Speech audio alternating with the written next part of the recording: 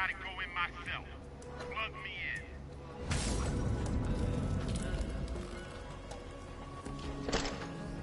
All right, Genevieve. Get the hell out! Thank you.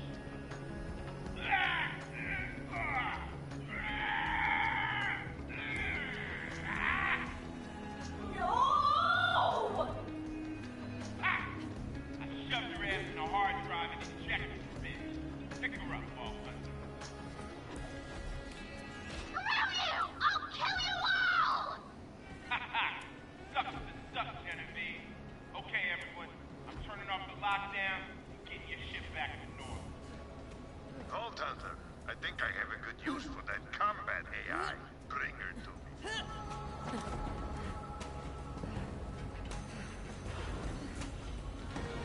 Alright, now go put her in something where she can't screw up anything. Like a toilet. Or a broken toilet. Aha! I know just the one.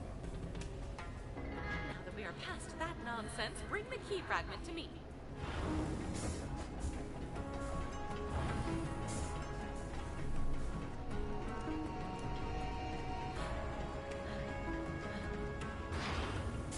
Glad to have Clay on the team. He's pretty capable.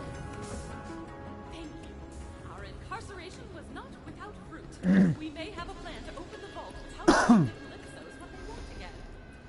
Now that we know they're after the power of the vault monster itself, Harper, Tannis is looking into a way for you to destroy the monster before Tyreen can take the power. You saved the ship. Again.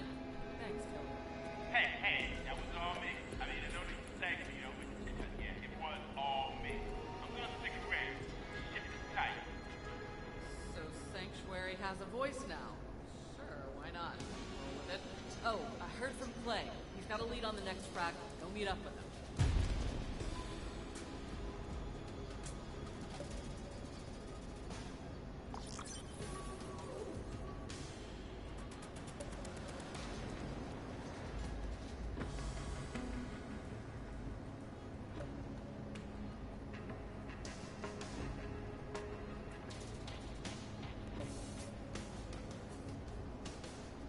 Ship AI. I'm intrigued. Lisps denote supreme intelligence, you know.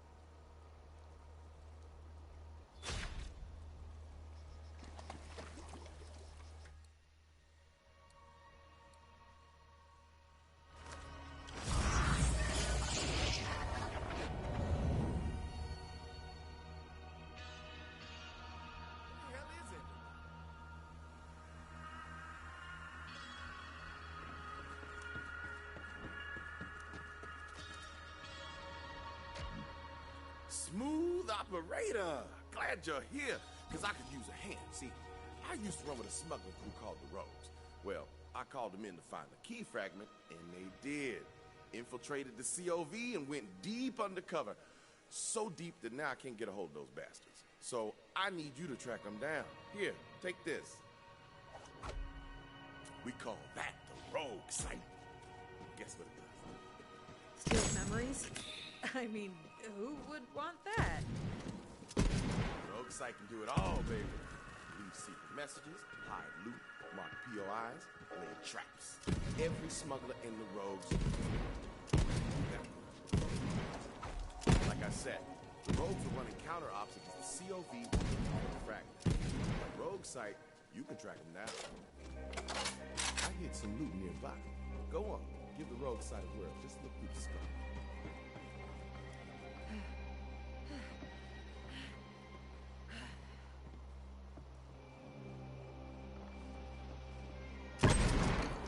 There you go.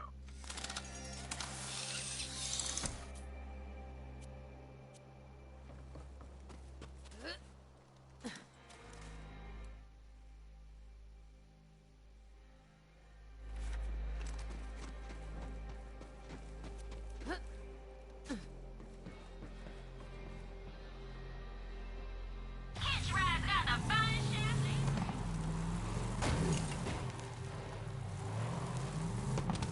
Vault thief! Need your help. See, we're victims of our own success. Remember that vid where Troy super murdered your siren friend? How do we top it? I don't know. Do we kill some orphans or kill some puppies? Ram a bunch of puppies into an orphanage and burn it to the ground? It's a dilemma. What's gonna keep the offerings flowing? Oh, Ty. Maybe we'll let our followers decide. A murder poll! Love it! Gotta run, Superfan. The Great Vault beckons. We'll be gods soon, bitches. Leaders!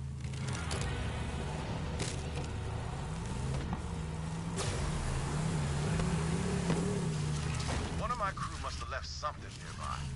Look down the rogue site scope and you'll find it. We can put that to good use.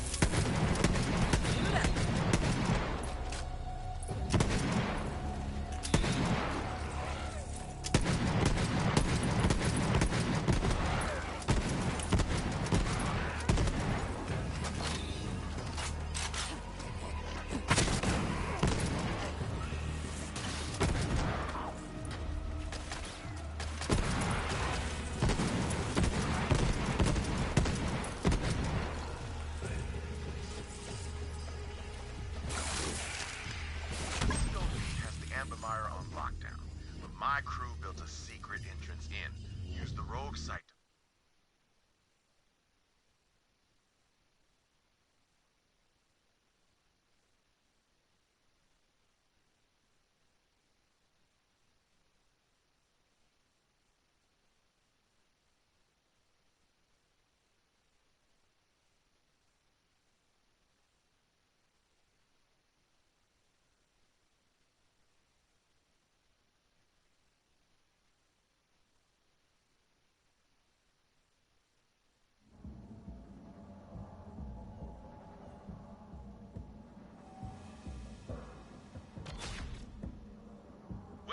to the Amber Mire.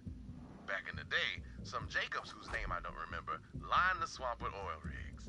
But now, it's just an oily graveyard. Anyway, the rogue base should be up ahead. We need to make contact with my crew leader, Archimedes. He'll sort this all out.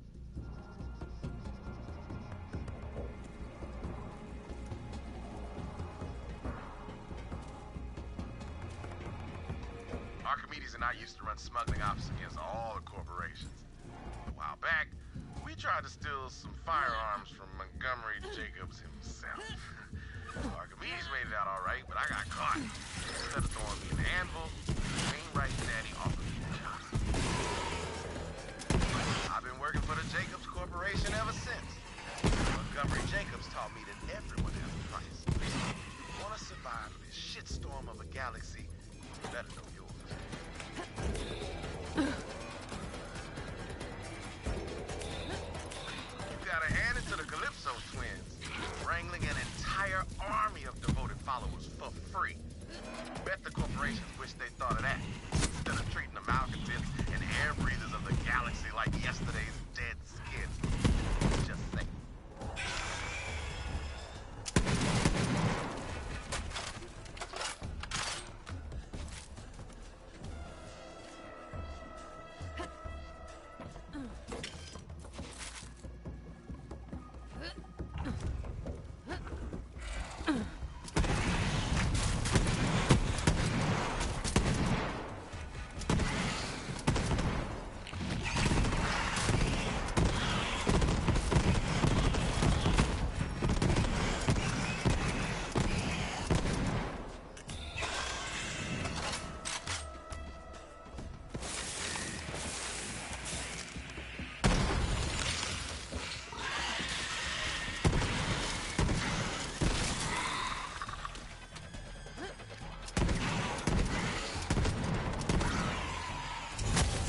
It open.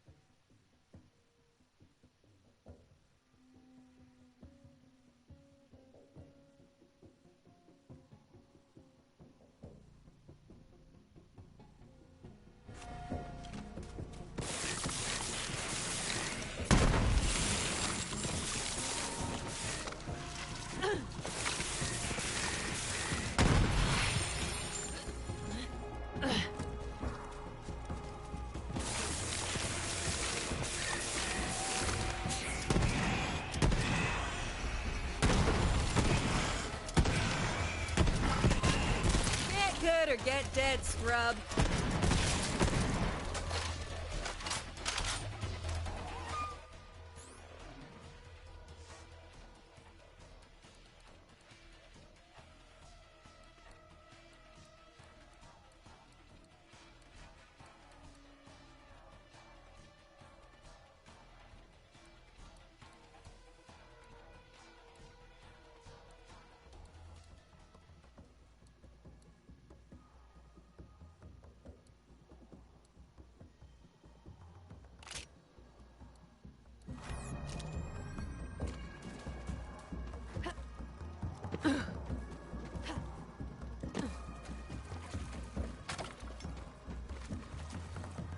Try to get me now!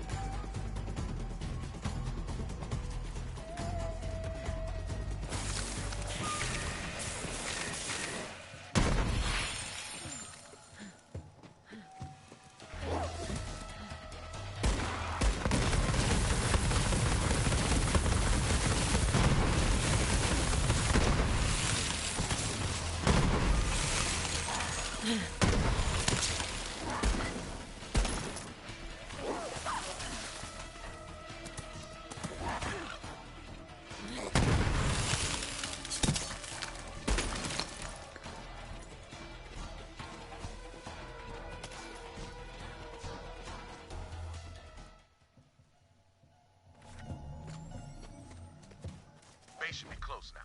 And yup, you guessed it. You can use the motorcycle to find.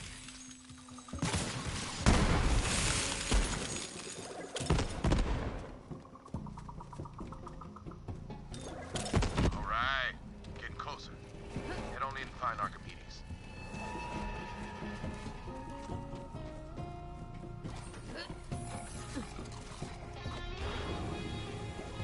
Damn, it's dark. See if you can get the lights on. Archimedes! Where the hell are you, man? Don't like the looks of this. See if you can make sense of the mess. Someone threw a blood orgy, and everyone was invited.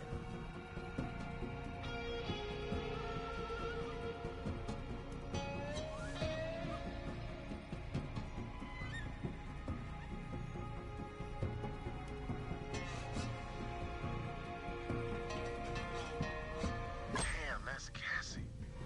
Best smuggler in the rogues. At least she was. Forget his name, but guess it don't matter now. They gonna put the candy back in that pinata. That ain't Archimedes.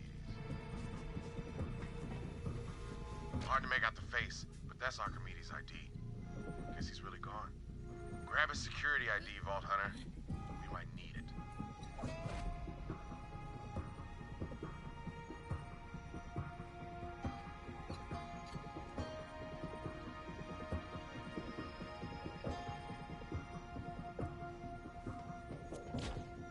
All right, we should check the security console.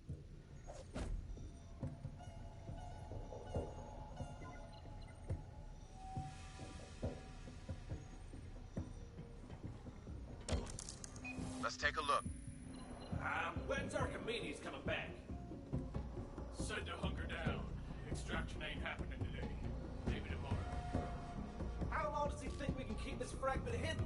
Swamp's crawling with COV. Hey, what the hell? How'd they find us? Someone got the drop on my rogues and took the fragment. But I ain't no detective. Good thing I've got something pretty damn close. Hit that button over there.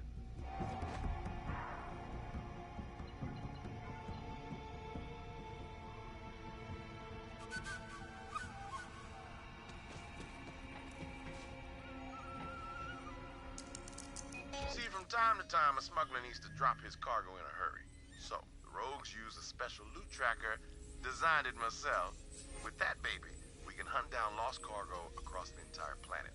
But in this case, we're gonna track down that fragment and the traitor who stole it. Damn, forgot about that. See, every rogue has a security ID, like the one you picked up from that bloody mess that was my man Archimedes. Looks like whoever killed my rogues was smart enough to take the rest of their IDs. Good thing I still got a few live agents in the field. You'll need to get their IDs before we can activate the loot tracker. Let's start with Agent D. He's the closest. Make contact with D while I alert the others on a secure line and tell them you're coming.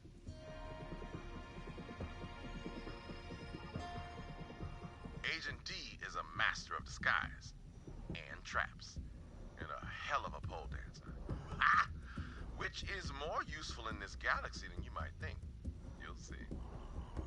Agent D's been running a honeypot. He's got them COV hypnotized. Until you signal D to break cover, those bandits won't lift a finger. Figures.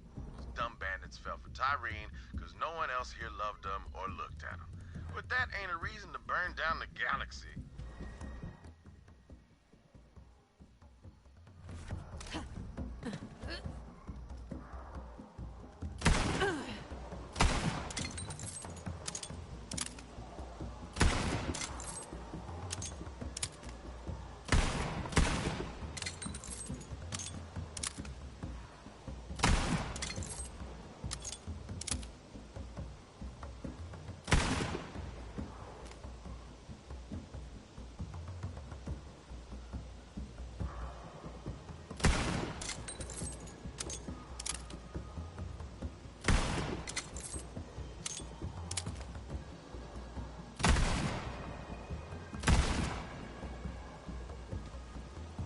Banjo is death in the hands of murderers. There is no encore. Right, here we go. Band of ruffians. Their music was just awful. I say good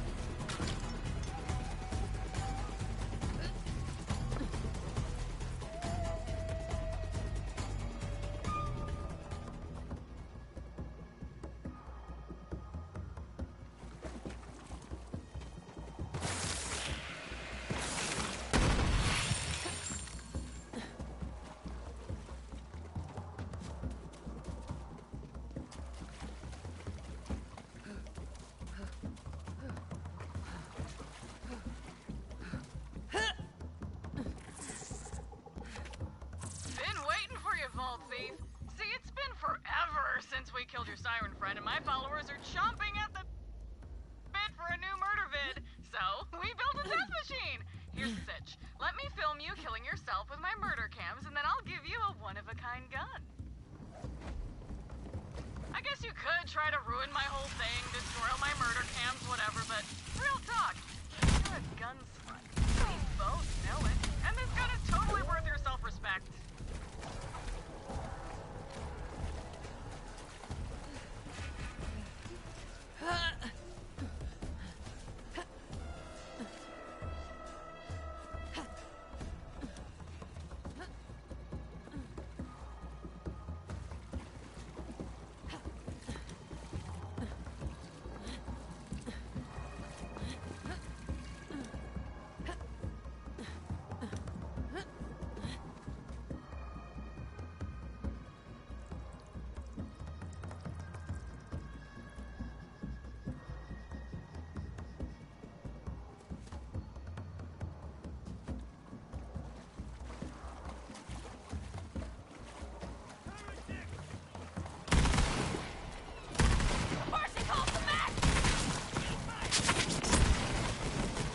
Just feeding the bird.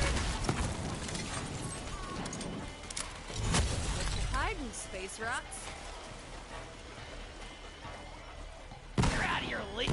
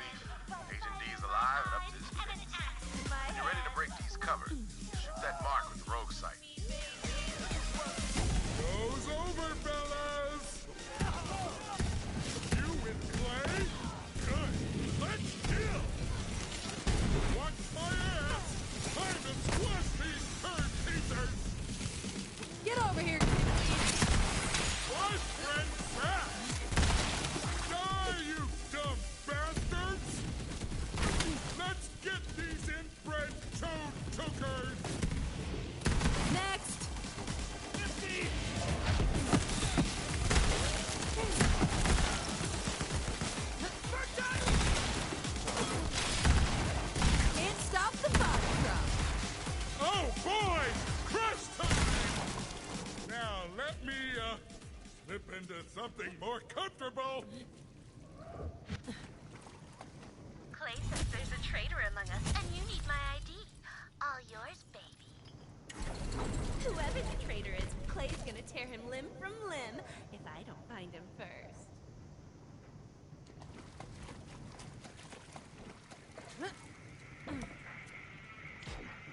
Smooth operator. Now it's time to track down Quietfoot. Hunter by trade, dead drop master. Been setting up listening devices to gather intel on the COV. Let's check his dead drop and see what he's been up to. Still can't believe one of my rogues went rogue, but I guess it's in the name. Language, right? That's on me. My bad.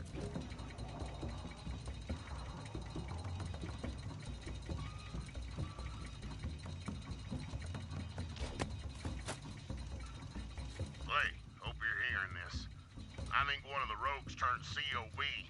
I'm going undercover to investigate. Find me and we'll share intel. This echo log will self-destruct in 3 seconds.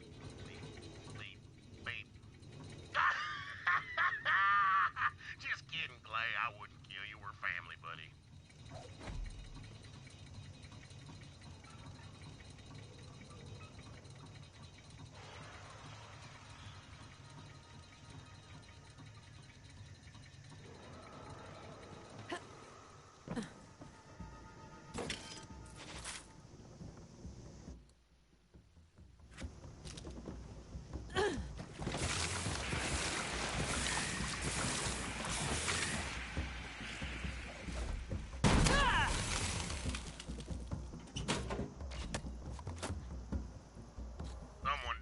sold out the rogues, Clay.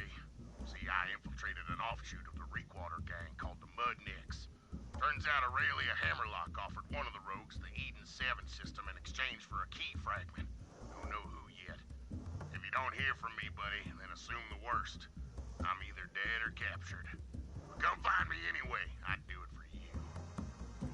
Quietfoot's a crazy bastard. We go way back.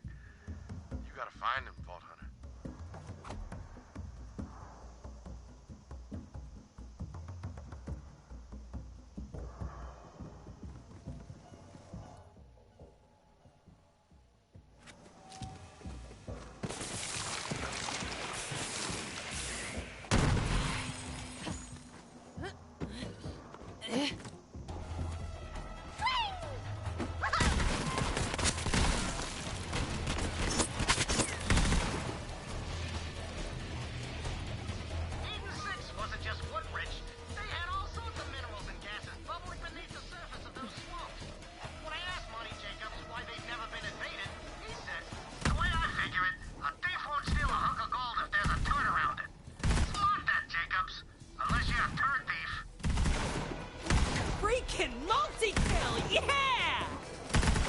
Stay down, scrub.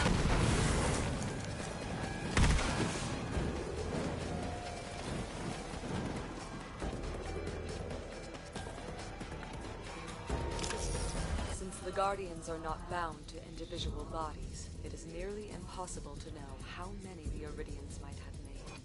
An uncountable army, hidden below the surfaces of 100 worlds. We are fortunate that they rarely stray far from their roots.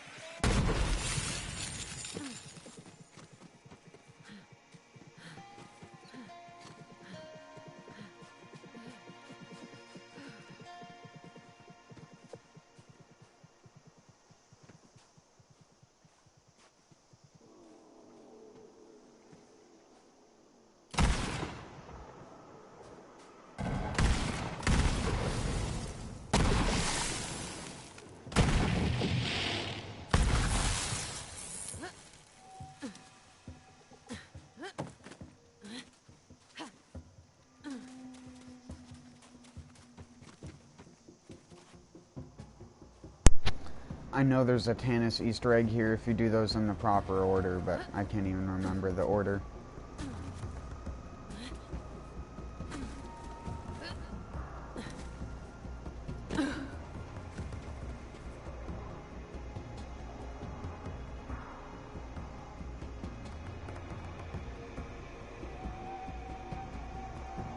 Warning, you will be terminated. Warning.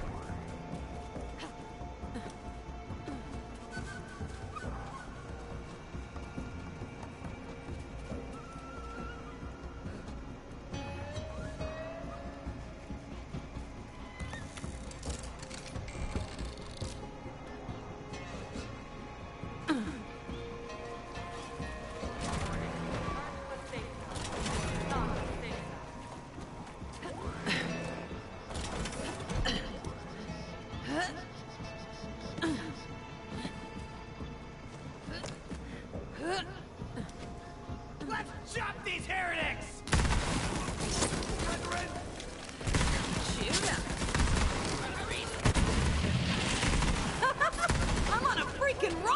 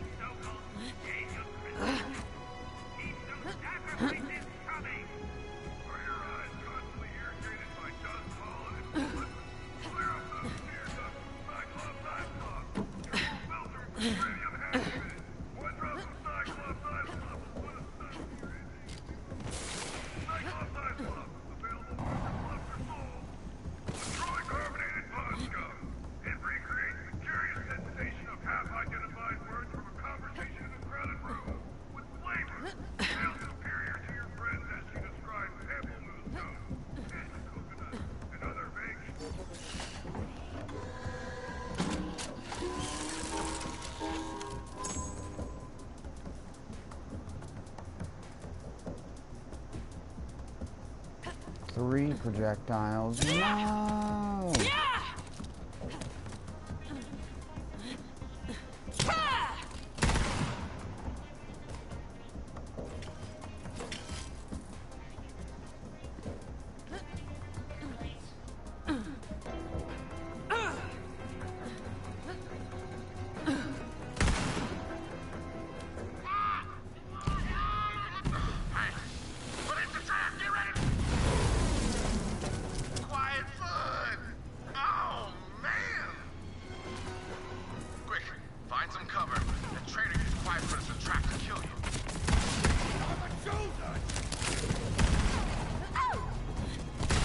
Counting? You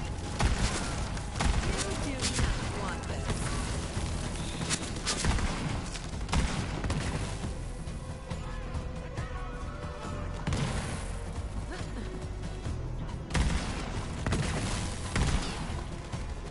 Pick the wrong fight.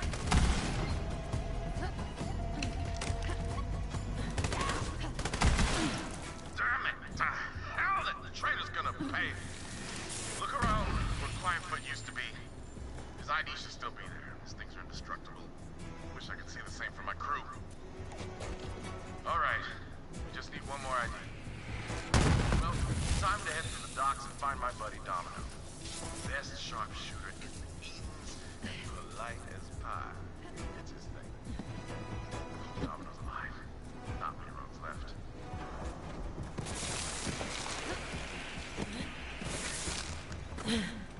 I see you coming, Ball Hunter. Clay said he was working with some serious muscle. I'm in a secure location overlooking a dock full of COV.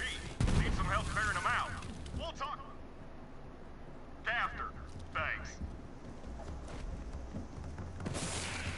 Take out those COV.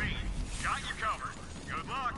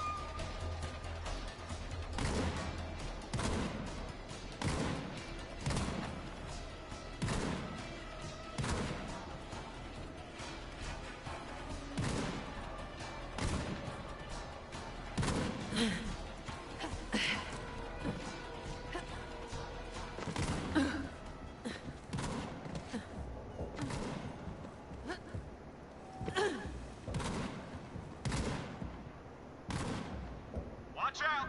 Dropship incoming! Please find some cover, Vault Hunter!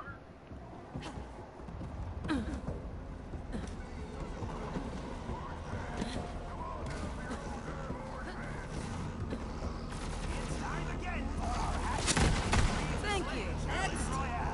Heads up! Mad bombers! I'll try to pick a few of them off, if that's alright with you.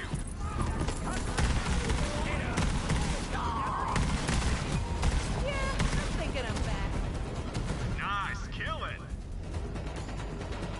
Those dropships come in and day out. See, those cultists are running the organ trafficking ring. Slicing up poor SOBs and selling their parts all across the galaxy. So, I set up a ship scanner so I can track the shipments. When you know it, that ship scanner's broken. You're gonna have to climb that crane to fix the darn thing and get it into position. Then I can track the ship. Appreciate it.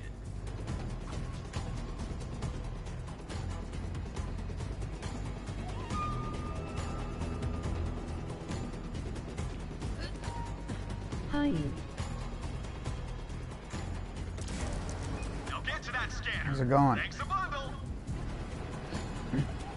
Sorry. Don't look down. It'll only make you crap yourself.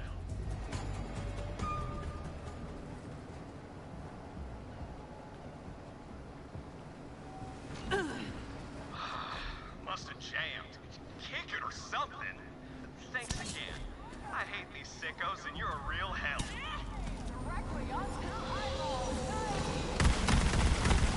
Oh, look! Dead meat. Dedication to dogs. Late to a Let's Play, but craving some meat in a bite-sized package, and trying fresh flesh. Do you remember Melrose?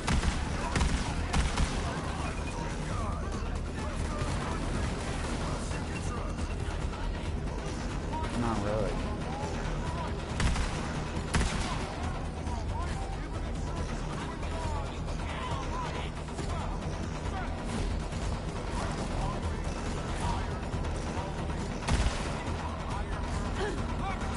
That's so bright.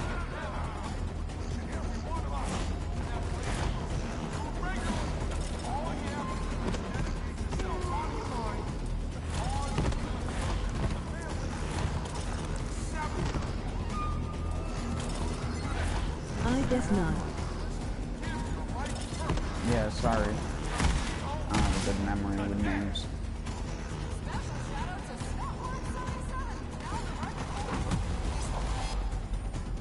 Sad.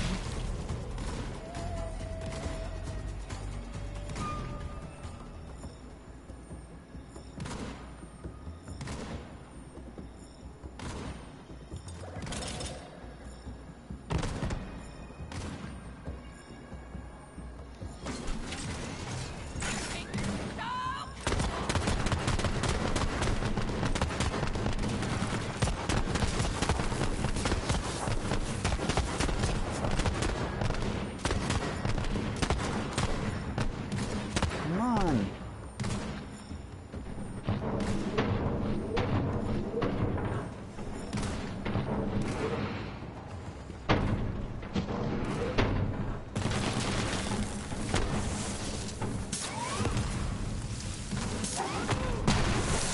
All done. By the way, my ID's stashed in my office. Clay says you're hunting down a traitor. Good luck. I'm gonna stick around and shoot COV. It's a living. Nice meeting ya.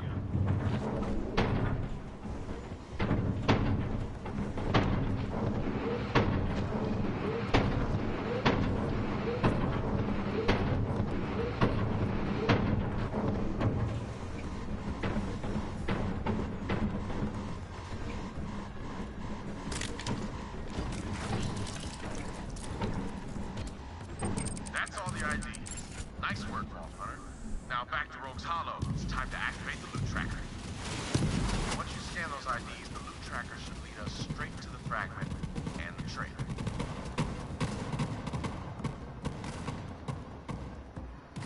Where are you still shooting say, at? Never thought I'd be using the loot tracker to hunt down a traitor. What? It really is right about loyalty. It all comes down to a paycheck. I just killed all the enemies though.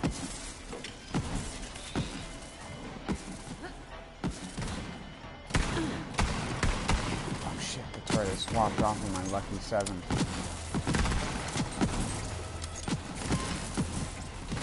I got every effect except for the lucky 7. Well, 7 will do.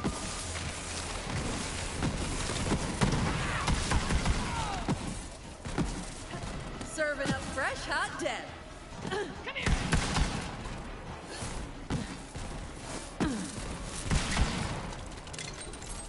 Was that you or me? I just reloaded. But I got a better thing when I did anyways, so no big deal.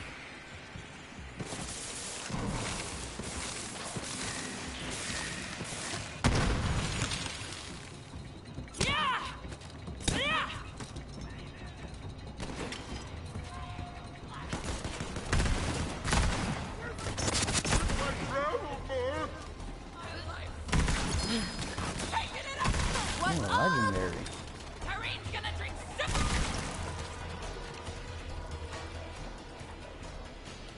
Destructo spinner.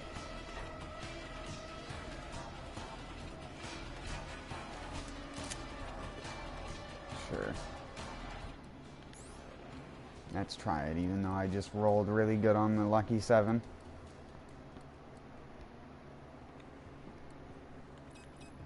Oh, I think I already had this gun. Is this the... Yeah. It fires like a frickin' spinny barrel from Borderlands 1.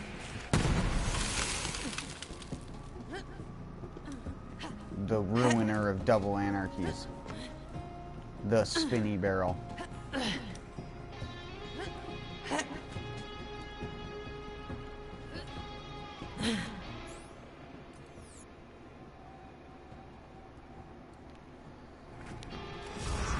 I think if they let you fast travel there, I was fully expecting to have to run all the way there. You go back and play any of the other Borderlands games after playing Borderlands 3, and Borderlands 3 is the definition of appropriation to modern gaming. Don't do that. That's an amazingly expensive piece of tech. Scan the IDs and activate the loot tracker. Like, 1 when it came out didn't even have a mini-map, it just had the compass. And then they made Borderlands 2 and they added a mini-map and, I guess that's about it. And then in this game, they're like, here's a mini-map. Here's fast travel points. And you can fast travel from your map.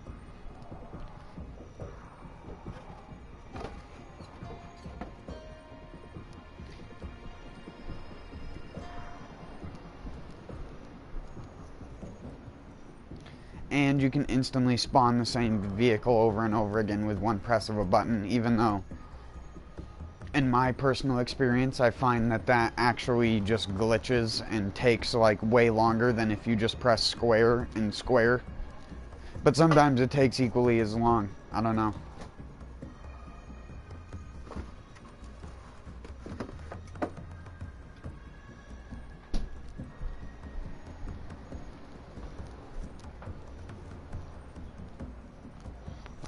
Grab a water. Give me a sec.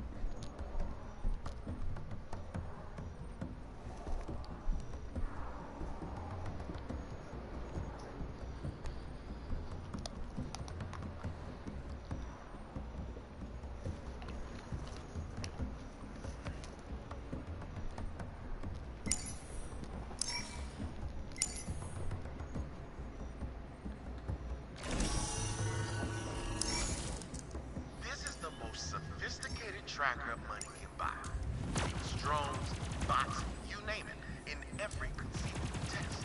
And without further, you know, that fancy word for waiting, here it is.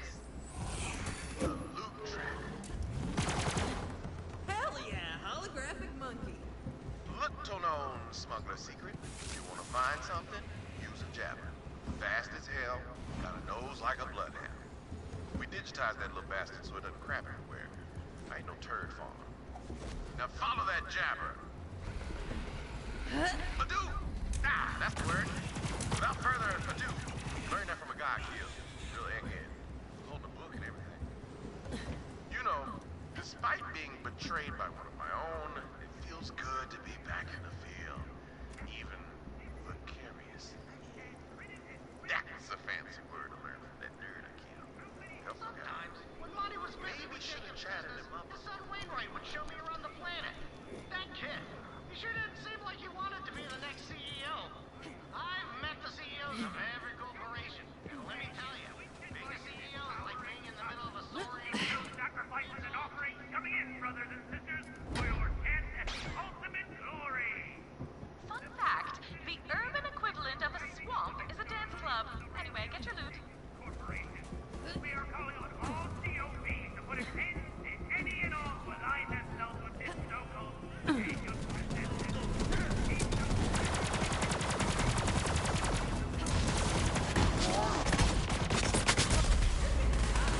Oh my. Get your game on.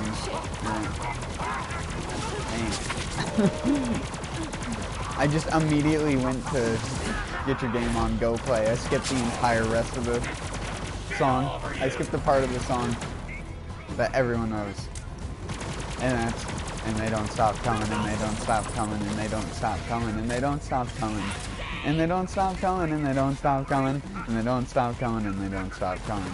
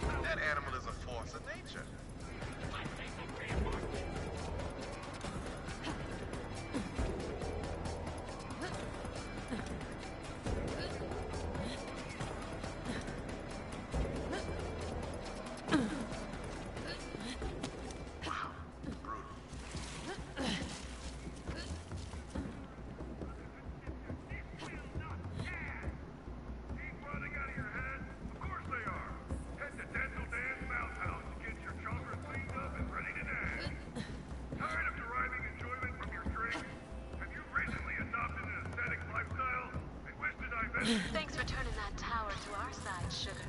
That should get the Calypso's attention. If you see one of those Goliaths out there, maybe don't shoot him in the dome. It only pisses them off.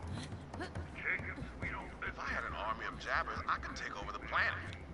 Just saying. People looking to shoot twice. We don't muck about with nothing. Ook indeed, my brother. Ook indeed. Ook indeed, my brother. Ook indeed. Some of the best lines from Clay come on this quest.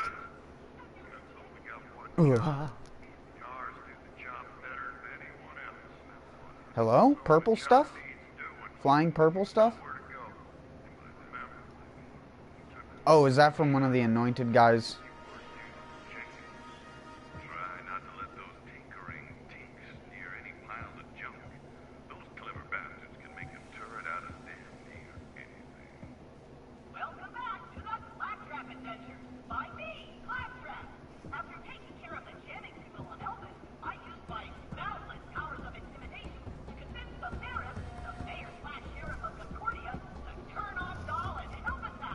Unfortunately, he turned out to be as violent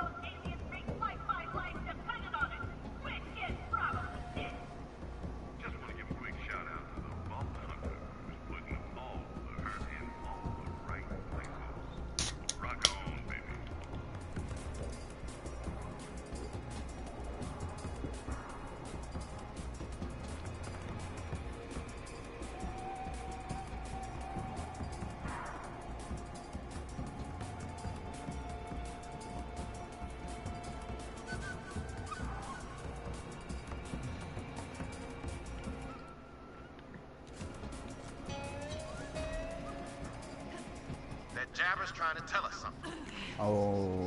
Okay then.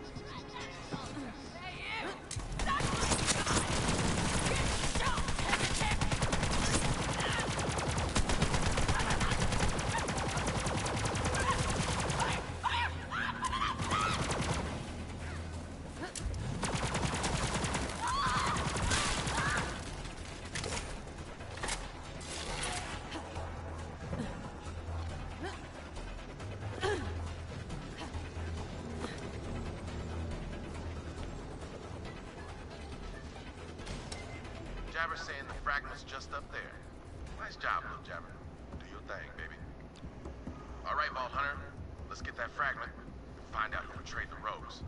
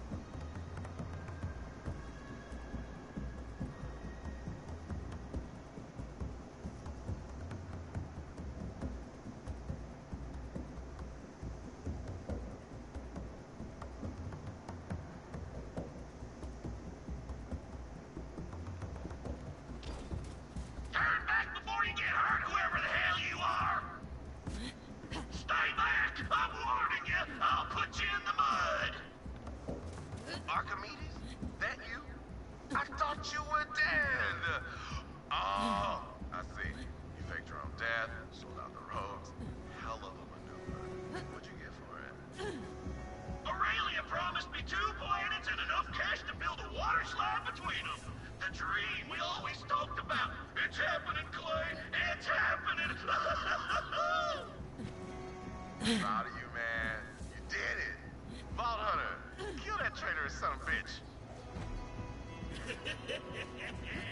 We'll see about that, Clay. I've got a new family now, and a new shine, thanks to Troy Calypso.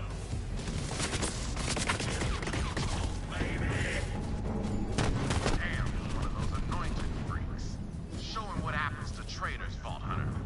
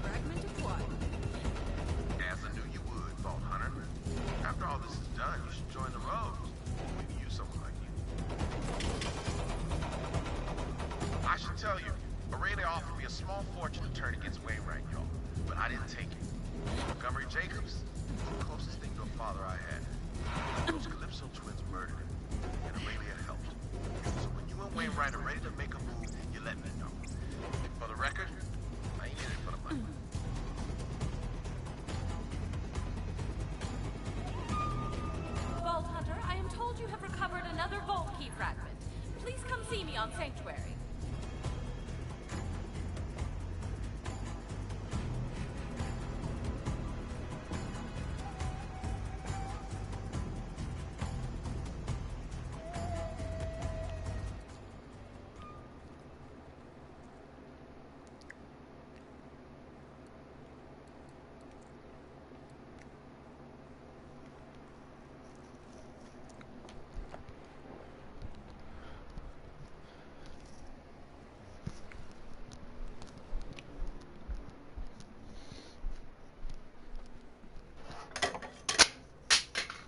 Awesome.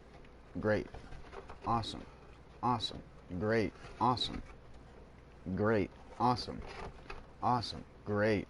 Awesome. Awesome. Great. Affirmative. Great. Awesome. Awesome. Great. Affirmative.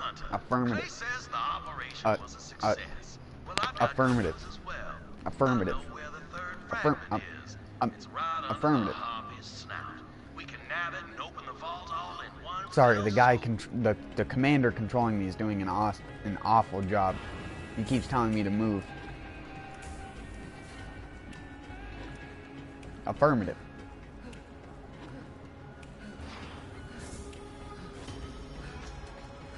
On my way. I need to stay busy or my mind wanders. No one wants that, believe me. Yes, let me give you the piece of the key. The Grangolian? At the vault. Tannis, I don't like this. Granglangus? I understand your concern, but the facts remain. The Calypsos will come to feed on the vault monster. Whoa. My presence is required to ensure that when they arrive, their dinner plate will be empty. Trust me.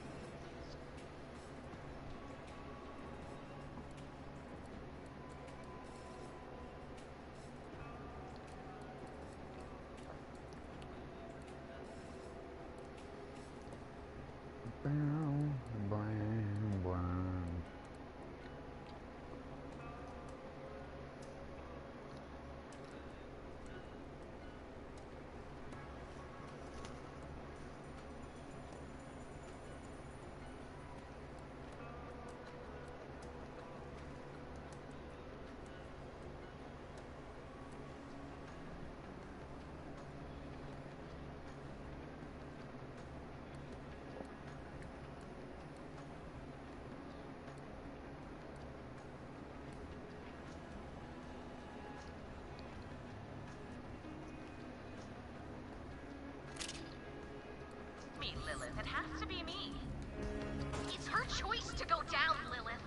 And we have to do something where the Calypsos get exactly what they want. I know that. Tannis, I trust you. It's your call. Thank you, Lilith. And Ava, human emotions are well outside of my expertise, but I must state the obvious. Troy Calypso killed Maya, not Lilith. There is enough fighting going on out there. This may not have been the family you signed up for, but it is the one you have. Tannis, She'll figure it out. So what's the plan? Wainwright knows where the final key fragment is. We go for the vault. This time, if the Calypsos come, we'll be ready for them. Wainwright seemed pretty revved up. I can't blame him. Who wouldn't jump at the chance to take back what was stolen from them? Good luck, Alternative. Don't worry, I got this ship on lockdown, baby.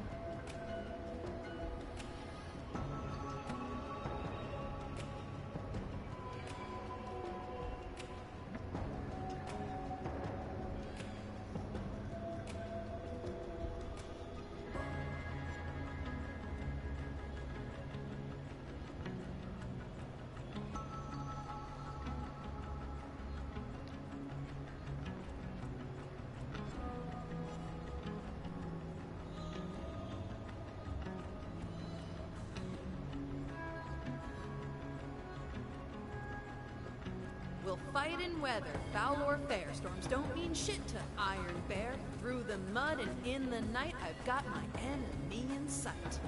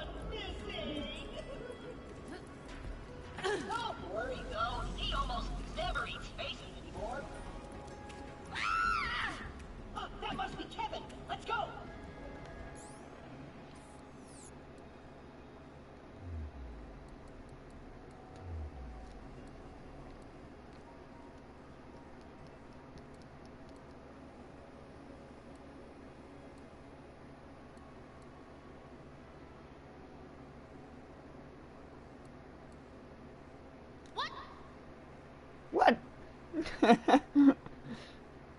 What?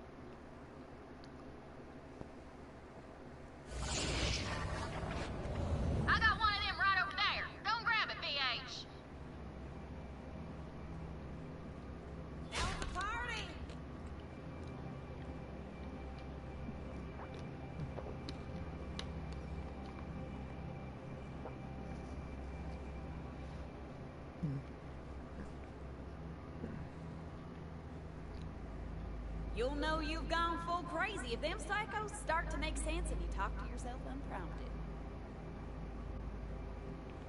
This reminds me of the time I loitered about on Eden 3 back when I was still a youngling. Very strict loitering laws there. Ah, the recklessness of youth. I am just so pumped to be here. Well, the Amber Mile tried to put you in the mud, didn't it, Vault Hunter? Good to see you're still on dry land. Oh, I smell fresh blood. Vault Hunter, I got the fire in my breast and a gun in my hand. We gonna take back the last key fragment, and I figured out where it is. The Jacob's Powder Cellar. What's a powder cellar? Well, that's where my family cascages our signature gunpowder. My father must have hidden the fragment in a barrel of Grand Reserve black powder before the Calypsos arrived. Clay knows a secret way to get in. Go and meet up with him. This'll require a two-pronged attack.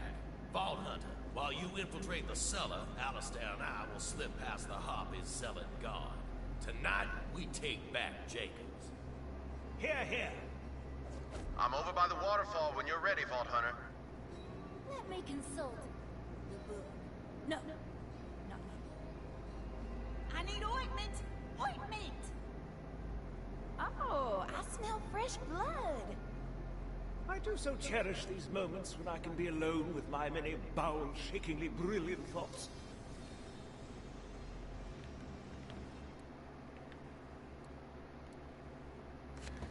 Vault Hunter, I cannot excuse Aurelia for what she's done to Wainwright and the people of Eden 6. She must answer for her crimes, but she is still my sister. If I could speak with Aurelia face to face, I might convince her to surrender. Enough blood has been shed. Sometimes the bonds of family can't be repaired. I ask only for a brother's chance. Follow my lead. Montgomery Jacobs showed me this little side entrance back in my smuggling days. He was a great man. And I owe it to him to see that the Jacobs Corporation back to Wainwright will make a damn fine head of the company, assuming any of us make it out of this alive. Let's get a move on. This planet's a crap bucket. Agreed? You know what makes it palatable? Drinking. You know where you drink stuff? A bar. Problem is, some jabber cut my bar's power. Get it flowing again, you get paid. See, the problem started when I served drinks to a couple of jabber named Apollo and Artemis, which is a totally normal thing to say when you're a bartender on EP6. But Apollo and Artemis got a taste for my signature cocktails and went apeshit when I cut them off. Started flinging their crap all over the bar. After I kicked them out, they wrecked the generator and we lost power.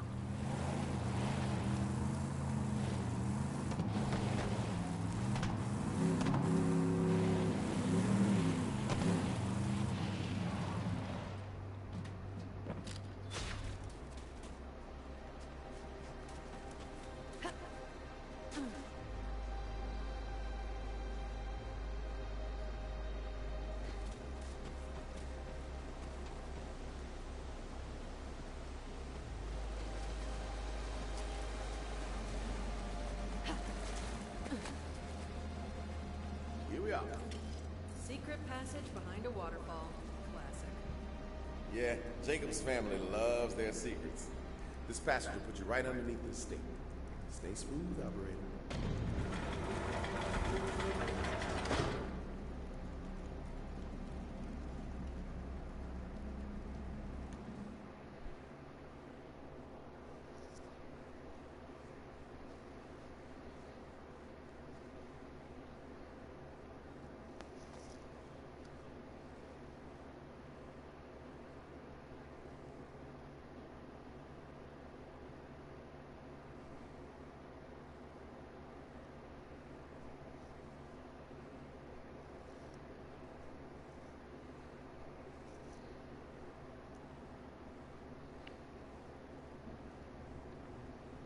That passage should have put you smack dab in the powder cellar.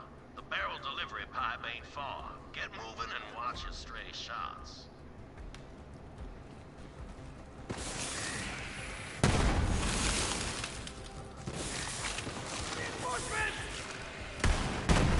Here we go. Not getting shot today! You're gonna regret coming here. You weren't so tough. That's just what I do. I'm gonna fucking do an ass crack. We use old booze barrels to give every shot from a Jacobs weapon the proprietary aromatic profile our customers trust and love. Every batch is unique. I prefer an oak brandy cask myself. Oak takes longer than you think, but it's worth the wait. I ain't scared. Oh, metal and no. Hey!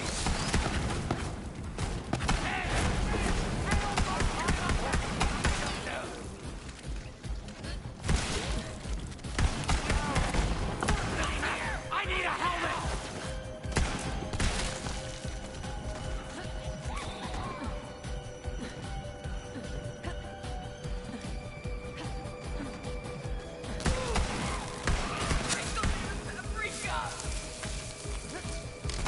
Get back to boot camp!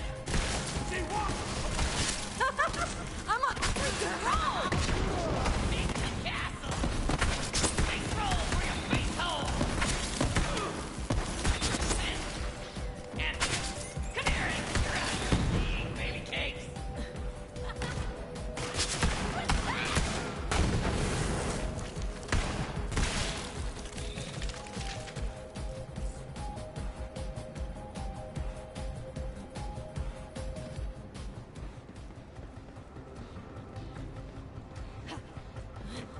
Right on time, Vault Hunter. We're at the controls now.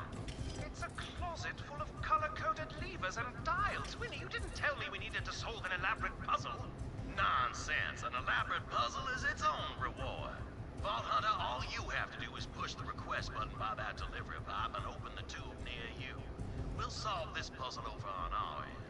Let's see. That's this lever here. Crank back the amplitude here. Winnie, hurry. If my sister finds us... Set the dial to Cupcake. Pull the silver chain. And here it comes, Vault Hunter.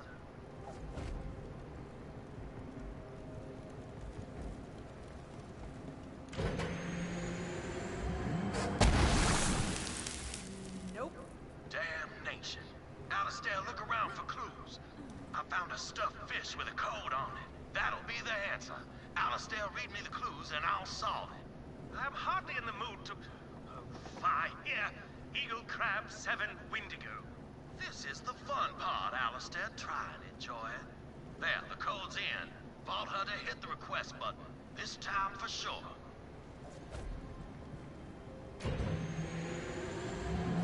Supernova. Hells bells, the fish was a red herring. Watch out for more zealots, Vault Hunter. Kablooey! Kaboom! Rat-tat-tat! Get jumped!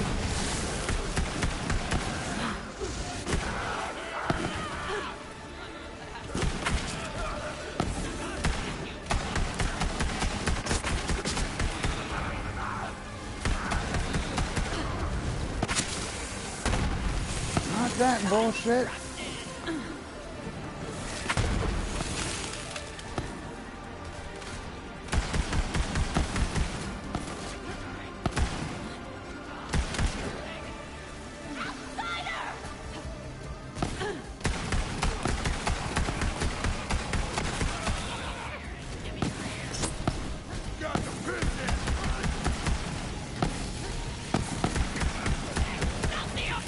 Smacked it down! Come get some.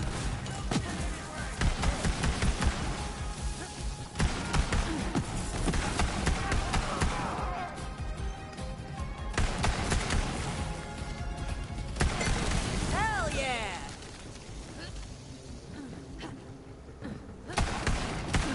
You ain't gonna jump me!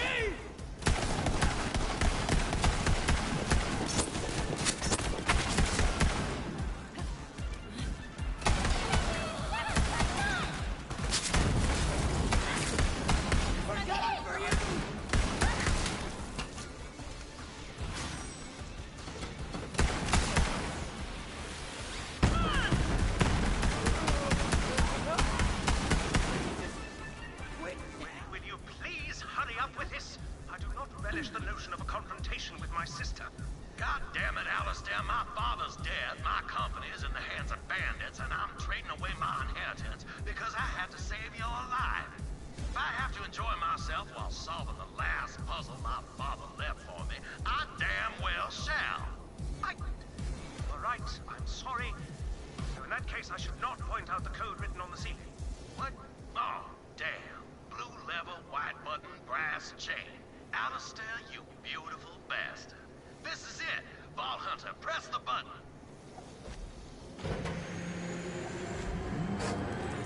Got the Grand Reserve.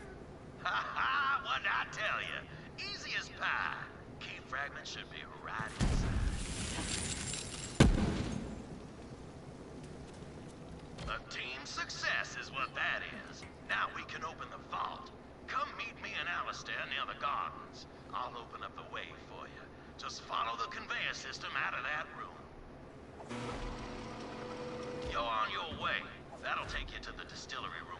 You're coming up on it now. This wing of the house has been poorly tended to since even before the Harpy got her frigid claws on it. My father considered groundskeepers to be a useless frivolity, like lullabies or birthday parties when all I wanted was a damn clown who could tie balloon animals. Yeah, sorry, tamping that one back down now. I'm yelling at you! Free easy payment! $14.99! You belong to me! Crackle shit pot!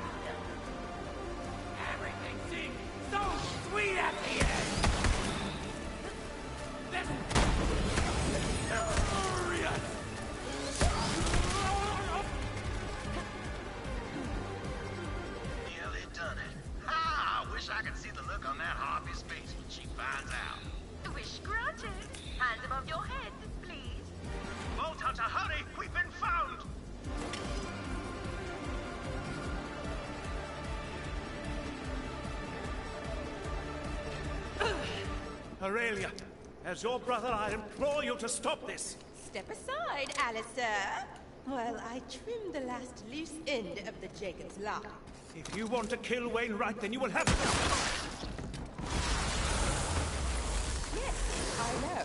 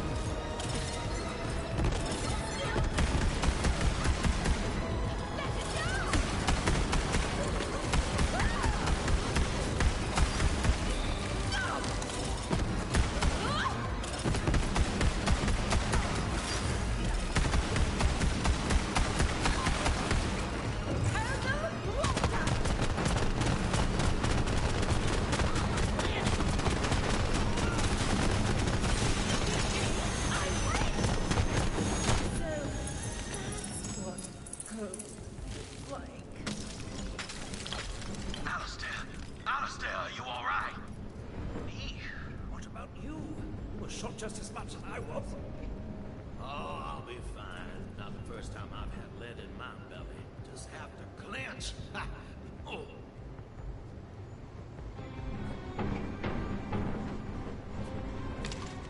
Thank you, Opulent, for giving her every chance. Humoring a blinded fool. You two gonna live? We got a little chunk.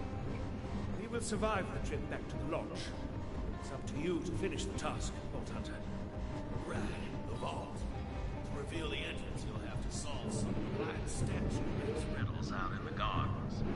Can't you just tell me the answers? Oh, I do apologize. Are you hearing this, Alistair? The Vault Hunter's lost all whimsical intrigue. Forgive Winnie, he gets cranky when he's been shot. Do just try solving the riddles, Vault Hunter.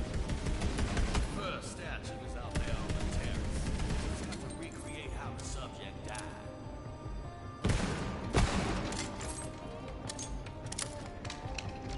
Once you clear the path to the vault, I will join you with the rest of the vault key.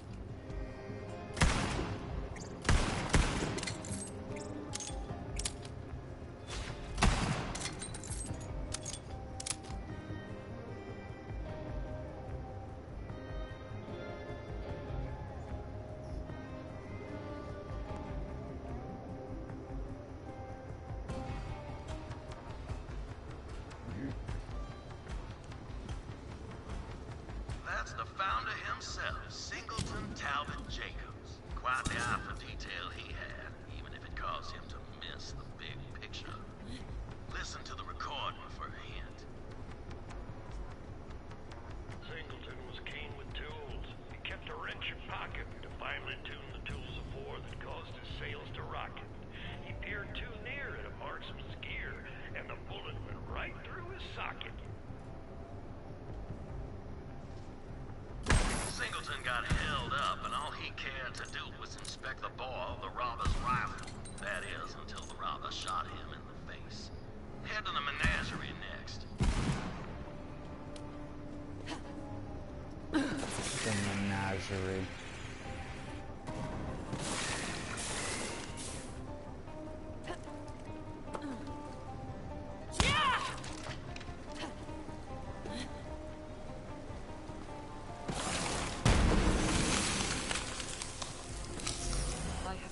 Guardians change their own bodies, lengthening their blades or strengthening their armor as they require. I wonder how far they might change themselves now, in the absence of their makers. This menagerie was installed by my great-uncle Maddox. Maddox didn't trust a soul. The man preferred having bars between him and the rest of the world. Once measured his spaghetti with the suspicion that his cook was short noodling him. Shoot up!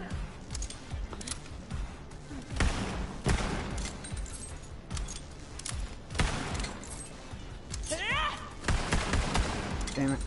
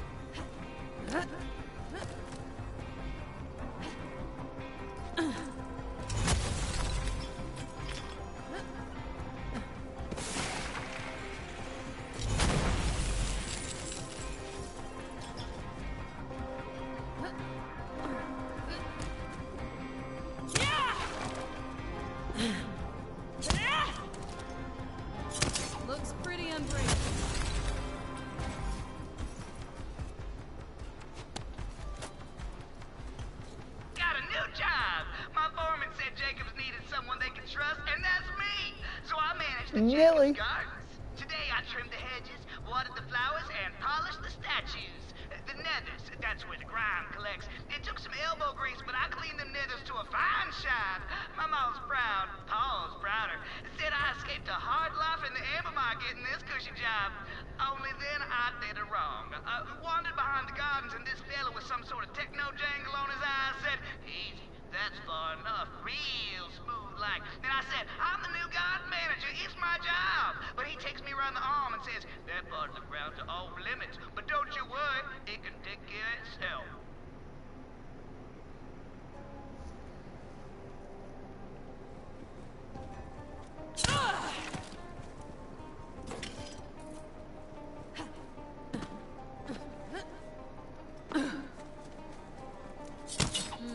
No good. I think I can get through there now.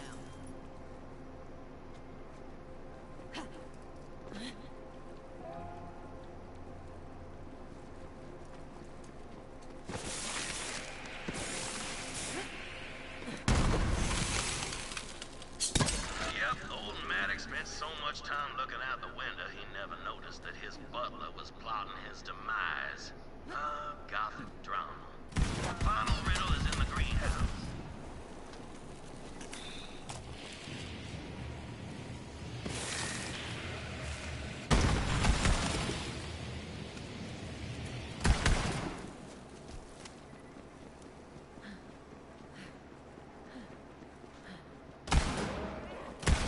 Thank you. Next.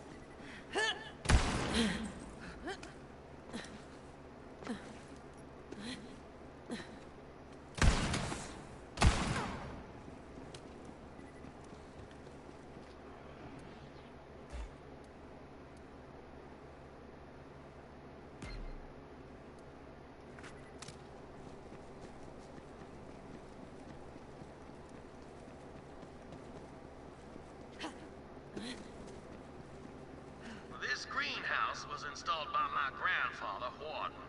First Jacobs to sell firearms to someone without a mustache.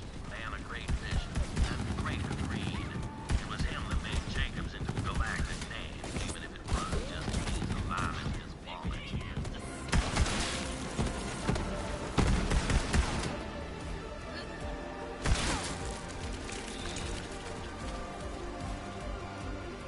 Hey, girl! Nice!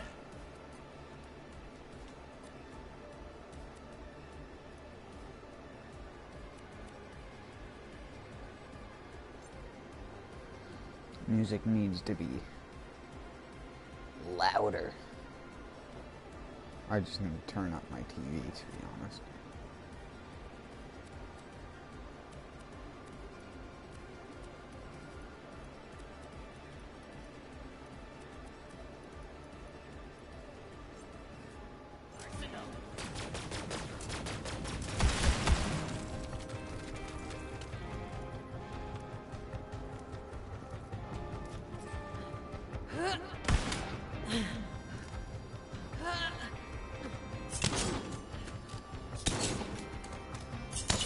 Warden tripped in the factory and died of, well, the doctor had to invent a new name for his injury.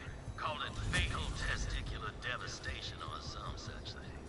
An innovator till the end, my grandpappy was. See, you sniffed all those riddles out like a saurian in heat. Head back to the terrace. There'll be a switch to reveal the entrance to the vault. See, Winnie? The Vault Hunter enjoys solving elaborate puzzles as much as you do. Yes. Yes, I do suppose the heart of an adventurer still beats within you, Vault Hunter. I'm adventurous as hell. I've eaten straight meats you've never even heard of. Honestly, fry anything and I'll eat it.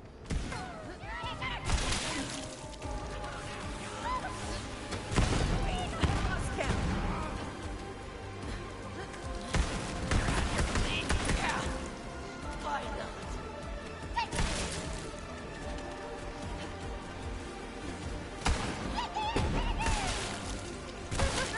Nasty.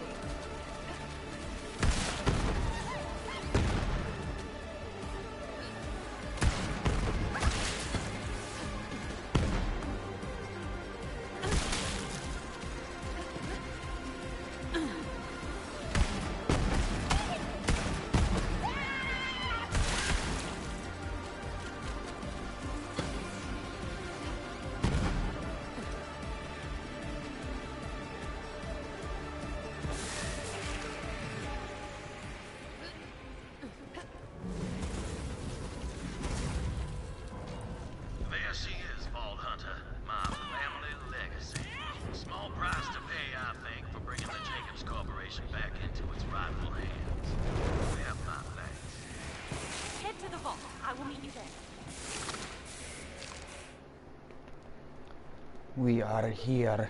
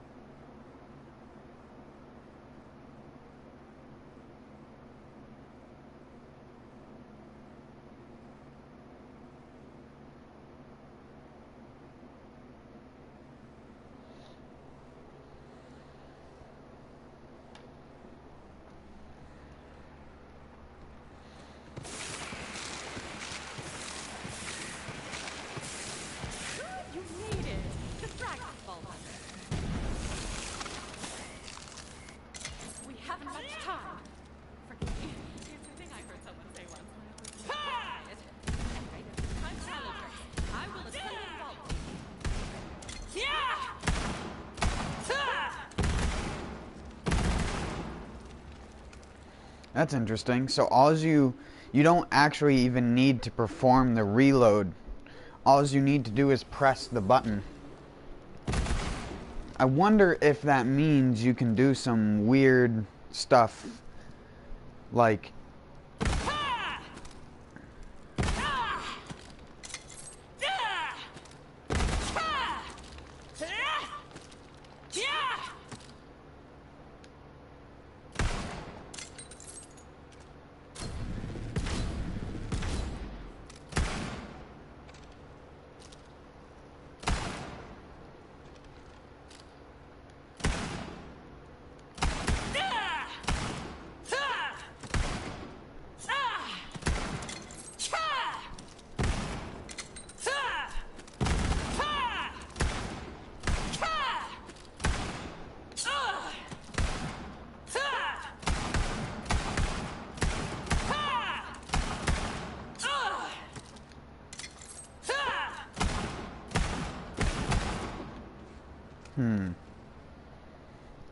interesting.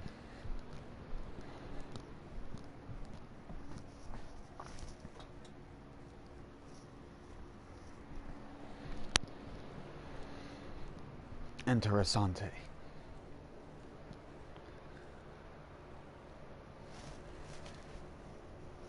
I learned that from my friend who speaks Spanish, Jairo. Too bad he doesn't come by my streams that much anymore. I haven't seen him on a whole lot recently, to be honest. Even just on PS4 in general.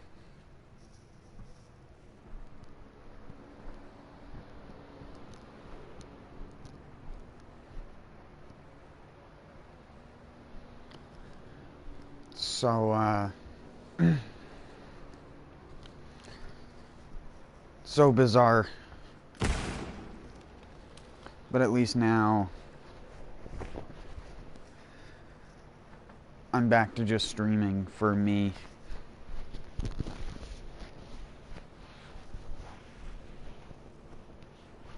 I don't know, for a while there, I would always get really, really anxious if there was no one watching after a couple hours. I mean, I'm always been used to not having people, like, immediately there sort of thing. But normally after an hour or two, like, a friend would at least stop by. But I've had increasingly more streams over the past couple months that have just had no interaction, or maybe one, and it's like a couple minutes long.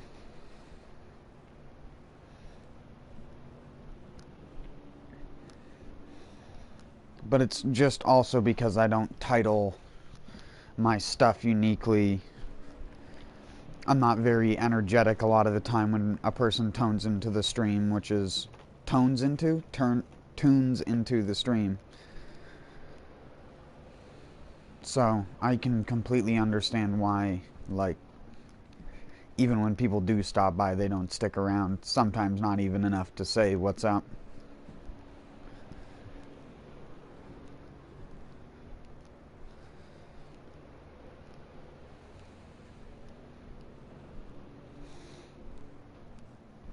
Almost makes me miss back when I used to stream Dark Souls and I would just have people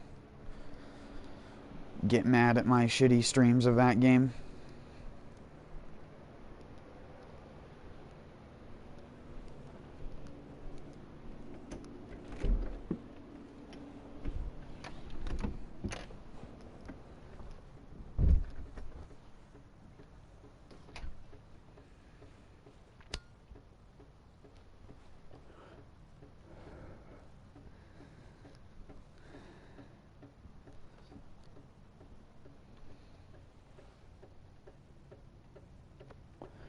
Sorry about the constant sound. That's the fucking 5-gallon bucket I put down to prevent the water coming off the side from eroding the ground into a giant hole.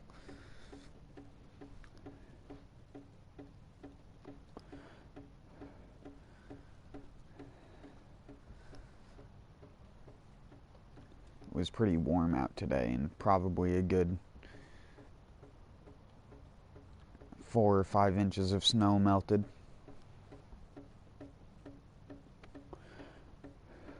But that depends on where you look. In all the south-facing areas of people's yards, it's like almost all the snow melted, because you can almost see the green of the grass underneath it.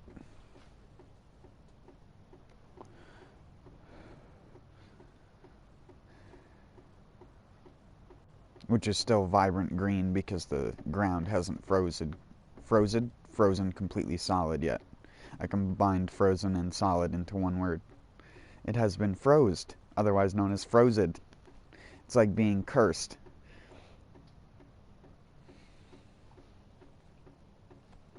Or cursed. I've never understood that personally, but that's English for you. You have cursed and then you have cursed. It's the same word. Just the vernacular in which you use it is different. You don't say this cursed thing like it's cursed. You say this cursed thing.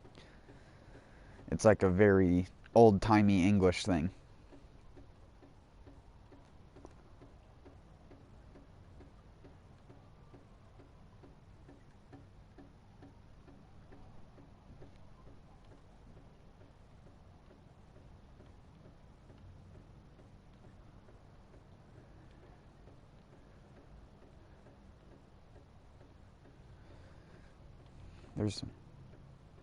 There's some shit happening on the mountain over there.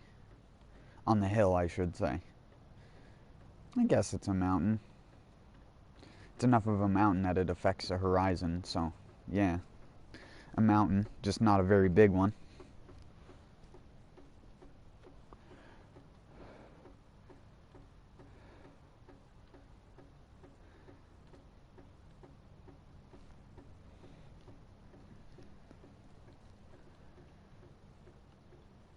I hear the yips of coyotes and then the bark of a normal dog.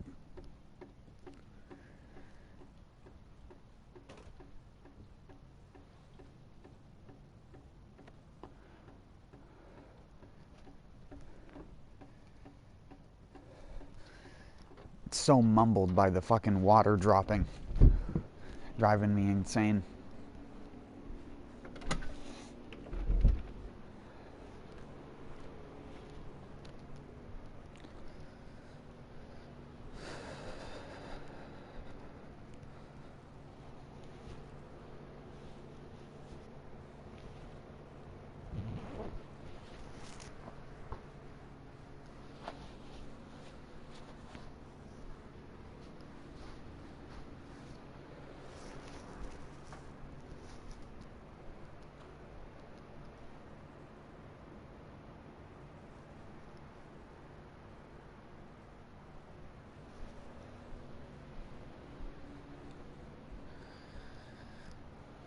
That's weird though. Someone's dog probably is in a load of trouble right now.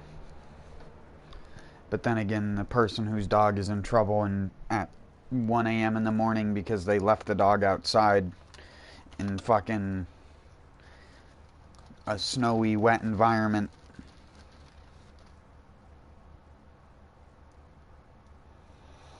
Probably doesn't deserve to have that dog.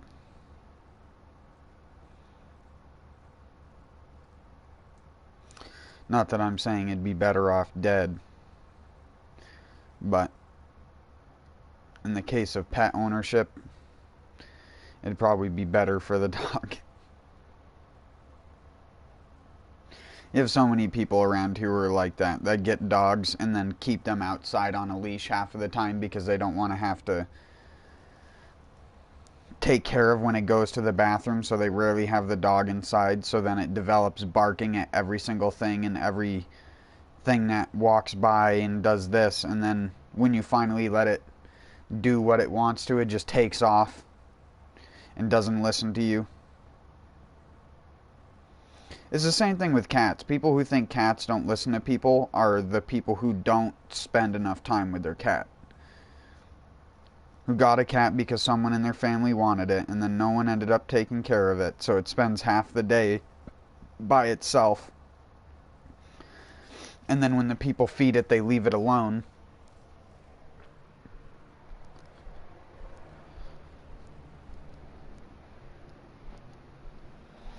Even my parents tried to tell me that when I was younger, not to disturb a cat while it's eating.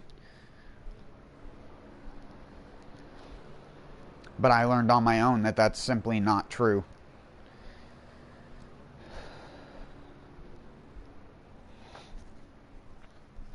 If you can feed your dog or cat and you can pet it, move the dog, and it doesn't growl or anything like that, and then you can get to the point where you can basically make the dog or the cat stop eating willingly, and then you basically give them the okay to continue eating, sort of thing, that's when you have a very obedient dog, because everything revolving around training an animal is to do with their food. It's the easiest thing for an animal to learn the reward off of, no matter what the thing is you're trying to teach them.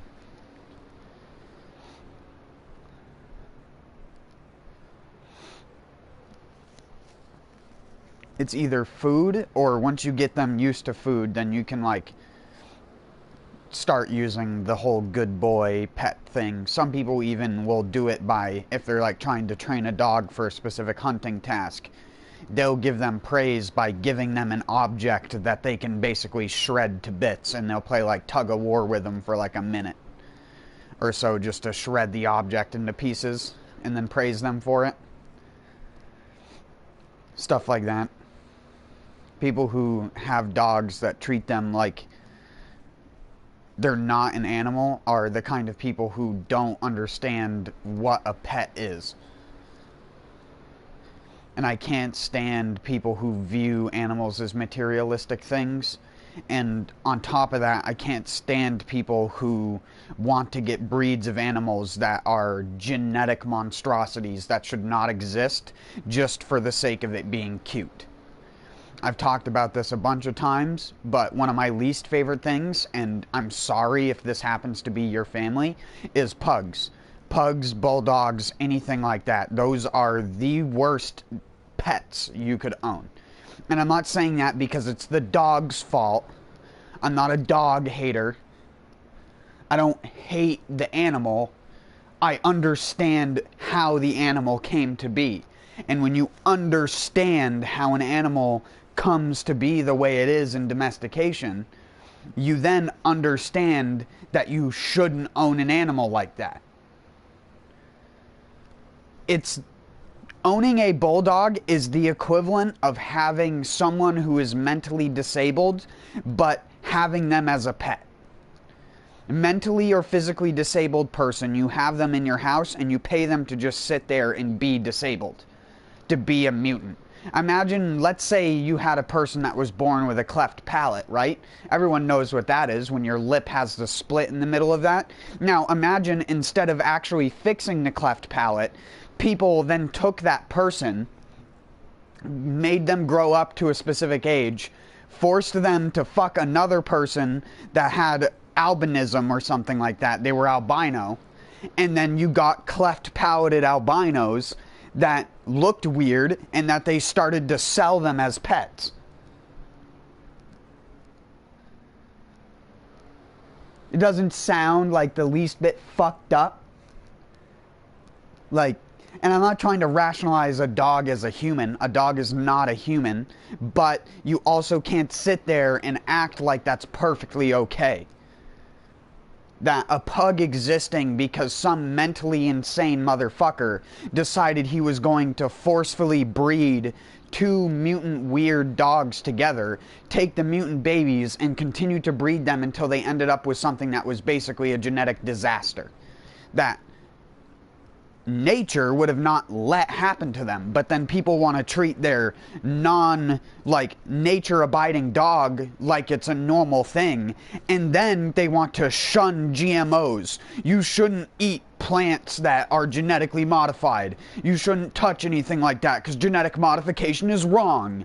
But at the same time, the same dumbass person that posts that fucking stupid shit on the internet subsequently owns a pug or a bulldog or a Persian cat or something like that, that is a genetic monstrosity that would not exist if it wasn't for the fact that humans are deranged, fucking crazy people who come up with their own rational logic for doing shit that is wrong. I am not a person who thinks genetic modification of something is wrong, because genetic modification wouldn't end you in a pug. If you genetically modified a dog, it wouldn't end up like a pug unless you genetically modified it to end up that way. That is the difference.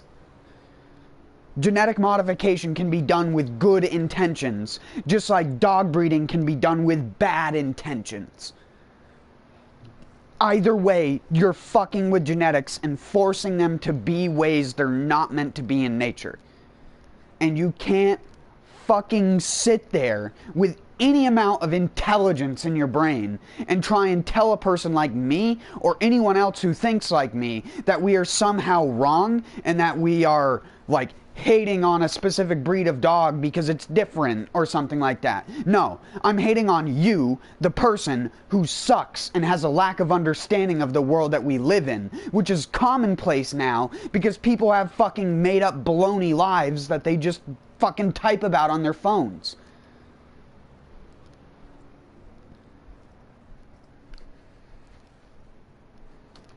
Did you see what Sandra did last week? That's the kind of shit that is swarming everything. And real, honest information is shunned down for the sake of a person wanting to have an animal because it looks fucking funny. You don't realize how fucked up that is.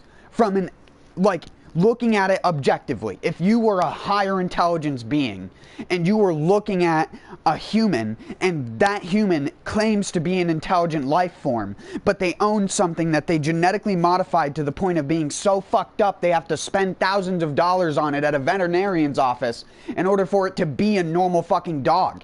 And even then it isn't, because then it hits 8 years old and it gets hip dysplasia and breathing problems.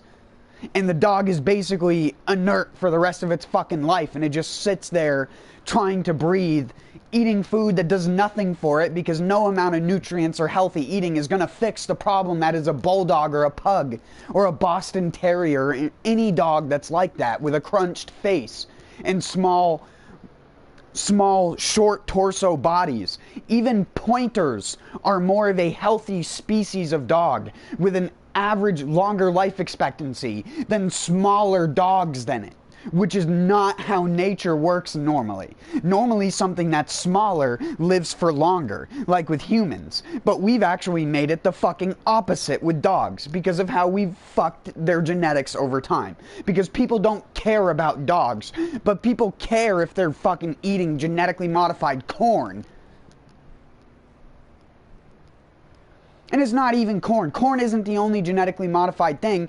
And the even laughable part about it is you can only buy GMO things on a consumer level that has already been filtered and processed in a way where you're not going to have chemical leftovers from the genetic modification of the plant producing a chemical from a bacteria that kills, or sorry, it produces a pesticide that kills a type of fly that attacks the corn. I was thinking about a different genetic modification, but it doesn't matter.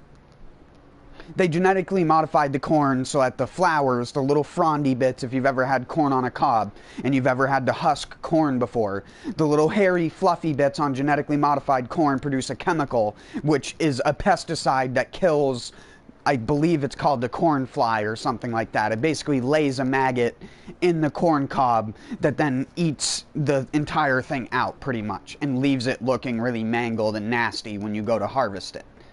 And so to prevent having to spray pesticides or to prevent having to move their monoculture, they just instead genetically modified something that could be placed anywhere in America and you wouldn't have to worry about this pest killing the corn. The corn syrup and other things that are produced with genetically modified corn have little, and I say little as like an exaggeration, they basically have none. The detectable part per million of a lot of the pesticides that actually make it into end products are less toxic than the regular amount of chemicals you'd be exposed to eating a piece of charred fruit or charred vegetable in a stir fry. That's the thing that people don't fucking understand.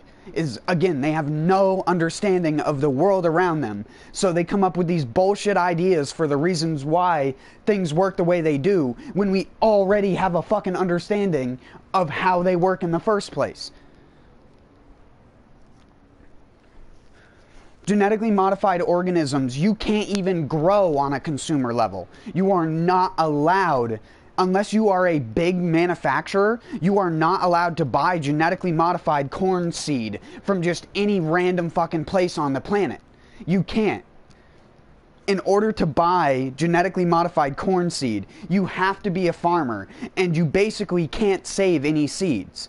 You have to produce the corn, and all of it has to be turned into something. Because the place that makes the genetically modified corn seed has to send them fresh seeds every single year. They don't get to have like their own amount of it. It's not like there are thousands of millions of farmers with giant fucking sacks of corn seed that is genetically modified that's just sitting around. It only comes from the facility that produces the seed, and the only people who can grow it are people who are licensed to grow it for specific things. You're not going to be able, like, if you go to a fucking store and this bag of popcorn or whatever that you buy from the store says non-GMO, that's an advertisement, and it's basically a lie because they can't sell you GMO corn seeds like that. That is not how that works, and it's so bullshit the fact that there are so many dumbass motherfuckers out there that buy into that shit.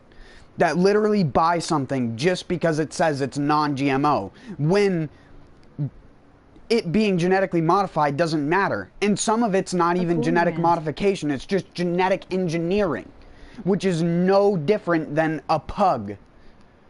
A pug was created through like slow process genetic engineering, taking something that's mutated, breeding it with something else that's mutated, taking the mutated thing and continue to breed that with other mutated things until you end up with something that doesn't look anything like the original thing that you did. We've done that with so many different things besides pugs, but a pug is just the greatest example of how people can treat something as if it's innocent and it's fun because it's a pet, it's an animal.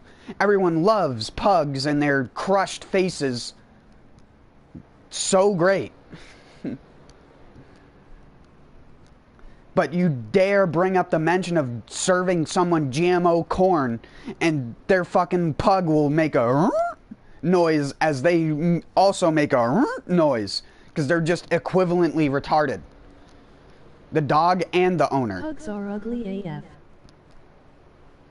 At least we can agree on that. A corn rant. That's the best description of anything I've ever had before.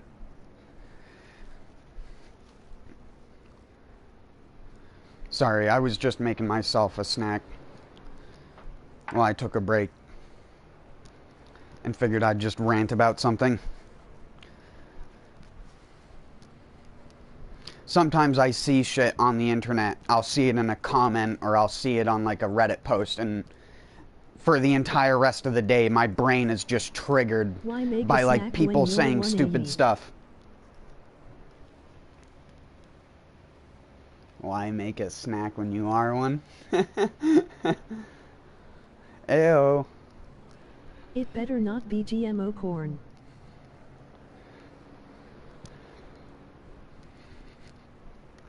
I don't know, man. I get so tired of seeing people online circulate dumb bullshit information when they themselves are the reason why dumb bullshit information won't go away. And why people still have a lack of understanding on how shit works. And I'm of course using very vague, loose terms, because when you say how shit works, it's like, what do you mean? Do you mean like engineering? Do you mean like physics? Flat Earth is a thing, LOL.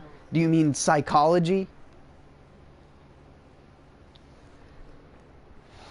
Yeah, that's one of the other things that I see videos on all the time for whatever reason. I get recommended the... I can't even remember the name of his channel, but he's known for being that, like, a flat earther guy on YouTube. And in his video, he's using the earth depicted as a sphere to describe how it's flat. And I'm, like, that's when you have that clip from the movie, I can't remember the name, where everyone in the room just face palms all at the same time. Because it's just like, you can't be fucking serious. Also has retarded Olmu. You can't, like, you can't be serious with that. And it's like, I don't even argue with people that say that the earth is flat. Because there's no point in arguing. If you have came to that conclusion yourself, you're so irrational that it doesn't matter what you say to them. In a way, flat earth is a different kind of religion.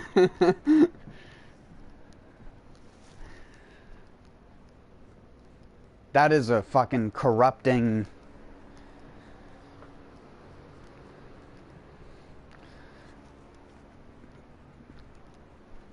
Because it's not even that it affects most adult people. The thing it affects are the young, gullible kids on the internet. And the couple older people who are like, I always thought the world was flat. Like, flat earther meme became a joke, which then became an actual serious thing, because there were people who, it's sort of like, oh, what's one of that thing? What the hell was their name? There was that channel where the guy got called out because he didn't know how to use the bathroom properly. Like, whenever he would go to the bathroom. Are spheres as well. And I mean, this is going to be a little bit bad, but he basically would take tissue and hold it underneath his ass and catch his shit in his hand. And it's like, you have to be the most counterintuitive, backwards ass, can't think on your own type of person who catches their own shit out of a toilet to come up with the idea that the earth could even possibly be flat. Considering that in high school, you are taught on a molecular level, for the most part, that everything is based around a sphere. It's half of the reason why molecules and everything like that are depicted as spheres connected by chains, even though they don't even look like that. They're much more condensed in actuality. He justified that washes his hands, LOL.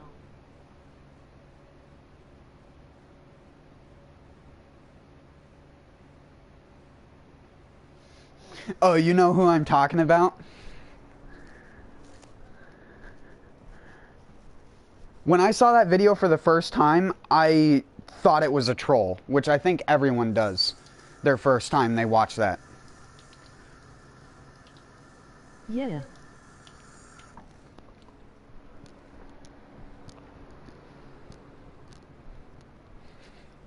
Oh yeah, I remember. He's like, "Why do you think they you wash your hands?"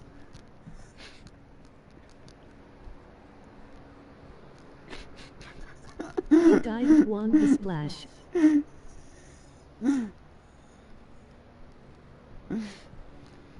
He just tucks it in nicely for bed and just gently sits it in the water. Indian people would be proud. I'm sorry, that sounded like it was an insult to India. I didn't mean it. I just mean it because I find it funny that in a modern world where we have, like, you'll have a guy walking around with an electronic phone in his hand that has a connection to the entire rest of the world in his hand, but the dude has a shitting hand and a holding and talking and introducing himself hand. Did he like, catch diarrhea?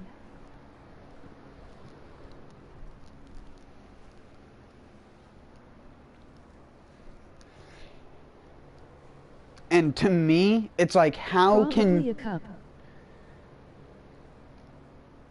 you be a dignified, like, intelligent being nowadays and have a shitting hand? Like, when people talk about stuff that's like halal, and people talk about stuff that is like, I'm not a person who likes to judge another person's culture, but I'm also a person who's not a fan of cultural appropriation or a fan of using your culture as a means to be an excuse for why you get away with shit that the rest of the world left behind thousands of years ago. Toilet paper, I mean, wasn't a thing thousands of years ago, but the whole fact that they have a toilet system where you literally, again, in my brain, I can't understand the idea of a shitting hand. Because it's just like, when you're done going to the bathroom, you know what you do? You put soap on your hand, you lather it up, and you put it under running water. Amazing. It's almost like that's worked for the past 100 years. Instead of just being like, hey, look out. That's my shit hand. Like, how can you take yourself seriously in that regard? I just think it's fucking ridiculous. I can't be the only one.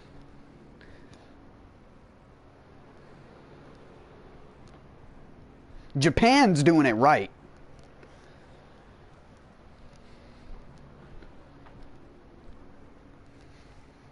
Japan cultural appropriation is a step in the right direction. Indian cultural appropriation is a step in the I don't want to touch you hand. I don't want, like, that is one country that I would be legitimately scared of touching people in. Because there are some areas, and I'm not saying it as in like all Indians are dirty. There are places in that country that are perfectly fine. It's just there are also a lot of places in that country, just like anywhere else in any other country, that are bad. But in India's case, it just so happens to be bad because people have poor hygiene when it comes to basic things. And instead of just solving that hygiene problem by keeping like a basic type of soap, you can make soap out of any kind of kitchen oil that you can find. It's not even that hard to make like legitimate soap. You could make soap at home out of raw ingredients that you probably have on top of your stove or around your stove.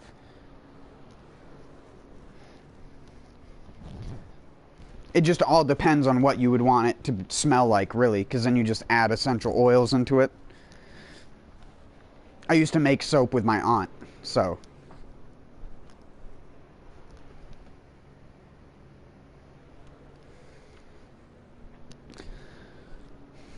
Bathing in a river is one thing. Bathing in a river full of trash and other feces because you don't have proper sewer systems, and a lot of the people just straight up will fucking shit right into the river that people also bathe in.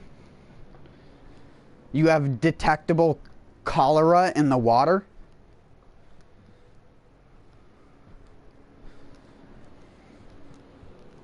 That doesn't happen in India as much, though, as it happens further west of India or places around it. Oh, what's the name of that one temple? Oh my God. They use it as religious. Like the Disney people use that temple. Oh, what the hell is it called? It starts with like an M or something like that. Religiously. What the hell? What the hell is that place called?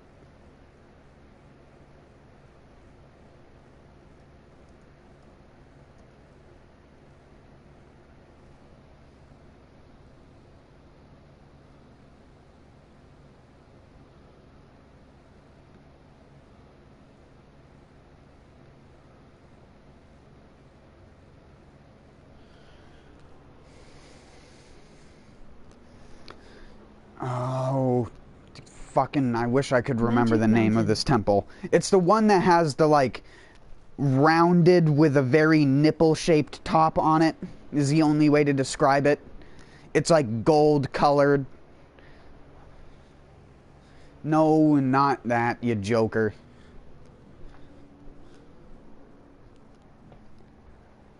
It's gonna bother me. I'm gonna have to look it up again. But anyways, they're next to that place I'm trying to think of. It's like a golden looking temple. It's really nice and stuff like that. It has like pristine water in the front of it.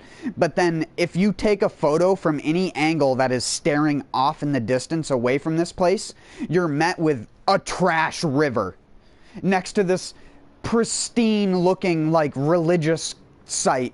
You have a literal trash river that is trash from one side of the river to the other side of the river.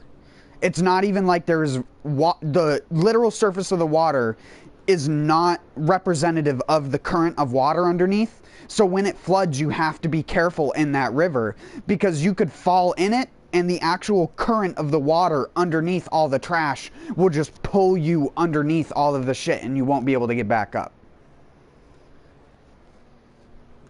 That'd be the worst way to die. Die in a river full of shit, piss, plastic bottles, trash, old rubber tires, car rims, car bodies, a ton of plastic baggies, plastic things that hold drinks, everything that's in your house for materials, basically. Just chuck it in a river, and that's what that river looks like. It's so bad.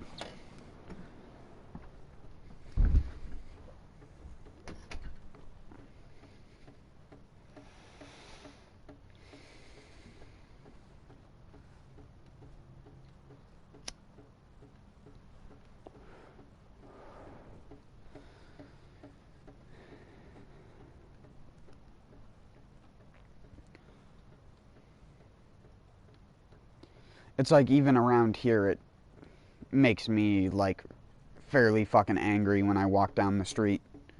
The Sikh temple. I'm like super, super anal about not throwing my cigarette butts on the ground. Hell, most of the time, I don't even like putting them out on the ground. I'll just spit on the end of the cigarette.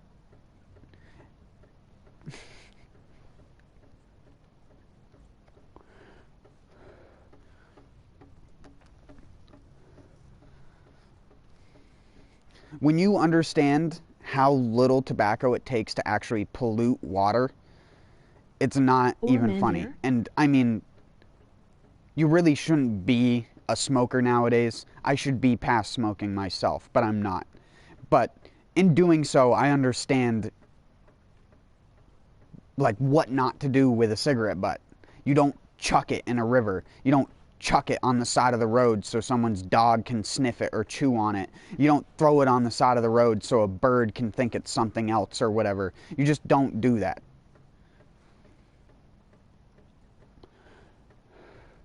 The filter fibers do not biodegrade that fast, and as they biodegrade, they release the chemicals that were built up inside of them.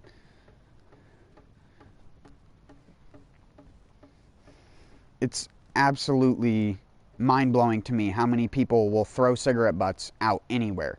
On top of that, it's amazing to me how many of those people who throw cigarette butts also just throw random trash items.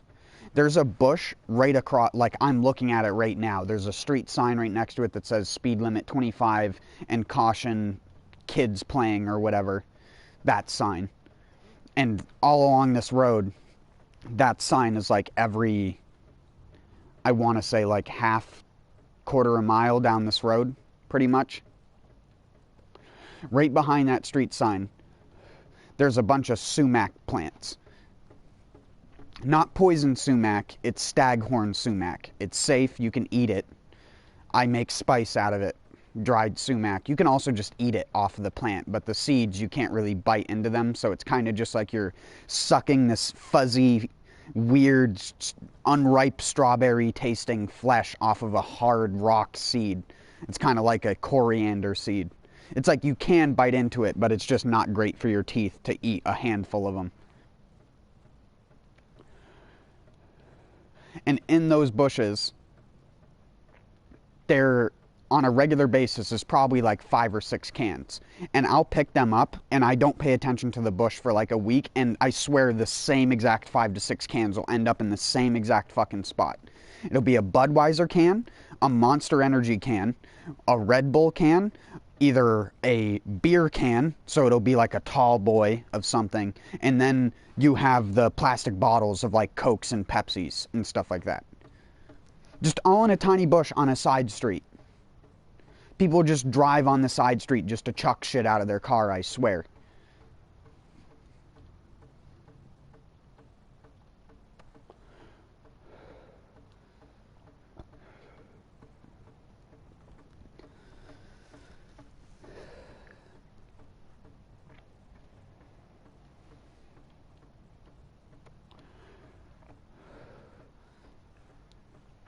Sumac, though, is an interesting spice if you can ever get a hold of it. It basically will impart a tart-like strawberry flavor into whatever you add it into. It's not a overpowering strawberry flavor like strawberry ice cream strawberry. It's just like if you took a strawberry and you cut all of the red part off of it and you just had the little white part near the top. That's what it tastes like. It just tastes like tart with a hint of strawberry to it. At least the native staghorn sumac around here does. It depends on the sumac species you get, but most normal sumacs are edible. Red sumacs. If your sumac produces a white flower and it hangs below the leaves, it's not an edible sumac. All edible sumacs have red florets, which turn into the little fruits, basically, and those are above the leaves on the plants. And the leaves are pinnate. Meaning it's a leaf with a lot of little lobelets that are on a centralized stem with one little lobelet at the end. But not all pinnate leaves have an end leaf. Some pinnate leaves just have side leaves. They have long pinnate leaves.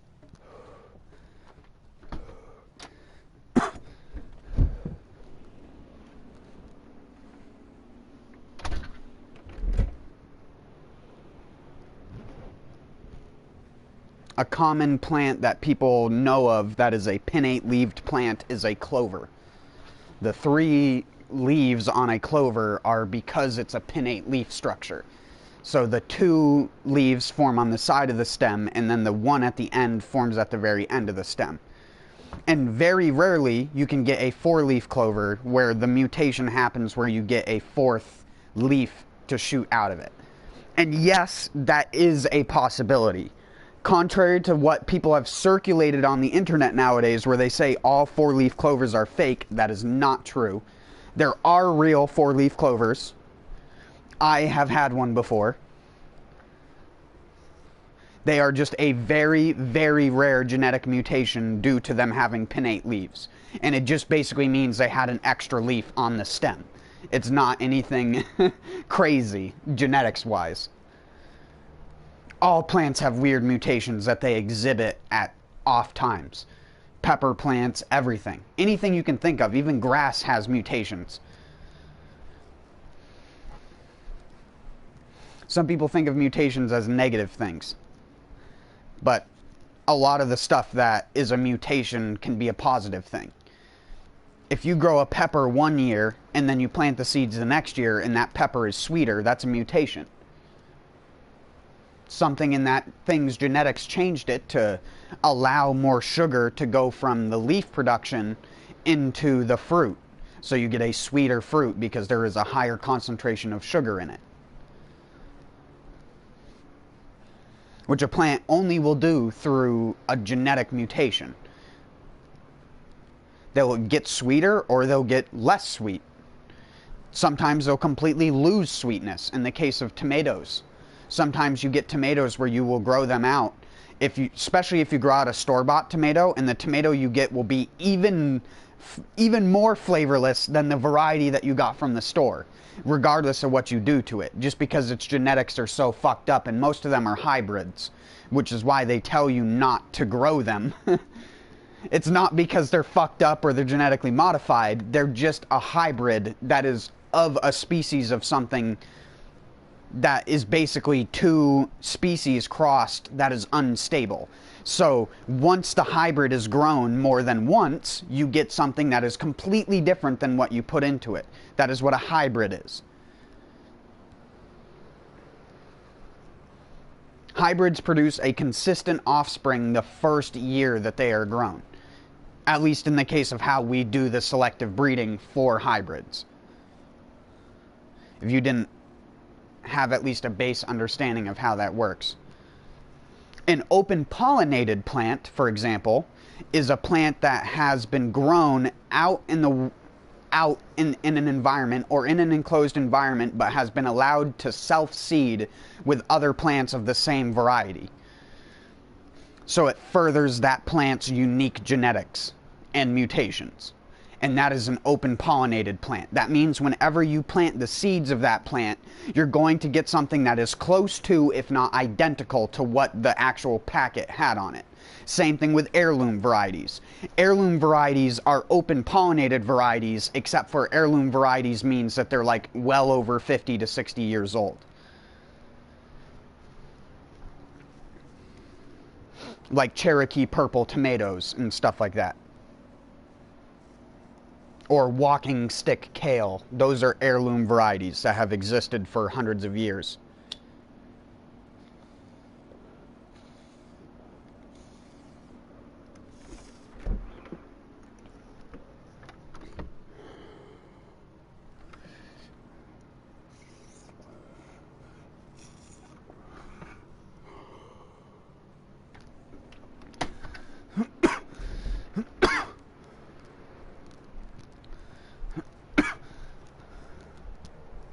Sorry if my nerd talk gets boring.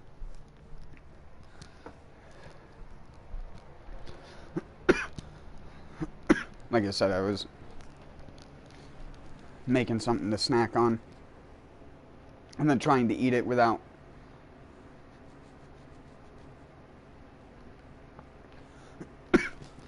making a bunch of noise. Hi, hello. Do you need something? I trust you know where to put that. Do I have good RNG? Yeah, good RNG. Oh yeah, I always forget the fight starts out like this. Take care of the vault monster. Then we will eradicate it before the Calypsos arrive. Guardian? This makes no sense. There's supposed to be an enormous monster inside a vault.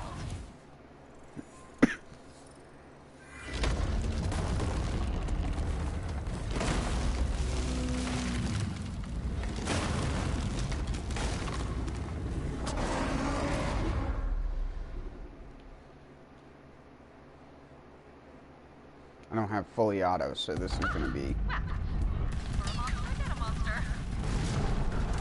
Wait, oh, fuck, I just screwed it up. Yeah.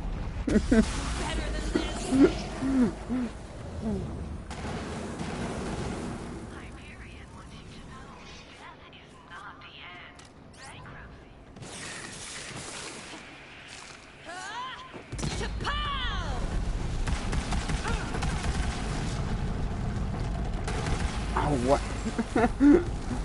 God damn it. I wasn't in a good position for spam, and I also didn't do the RNG on the weapon. Hold on. We'll just avoid everything this guy does here for a second. So we can get some...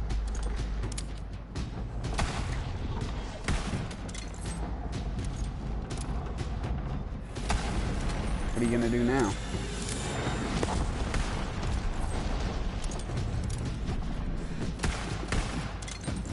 Come on, rude.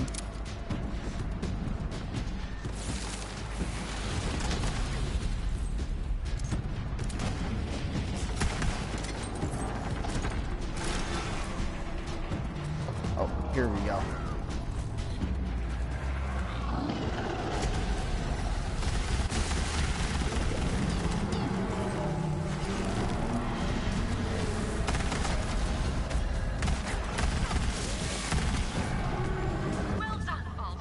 I've been working on some experimental technology that should allow us to neutralize the vault monster, rendering it useless to the Calypsos.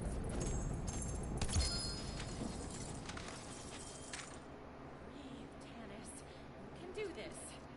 Let's give it a try. 20% increased slide speed with a snowdrift? I mean, I have to try it.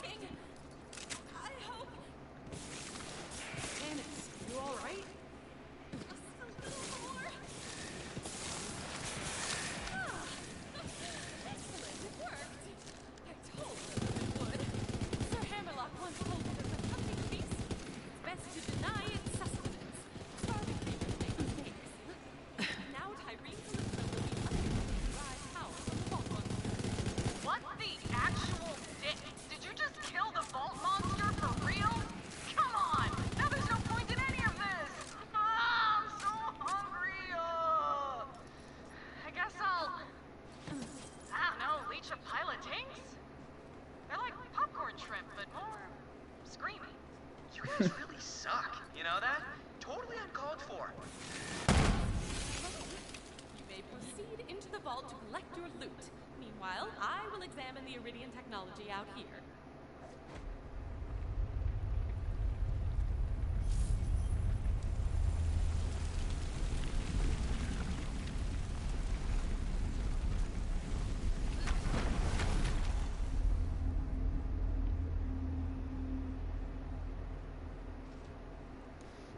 Like how there's only one spot on the wall with writing on it.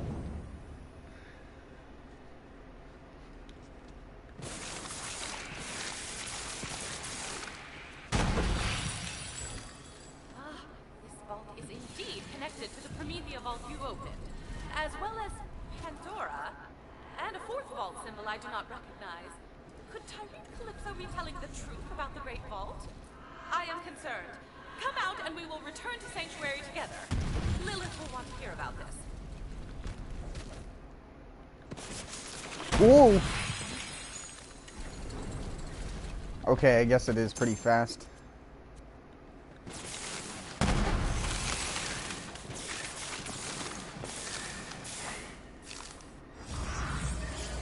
Vanquisher speedrun.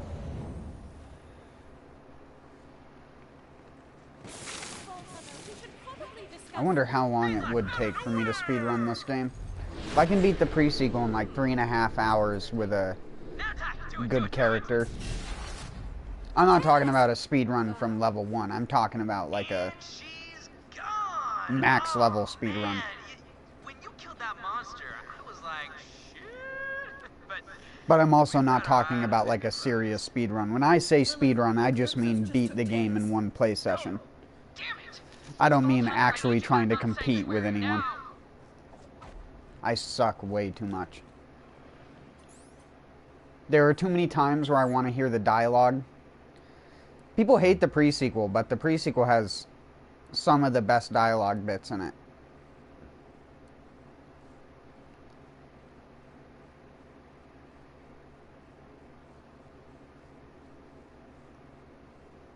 It also has the best talking Borderlands gun outside of the jackhammer.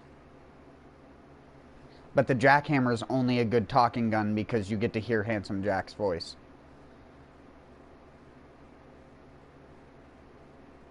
And it makes you feel for a second that they cared about the writing in this game. Which is why they brought Handsome Jack back, because they can't write characters that are as good as him. Mostly because the actor's delivery is just perfect.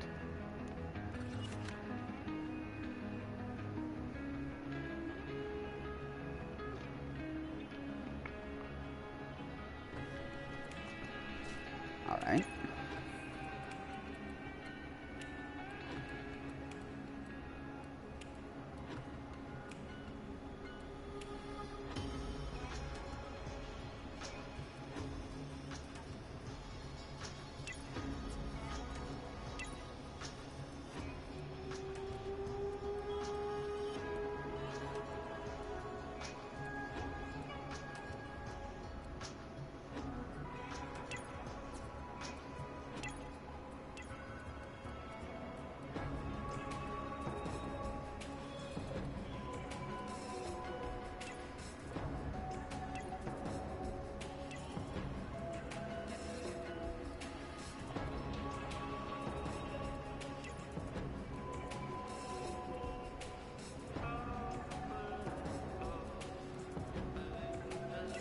Oh, that's really weird.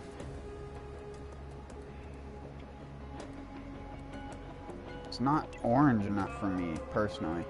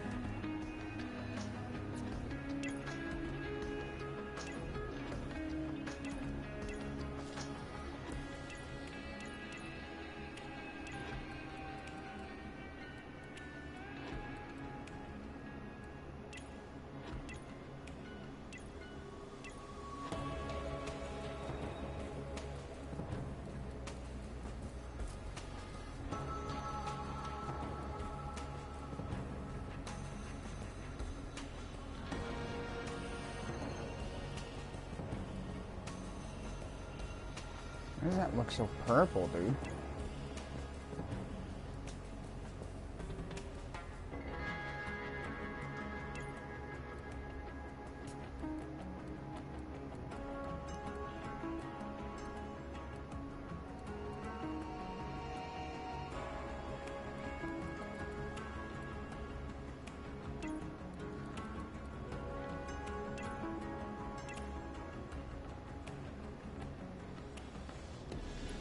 What would be... I wish I could mess with color wheels, dude.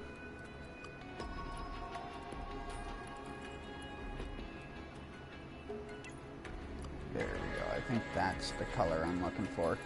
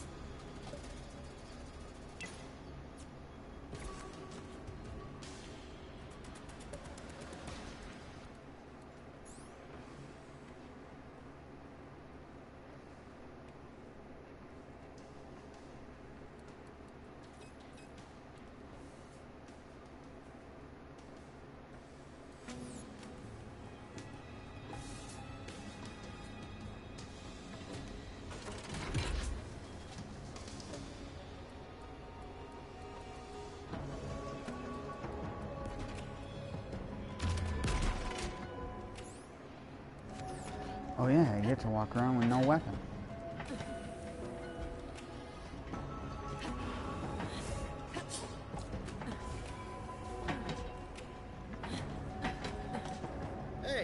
I find it so bizarre that they used the same stock animations from BL2 as your first-person view model for the characters and just changed the hands. You'd know, because if you start as Salvador on any character, or really any character in BL2, and you have no weapons equipped, your character does this exact same thing with their hands. When you're sprinting, if you sprint and jump, you always do that, unless you stop sprinting for a brief moment, jump, sprint before you hit the ground, and you can do this jumping animation instead, where your hands go up in the air like a goofball. Because that's your standard jump when you're standing still. Normally when you sprint, you do this. But like I said, if you stop, jump, and then sprint,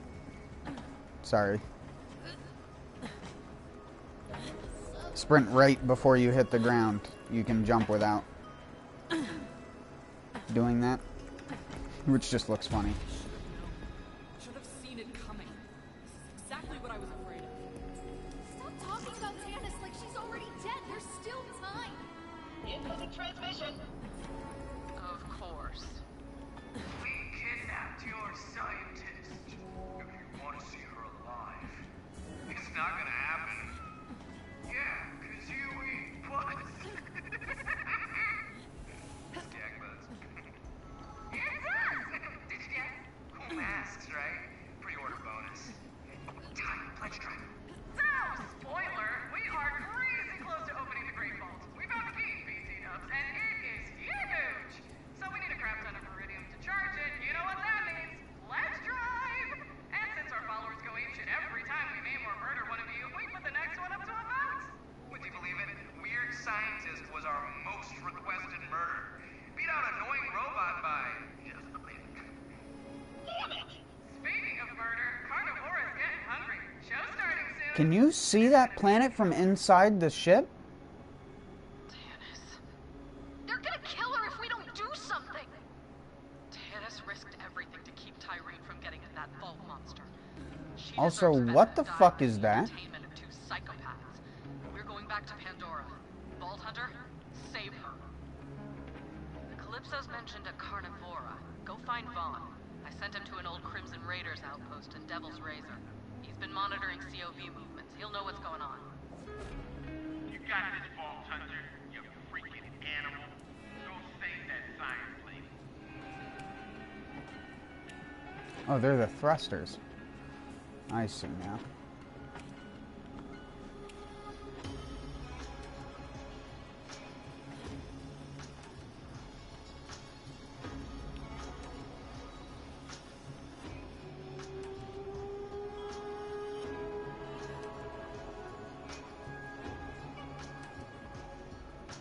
Let me in! I like how the audio... They must have intended for you to come outside the ship at some point in time, because they even make it so it, like, the vacuum of space.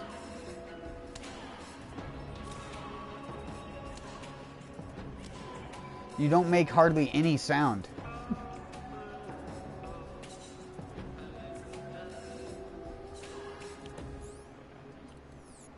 I'll show you, that's not just like the game... Well, I mean, I am outside the bounds of the map, but... If I go back in the bounds of the map... See?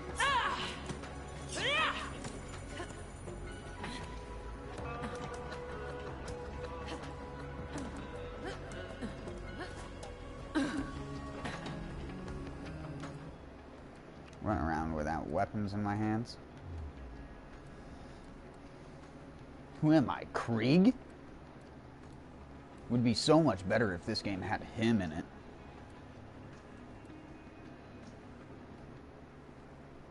You know what I mean?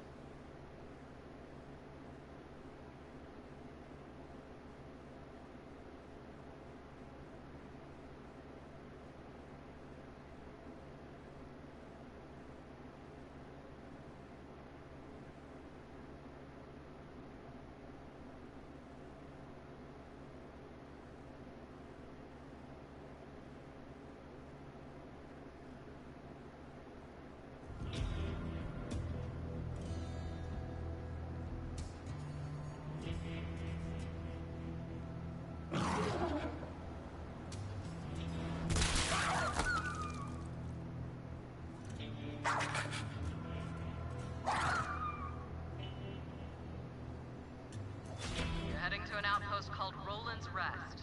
I've always wondered if they intended for that cutscene to play at the beginning of the game, but felt it was, like, weirdly out of place at the beginning to just have, like, a cutscene showing the place. But they were like, oh, we already made it, so it's like, why wouldn't we use it, sort of thing. Humor aside, a rescue would be quite welcome, as I'm to be tortured and killed for the amusement of the crowd. So they just stuck it in halfway through the story when you go back to Pandora, like you don't already know what goes on at Pandora. And the only reason I say that is because Marcus's bus is in the cutscene. If his bus wasn't in the cutscene, then I wouldn't think that, but because his bus is in the cutscene and it shows him driving in the beginning of the game, it only makes sense to me that that's what they intended for that to be.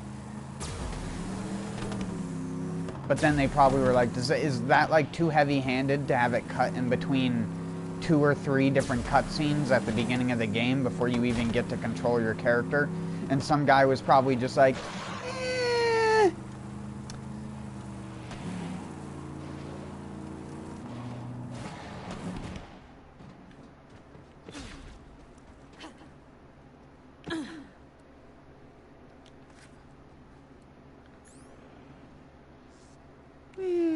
What's up, Doc?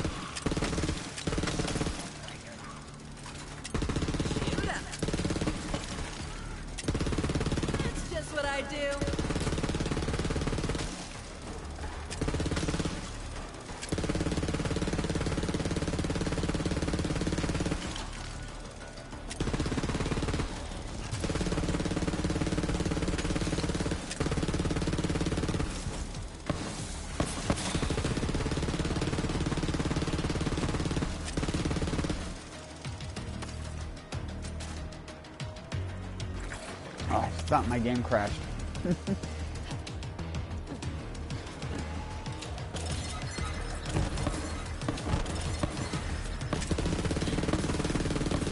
I was like, I wonder if that's a glitch because you freeze the Varkid and then it tried to transform and it was frozen or something.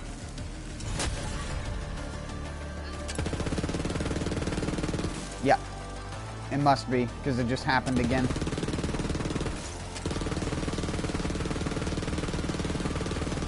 Here, we'll see again. Does it happen a third time?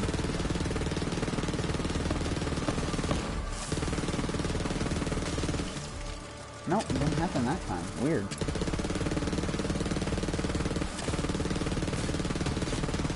Just a weird coincidence that the first 2 times it lagged the game.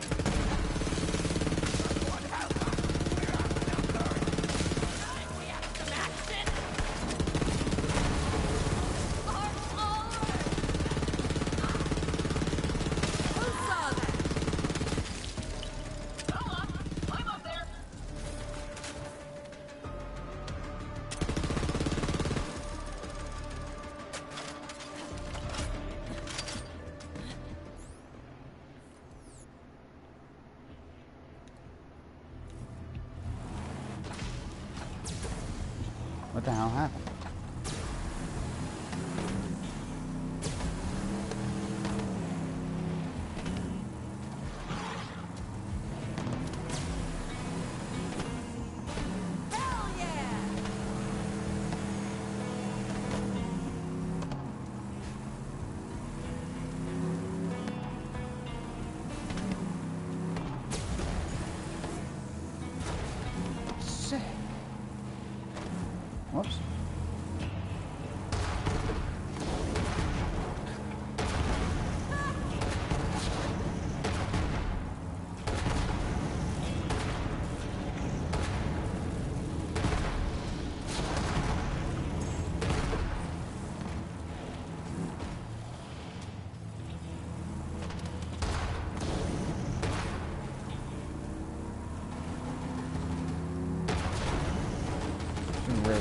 machine gun on this thing.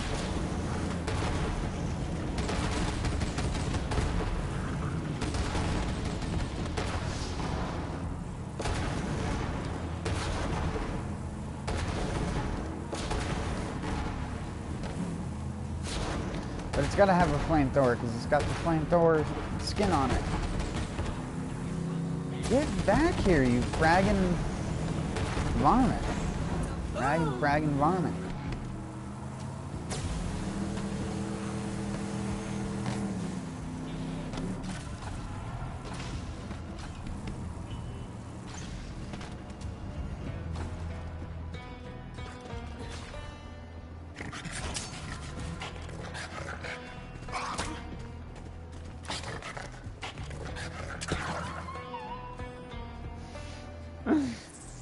Poor guy. Hey, Vault Hunter. Some bandit did the unthinkable. He stole a pair of my undies. Those are my trademark Hyperion red bars, damn it. Do you know how hard it is to get your hands on those down here? Don't murder him horribly.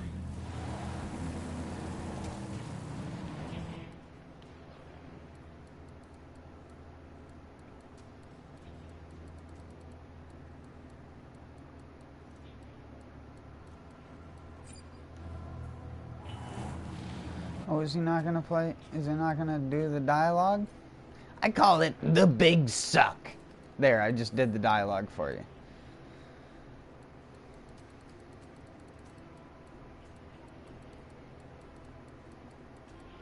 Oh, I didn't get any Krieg stuff. I can't play Krieg stuff out loud. I don't want to find the big suck right now because I don't want it in my inventory because that's a big suck. The fact that it uses an inventory slot. I just want to have all the side missions I can possibly have.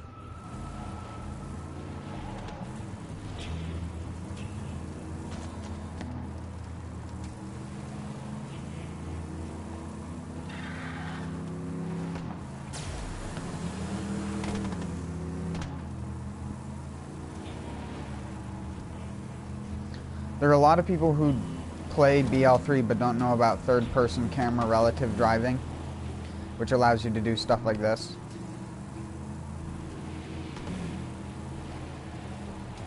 You can blow much sicker donuts, dude.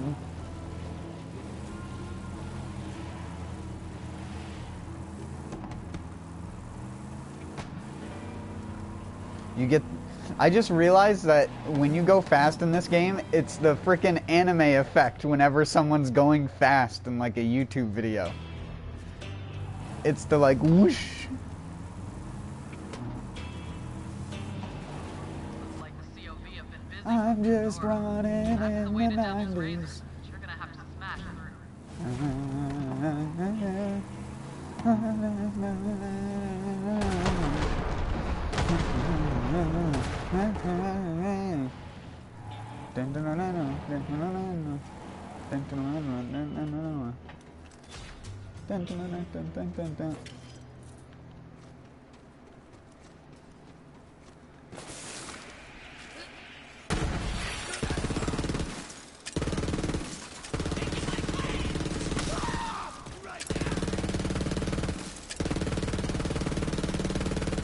Get good or get dead, scrub.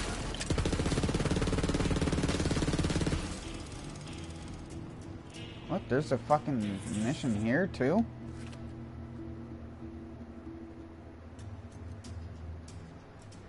Oh, it's one of the other places to get this mission. The Calypsos are casting for a new loudmouth. What do you say we interrupt them tryouts with bullets? But first...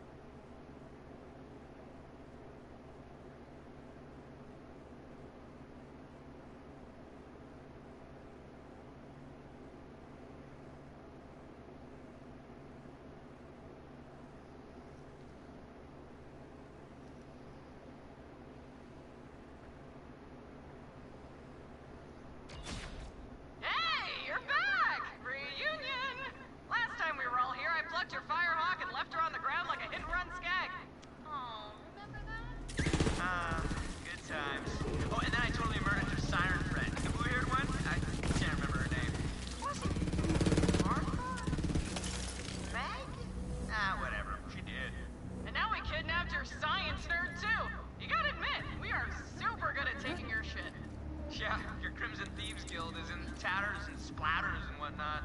Gonna be gone soon. Later, Splatters and bitches. splatters and whatnot. Get 'em up in that tatters and splatters. And the who's that's and whatnot. Opening up a finely aged cask of whoop ass. Oh, not where he was.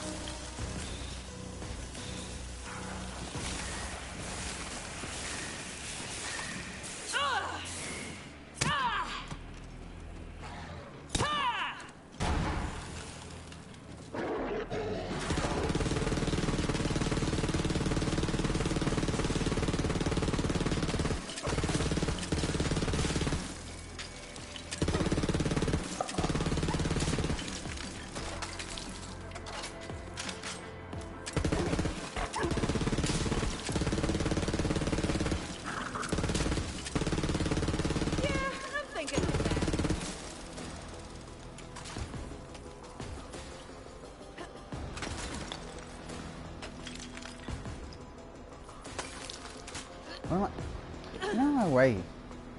Cactus.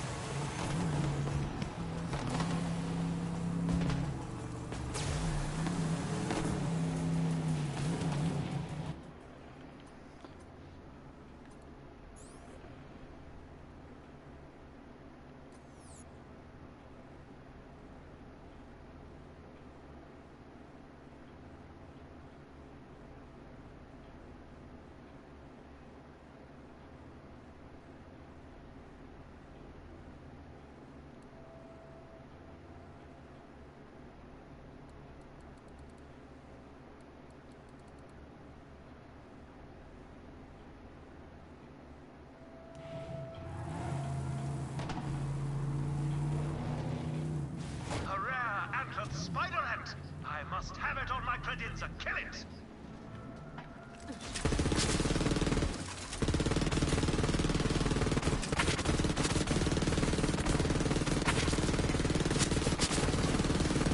Yes, feed me my ammo back to me. Well done, Vault Hunter. Well done indeed. I shall hang Mercenary Day decorations from those antlers.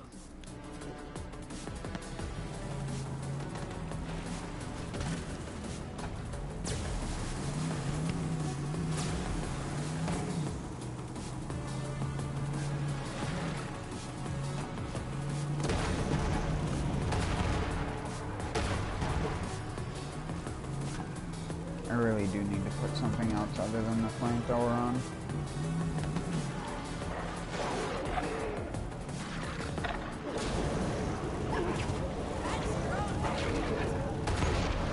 Doesn't even do that much damage. And these are fucking flesh enemies. They should melt. Literally. Because it's fire.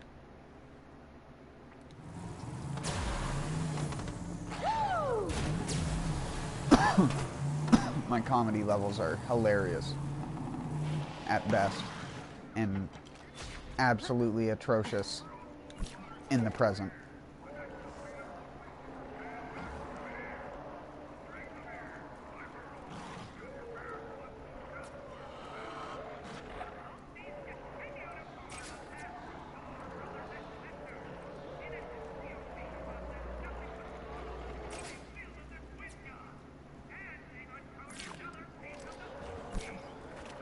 Change the firing pattern.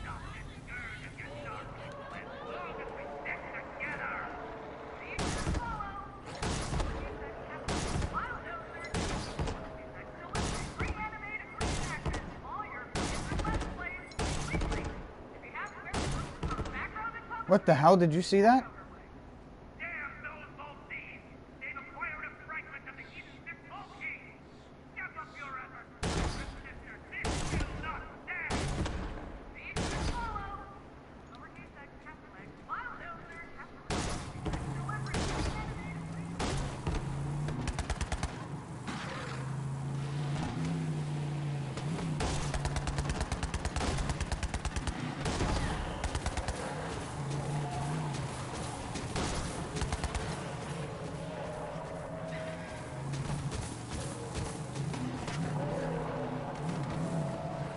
That's an audio glitch and a half.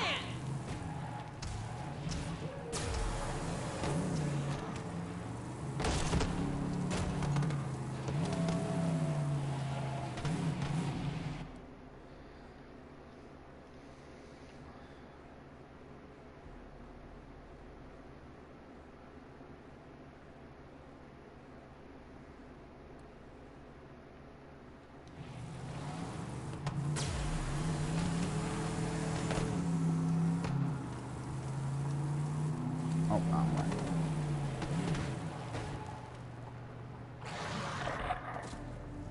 Stop spawning.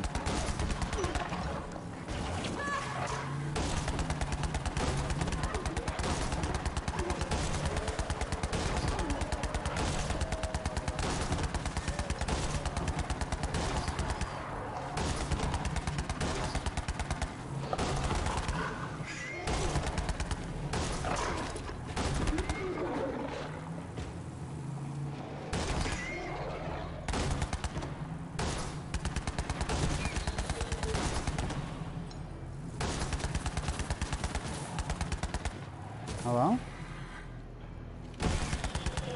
Jeez, why does the camera do that?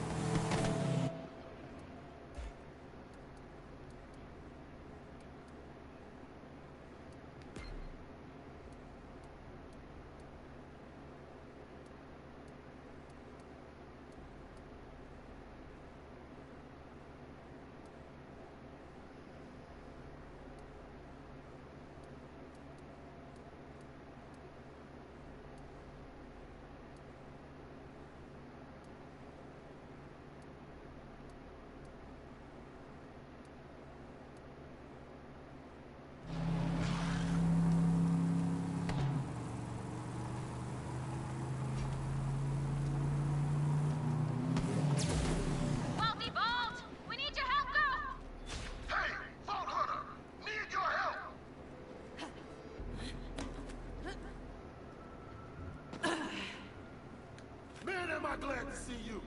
Could use a hand over here. Been setting up a new home base. But the COV been sneaking up on us out of this tunnel. Freaking hundreds of them. So I'm holding them back while Tina collapses the whole damn thing. She's up above working on the plan. Go help her out.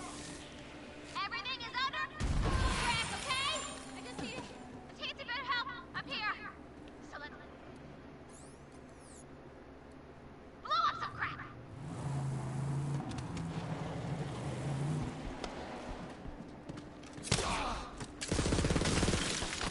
Yeah, here, bro. You aren't welcome at my birthday parties. Check out that body count!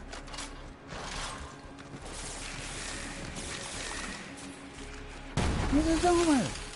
Look, all we gotta do is collapse the tunnel and that's most problems. This one can be solved. Look out! But We got a zoomer. Miss Boom Bottom got stuck. Can't knock her down. So I'm gonna need you to stop it. Good!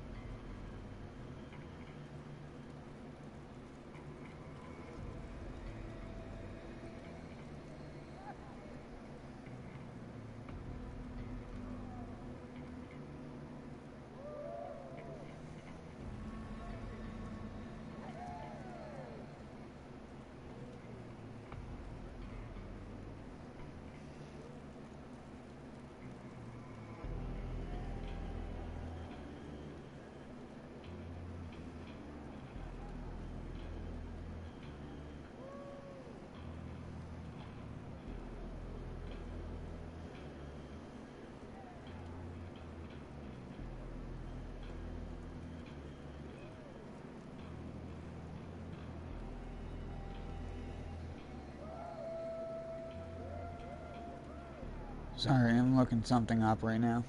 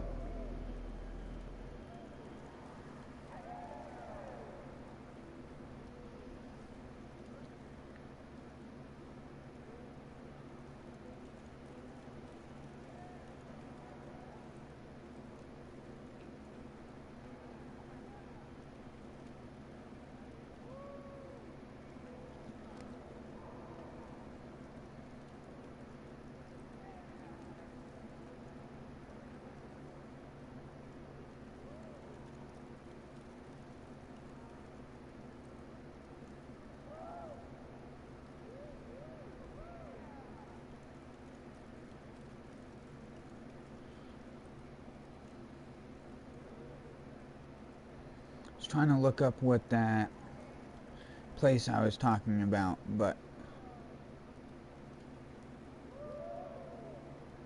I can't for the life of me. I think it was a palace or a castle, not a temple at all.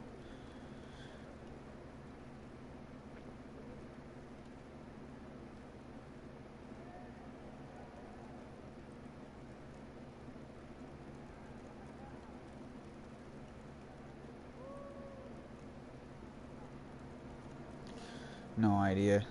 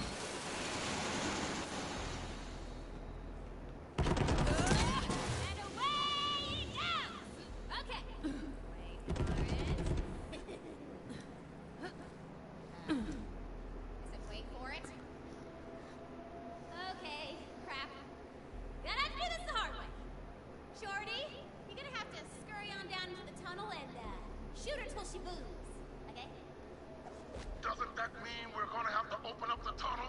It's full of COV! I know what I'm doing, just do it! Besides, we can waste a few COV.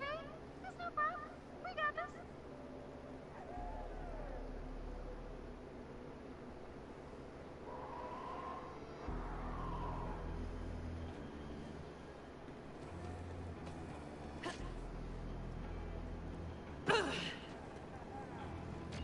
Let's do this, big man.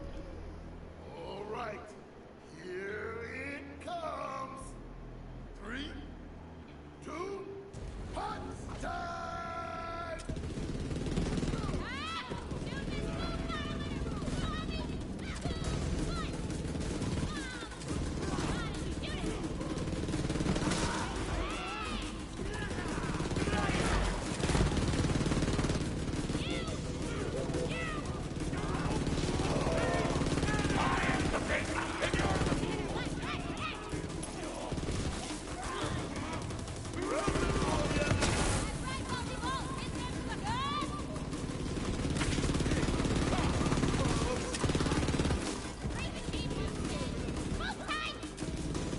Better luck next life.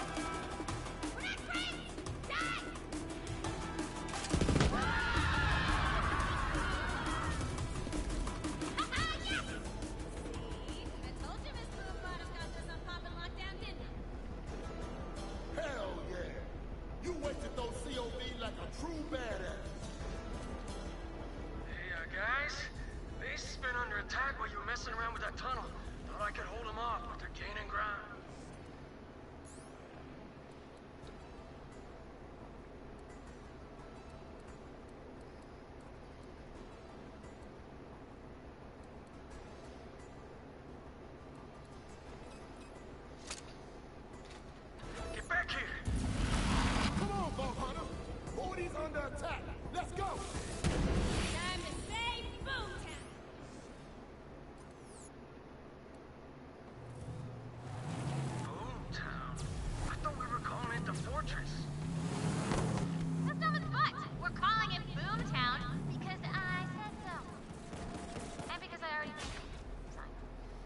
don't see why you get to just... La la la la la la, I'm listening to you. La la la la la la, boom town, boom town, boom town. You two are so cute when you fight. Now let's go save Hometown. Oh, way to slay, girl.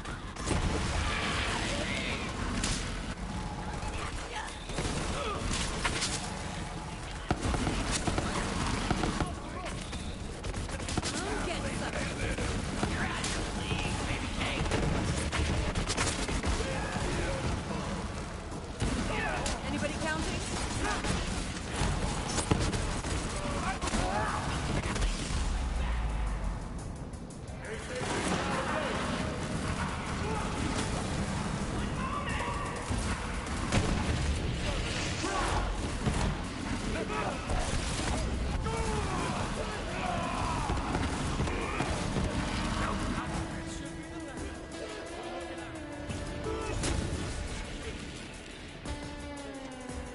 Hometown.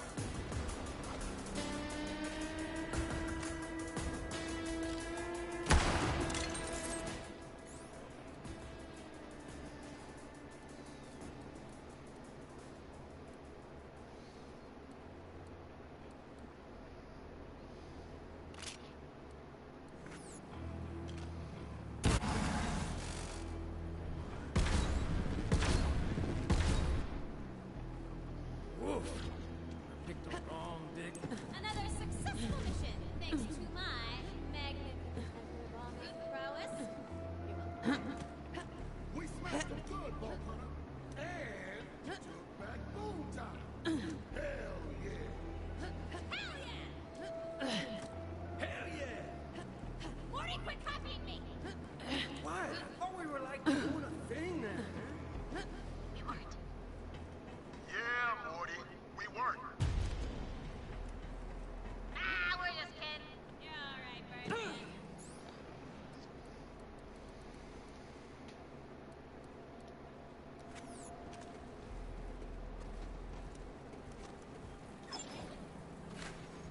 Firearms in every flavor at Marcus Munitions.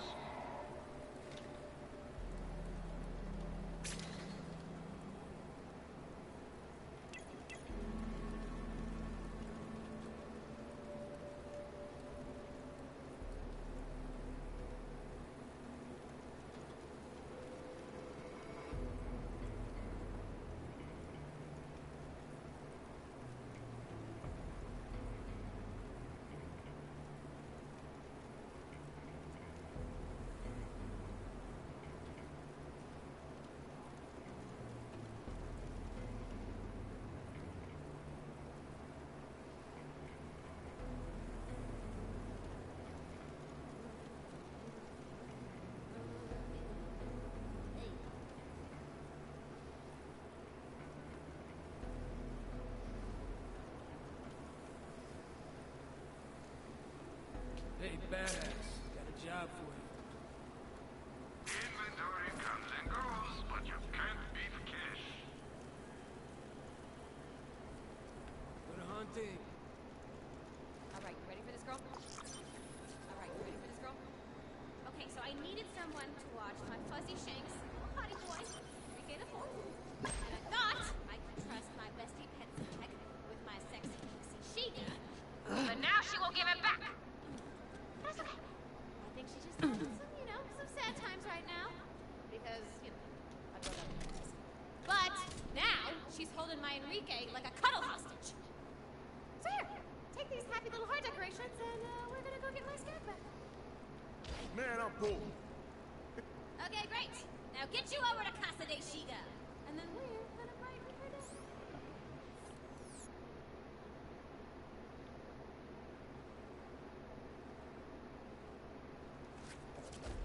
Metaphor.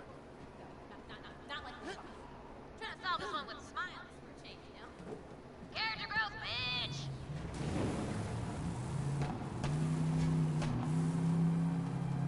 Yo, for reals though? I got to get my Enrique back. I killed the whole world for that sweet little monster boy. I promised myself I would not lose another. So cry Tina! See, Enrique too. He got eaten by a bigger skag, which sucked. market. Don't want to talk about that, but, you know, safe to say I can't go back to the farmer's market anymore.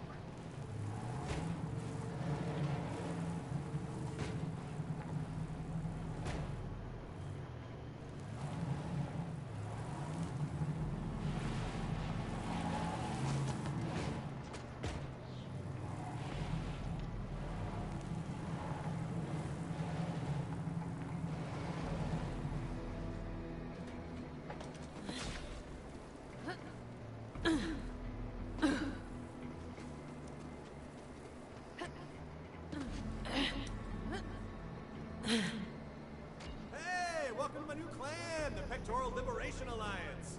Nah, I'm just kidding. Go Crimson Raiders! Remember me? Vaughn? How could I forget? Those undies are burned into my retinas. Anyway, I'm glad you came along. It has been hell defending this place since Troy Calypso snatched our turrets with his crazy powers. Those turrets. Oh, right, the mission. Okay, Lilith says you're here to save Tannis. Now, if Carnivora has her, you gotta get a move on. Who the hell is Carnivora? No, it's not a who, it's a what. Carnivora is a giant festival run by two murder streamers named Pain and Terror. You can find it in the Splinterlands, bro. Carnivora is the most popular Calypso fan stream in the galaxy, bro!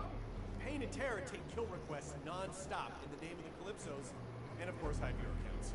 Anyway, I can help you get to Carnivora, but getting in might be a different story. Vault Hunter, I know I don't need to say this, but we are not losing anyone else. We'll get her out, Commander. No soldier left behind.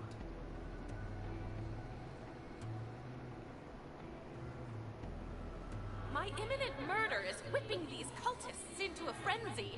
They're delivering iridium by the armful, screaming my name all the way. Had no idea I was so popular amongst the idiot masses. But you never know where flattery is going to come from. If you're hearing this, the job is yours. I don't care who you are. I just need someone to take my jackass of a pappy on a drive round for the errands. Mostly just to get him out of my hair for a minute. Come on by my place and pick him up.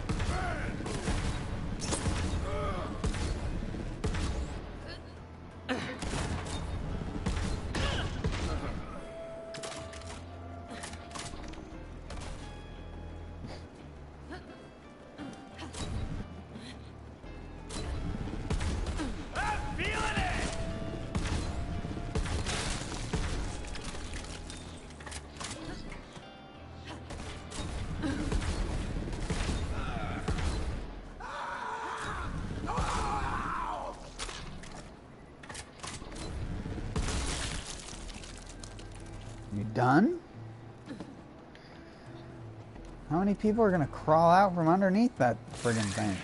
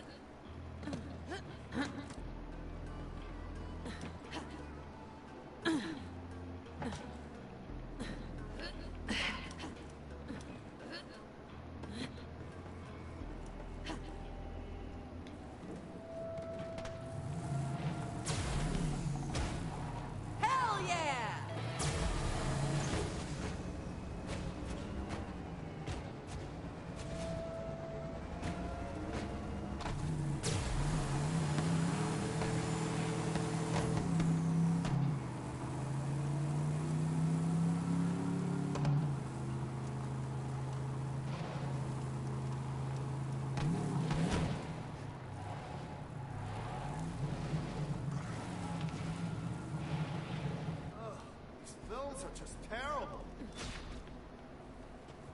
Oh, hi, Vault Hunter. Vault Hunter. You are just the person I didn't know I wanted to see until I did see you there. Would you look through the garbages for my echo device? I have lots of money for some reason, and I will give you a bunch of it if you help me. The jerk who ran this place is called Roner. He trashed my echo because he did not understand my cinematic vision, even though it's a really great vision. But Roner prefers only these terrible movies these Troy person made. Messing with Troy? I'm in. Oh, okay.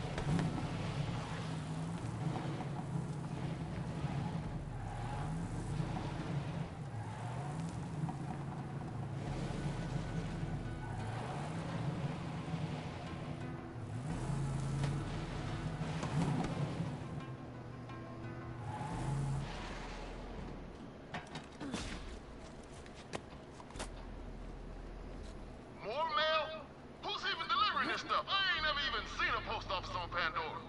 Mine? That's mine. It's for me. The mail's mine. Has my name on it, so it's mine. What the hell? Tina, why we got a small mountain of RSVPs to your wedding? First off, you definitely ain't getting married. And second, where's my invitation? Of course I'm not getting married to Delmo. I'm sorry I said Delmo. I love you. That's on me. But it's a con, burly girly. Everyone knows weddings are just a cash cow. I sent invitations to all my exes. No one ain't gonna come. But they're gonna feel so bad that they're gonna send prezos and moolah. We're gonna be rich, baby. Tina, these all say attended. Nah, crack titties.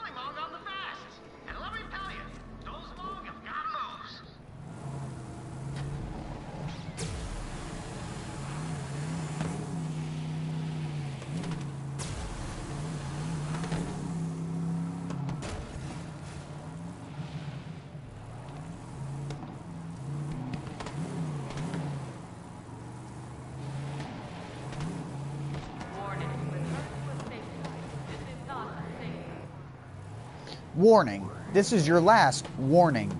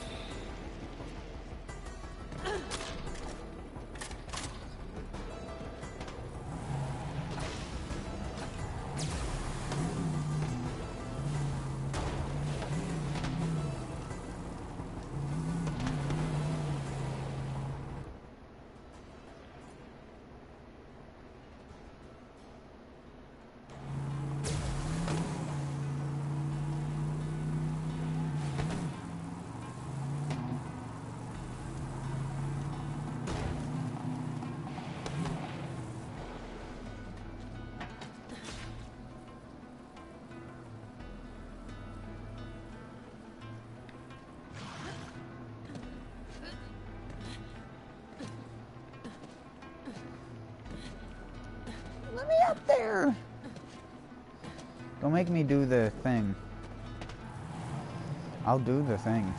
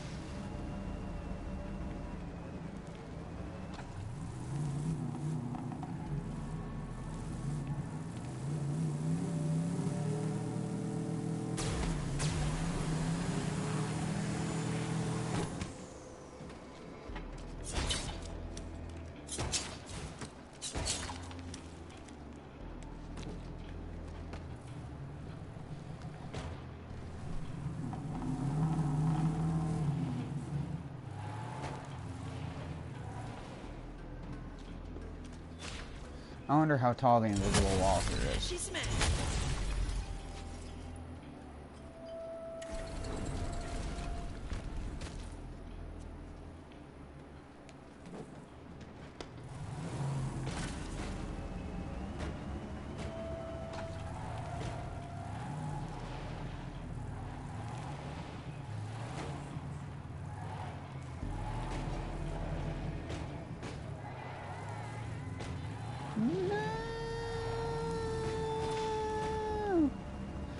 I wonder, the real question is, can you just do it by getting a proper angle, or do you have to do it the way that I came up with?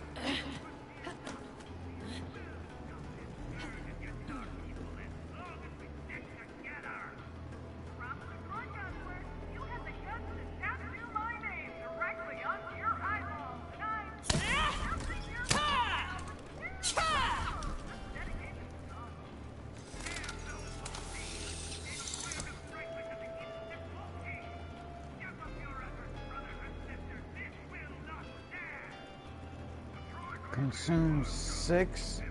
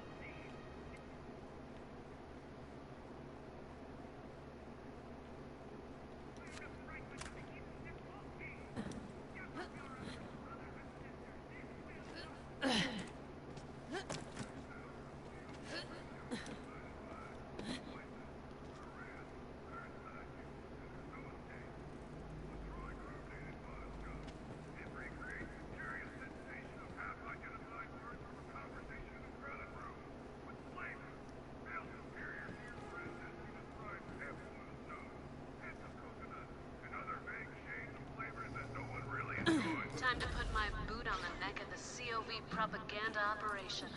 Let's get Crimson Radio on the air.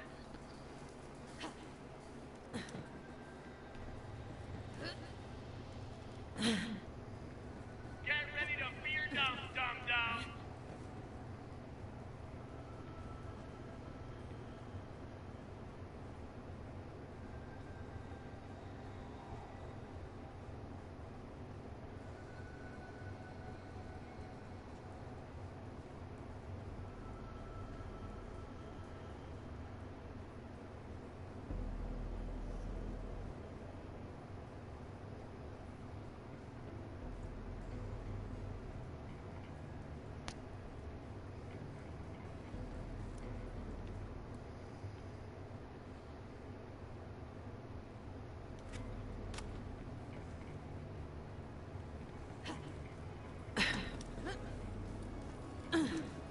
Excuse me, what?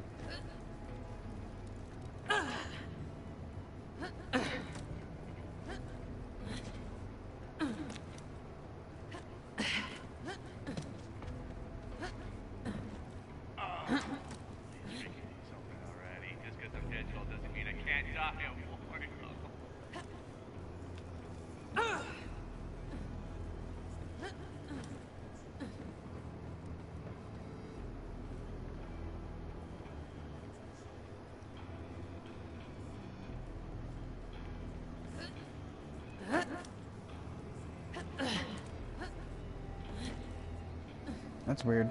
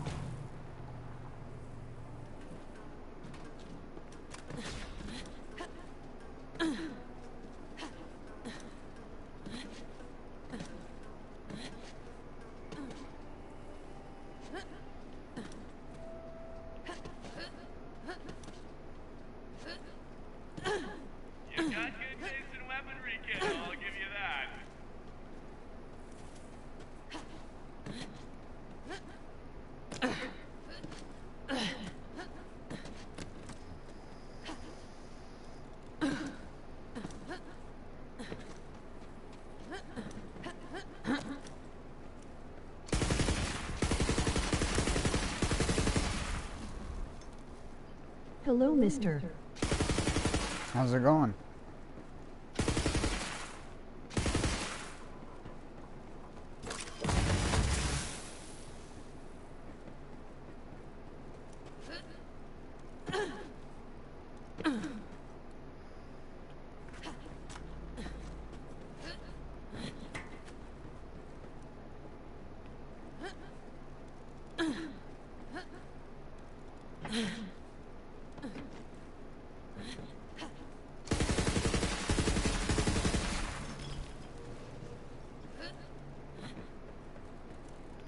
I'm just looking around for the claptrap.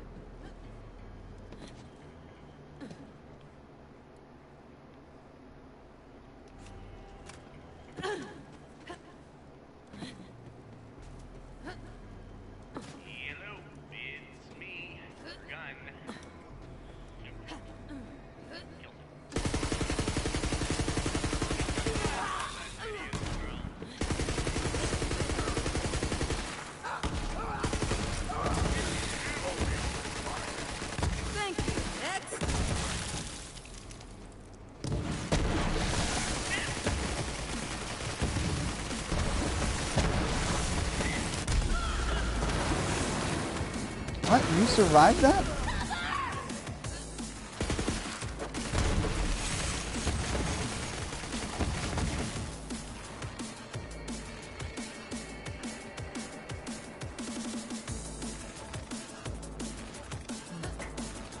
Kick in the drum and bass.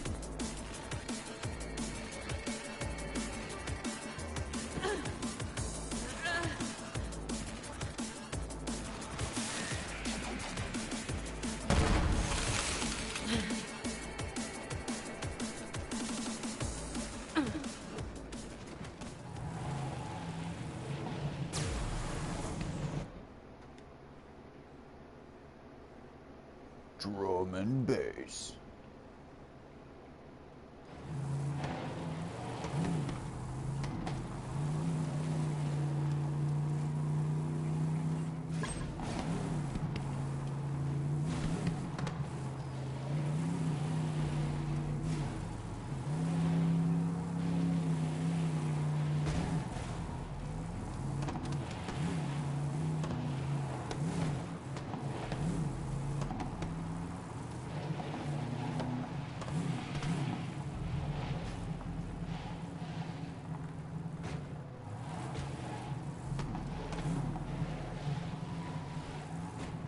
What? There's supposed to be a purple chest here.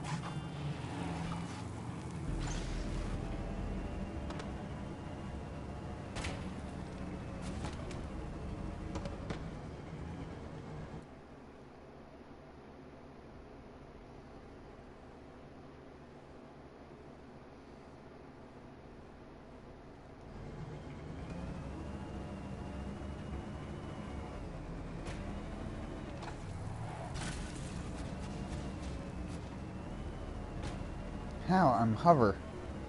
Hover over it. Ding dong. One night during my midlife crisis, with the light of Elvis shining down on me, I thought of Queen Dido. I said to myself, what the hell is the point of life anyway? Who cares about the bones? Then, I heard some growling sketch, so I threw my backhand at them and... Wow, this game looks cool. What do you... What was the freaking point if I had no one to share it with? I can never tell if you're saying something sarcastically, or if you're actually serious. If only our paths had crossed. While I while away the hours thinking of what could have been, enjoy your loot cache, Vault Hunter.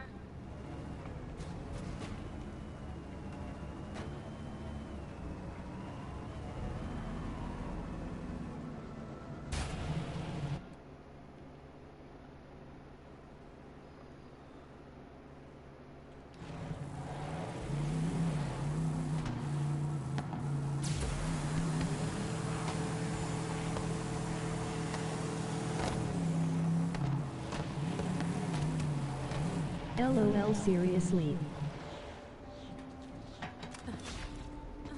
thought you played Borderlands.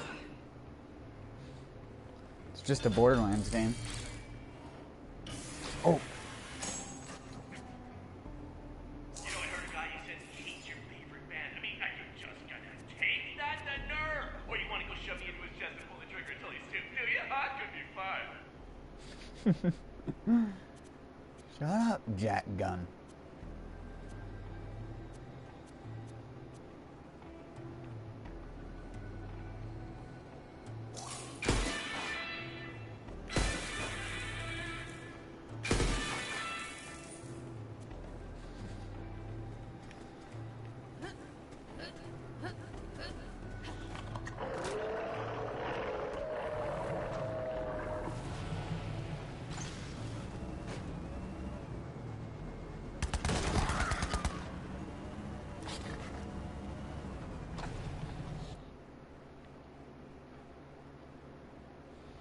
What, did you never watch any gameplay of it, including the stuff that I streamed like a month ago?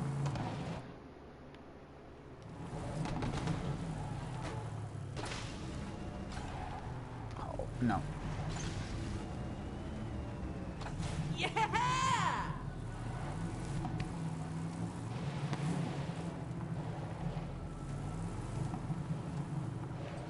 I wonder where the dead claptrap is.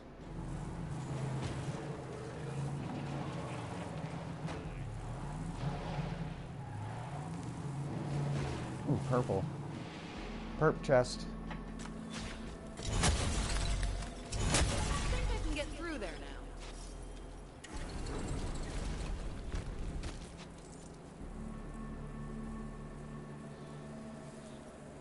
Oh.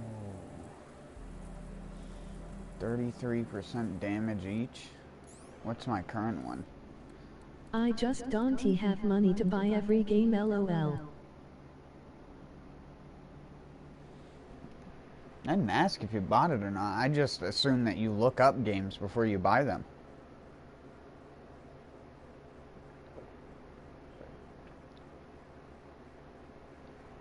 Oh, that's only 5% increased damage? I thought it was... Wow, that's not as good as I thought it was. That's 33% increased damage per stuck gyrojet. Oh wait, no, that's not the one I want. I still haven't even got to shoot that at an enemy yet.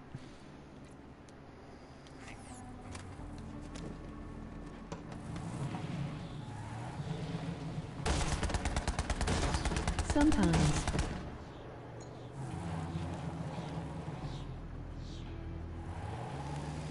Yeah, did you not watch me play any Code Vein? That game gets like a 4 out of 10, 5 out of 10 in my opinion. Just for how heavy-handed the end of the game is in terms of the content. The game does a great job at giving you an illusion that it'll be great until you get about halfway through the game, and then you realize that it devolves into even more annoying similarities in enemies than fucking Neo has.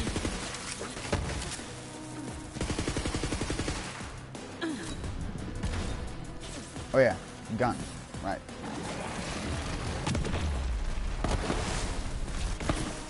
Wow. Laughable damage. LOL, I thought it was pretty good. In what way? Almost every single boss fight is fundamentally identical.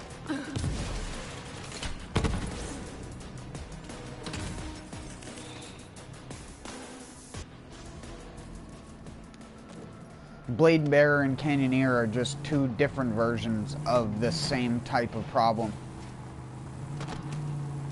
that game has. Any big enemy that you'd be able to punish has giant AoE circle attacks that they spawn on their self that have weird delayed hitboxes that hit your character even if you roll it at the proper time. Or what would be the proper time in any fucking other Souls game. And then you have the obnoxious 4 or 5 bosses in the game that have I swing, but my swing has a projectile type thing on it that stun locks your character when you get hit by both of them at the same time. Neo, at least when you get stunned in Neo, you press the block button and you're out of stun. In Code Vein, you get hit by a singular attack. Your character flinches, and if there is any other commotion going on, you get stun locked and die. Your healing items don't matter. You have to spend the entire game looking for good healing items only to get your final healing item upgrade in the actual last zone of the game. So you don't even get to have all of your healing items for more than, I don't even want to say, 1/16 of the game. And the healing items don't do anything. Half of the blood code shit was nerfed into the fucking ground. Some of the blood codes are just fucking pointless to use now. The combat and build variety, I don't pay much attention to story and those things. There is none in that game.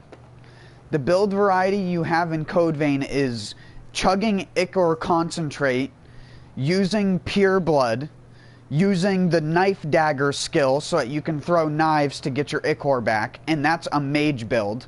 You just pick from any assortment of mind stuff if you're going to be a mind mage, or any assortment of willpower stuff if you're going to be a willpower mage.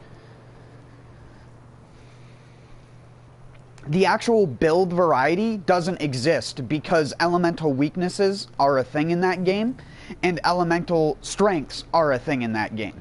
So if you walk into Blade Bearer and Canyoneer hitting Ice Bitch with ice attacks because Canyoneer is weaker to them, so you have to pick and choose. You basically, every single fucking boss fight in that game, if you want to play as a mage, is fucked. On top of the fact that they just recently nerfed half of the magic in the game, just about the time where you stop playing it. So all the burst fire magic spells, all the ones that were like do, all of those got nerfed by like 30 to 40% of their base damage. And they do absolute, you can barely one-shot a normal enemy with them now. And they take 4 to 6 Ichor to use. Rib.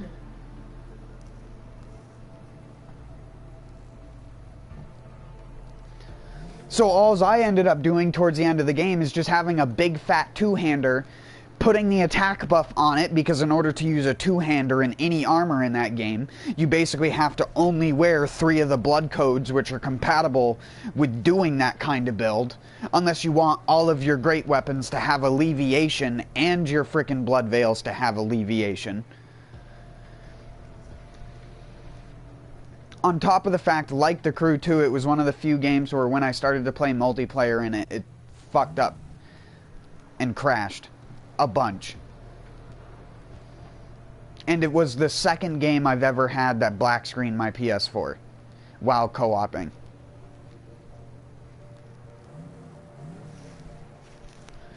So just based on all those different merits, the fact that the end of the game is terrible. Like, you can't honestly sit there. Have you played Dark Souls 1? Did you buy, like, DS1 Remastered or anything like that and play through that game? You want to know a better game? Play through Dark Souls 1 Remastered if you want a better Code Vein experience. Yeah, you might not have the build variety, as in doing a bunch of flashy attacks that miss anyways because they don't have any tracking. There's only one fucking melee skill that has any tracking in that entire game. And it's the one that you get from Louis at the very start of the fucking game. All the other ones have zero tracking whatsoever.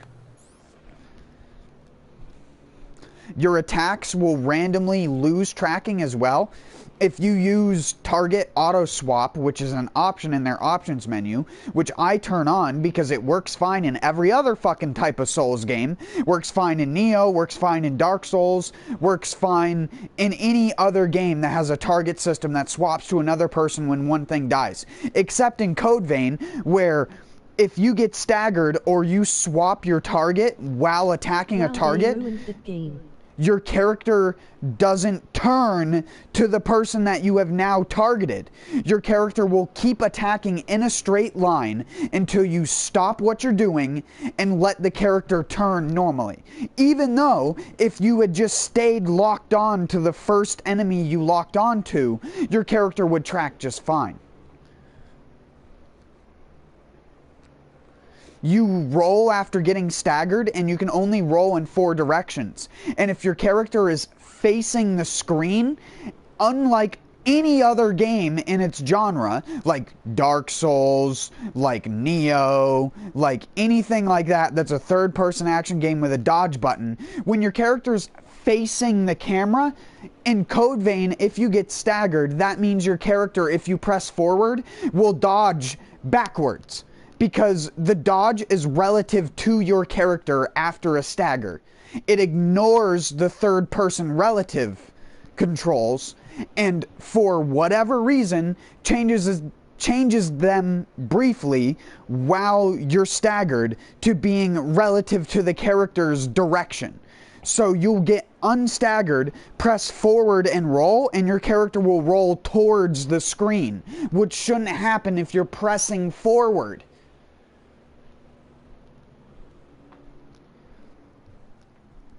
I think one of my fucking streams for that game was titled, "This Game is Flawed." Because there is, like, if I was a beta tester or a QA tester for that dev team, I would have told them to not even release the game. The game shouldn't have even been released yet.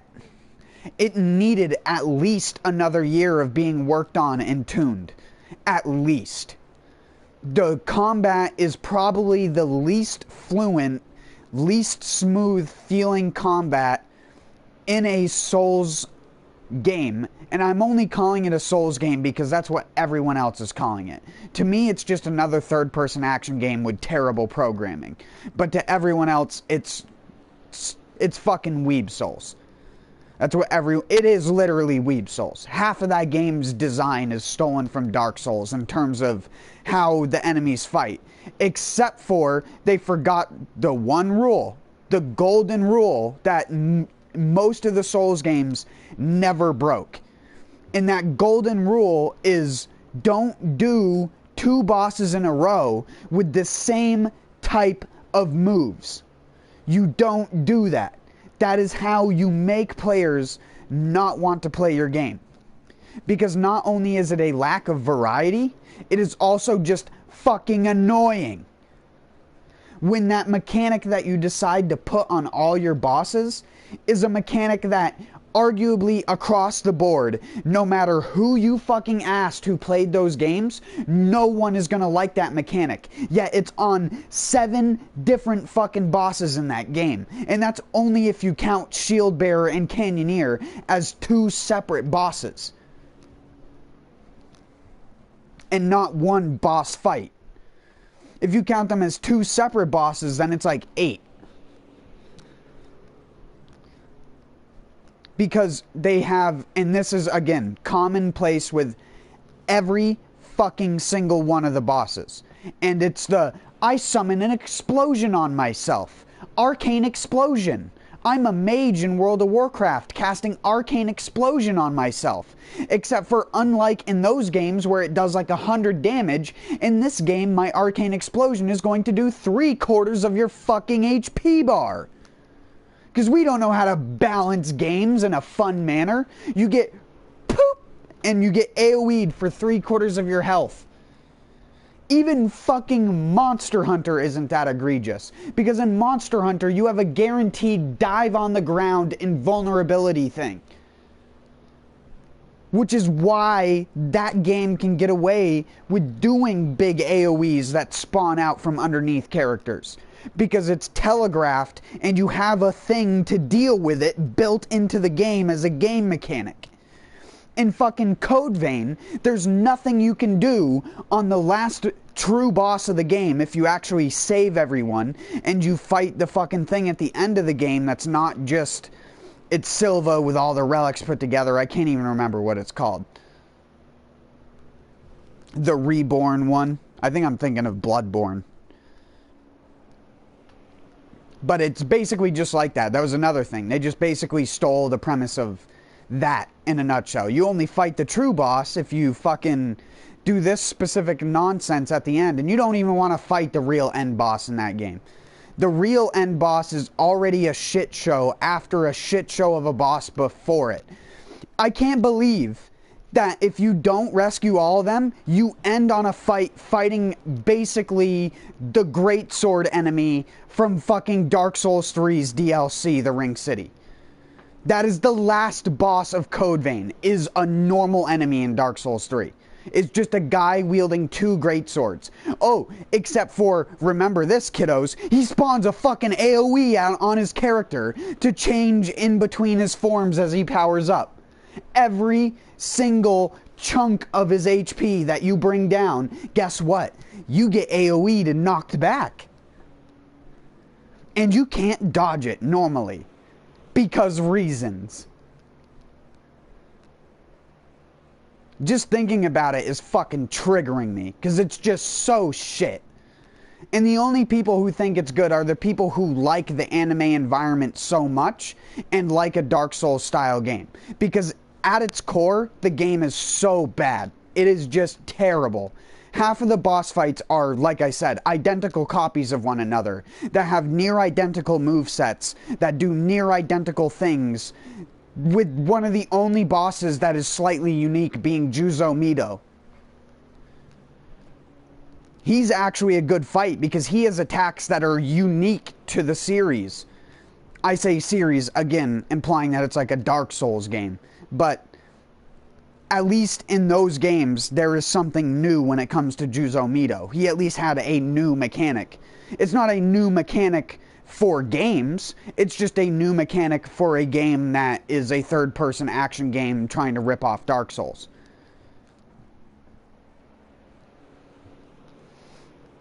And that's the mechanic, if you didn't know, the mechanic where he doesn't swing at you, he instead draws his sword and swings the blood out at you instead.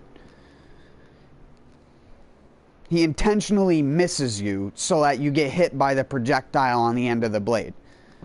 He also does the thing where he spawns the 2 orbs, or the 4 orbs which circle around on your character and then close in, and you have to dodge them at specific times, which is a bullshit mechanic, but at least it's unique.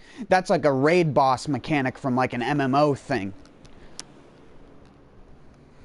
That'd be like a Final Fantasy 14 type mechanic.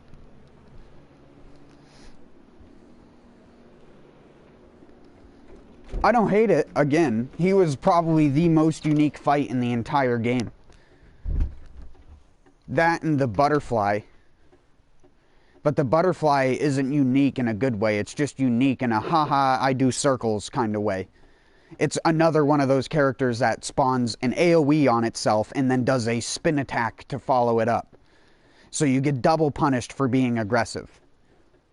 In a game where you build up Ichor by swinging your weapon and you're supposed to be able to dodge, Code Vein would be so much better if it had spot dodging or mid-animation dodging or anything like that, where you could actually do a little hop that basically made you 100% invulnerable and could keep you in combat if you timed it right. Basically like a parry, but a full body like parry. If that was one of the skills from one of the blood codes, then that would have been awesome. But it's not. And my dumbass bought the fucking stupid season pass, which they still haven't released content for. So you will see more of it on my channel eventually, just so I can give them shit in the DLC too. Fucking go back to God Eater. Because that's the only game they can make, apparently, is a cheap Monster Hunter clone. They can only make a... I love that company. Their dynamic is, we can make a cheap Monster Hunter clone, or we can make a cheap fucking Dark Souls clone. But we can't do either of them good. God Eater is probably a better game, in all honesty. God Eater 3 isn't that bad. I've seen gameplay of it. It doesn't look like it plays that bad. It also doesn't look very good. Like, old Monster Hunter games look good when you watch them. They still look satisfying to watch someone play them really well. God Eater, you could watch gameplay of someone playing it bad and someone playing it well, and you'd probably not be able to tell the difference a whole lot. Except for the guy who's playing it well is constantly doing the devour attacks where you get the piece of the monster to do ammo and stuff like that with. Because in God Eater, that's what, if you've never played it, your weapon basically will bite onto monsters, because God Eater takes place in the same universe that Code Vein does. If you're unaware, the monster that plays during the cutscene where the red mist goes away in Code Vein is a God Eater monster. That is a direct reference to God Eater. Even though the dumbass developers tried to say that, no, they're not in the same universe. Yes, they are. You literally put the God Eater monster in the game. You can't say they're not in the same universe when you used a copy of the monster from your previous installments of games. And there's a place in one of the God Eater games called Vein, which is an abandoned cityscape, because Code Vein takes place before God Eater, basically. In God Eater, the red mist and shit that the Code Vein people had experienced that were off by themselves are gone. They got wiped out by something. Who, I wonder what.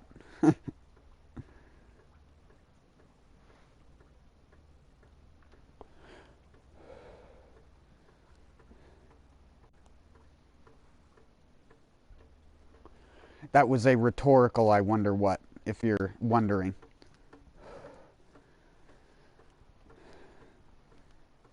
Got wiped out by the God Eater monsters, which, like Jizo, I combined his names together. Like Mito says in Code Vein, the monsters that are outside of the mist are way scarier and stronger than the monsters that are inside the mist, that are being caused by what they're doing in the game. And by them removing the mist and leaving the mist, they're actually basically just killing themselves. Unless Code Vein's DLC is going to be them introducing the revenants in that game into God Eater gameplay, basically, where you have to fight gods from God Eater, because that's kind of what the last boss of Code Vein is. The last boss of Code Vein is just a glorified God Eater monster in Code Vein. Except for it's not balanced for the combat like you would have in God Eater. Its hitboxes are way overtuned. Whereas in God Eater, its hitboxes would be a lot smaller, and your attack hitboxes would be a lot bigger, and it would be a lot easier to hit.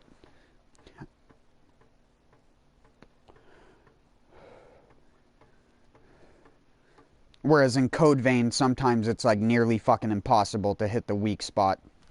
Because aiming is so weird, and monsters can just move over the top of you, and your camera gets all fucked up. Especially with giant things like that. In any Souls game, that's always a problem. Because no one knows how to do cameras that see through the terrain. Like For Honor.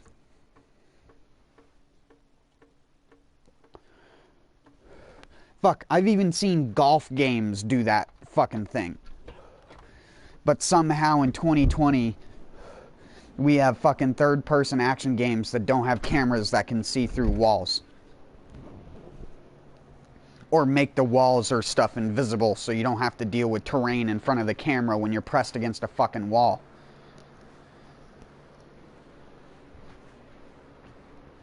It's like the Cleric Beast bridge in Bloodborne wouldn't be as bad if the sides of the bridge didn't have camera collision and you could just see through the sides of the bridge. But because you can't, it always makes you want to keep your camera vertical, like in parallel with the bridge, or else you can't see the Cleric Beast or what you're doing at all. Because the camera just then gets shoved right up your character's ass, so you're basically giving your character a colonoscopy while looking at the monster at the same time.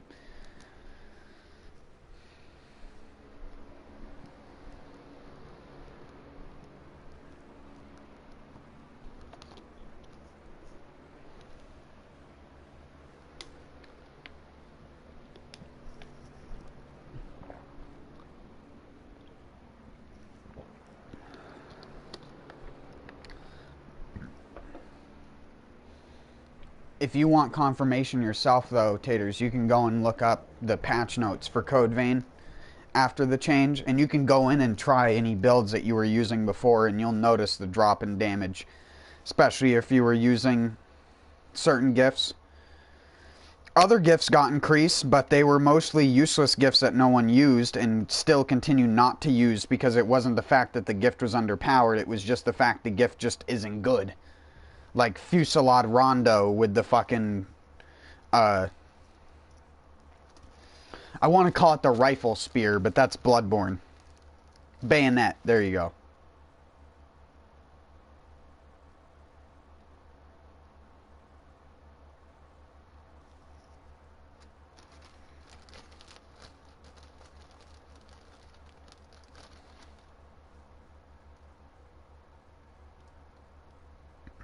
It's sad that one of the highlights of me playing that game for me mentally, and this is just because I'm weird like this, one of the highlights of me playing that game, or just playing that game in general, was the skills and the skill names, for the most part.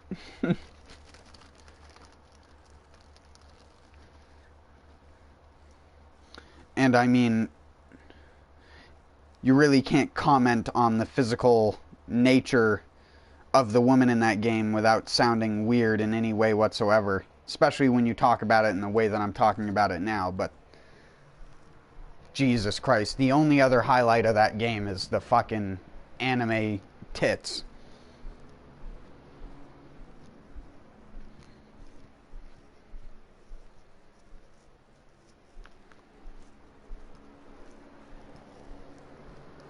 And I'm not even much of a chest guy, to be honest.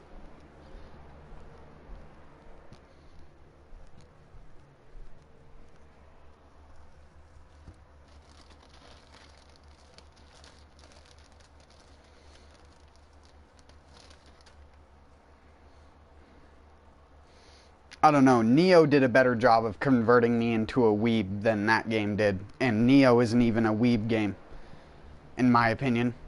I mean, sure, it's a Japanese game, No and sure, it has... I don't have the game anymore because at the time there weren't plans for DLC until sometime this year.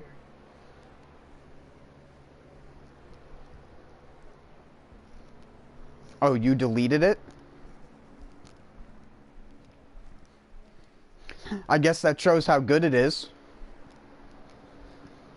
You kept Dark Souls 3 installed for a long-ass time, but Code Vein didn't even last like a month and a half on your console.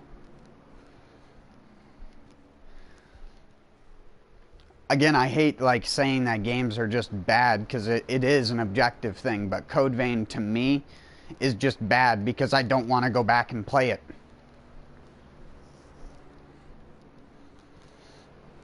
For me, a game has to be good enough that I want to play it even after I've finished playing it. But for me, it wasn't like that. It was like that with Neo for me, though. When I got all the way through Neo the first time, I was just co-oping, probably for like a month. Even after I stopped streaming my first playthrough, I would play on that character and just co-op. And then I did the second playthrough, where I played through the entire game again and built a character all the way up. And then I did the third one where I was going to do the same thing, but then stopped and then did the rest of the playthrough on my other second playthrough character.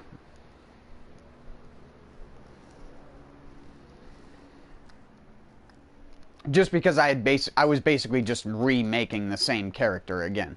And I could have spent another 100 hours doing that, or just skip ahead in time, basically. Because that was when they had released Way of the Neo.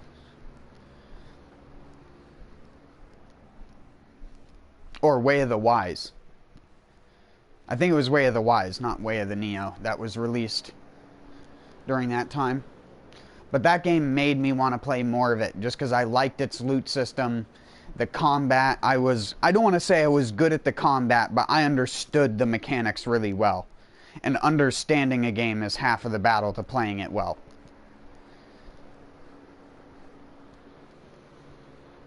But that was, that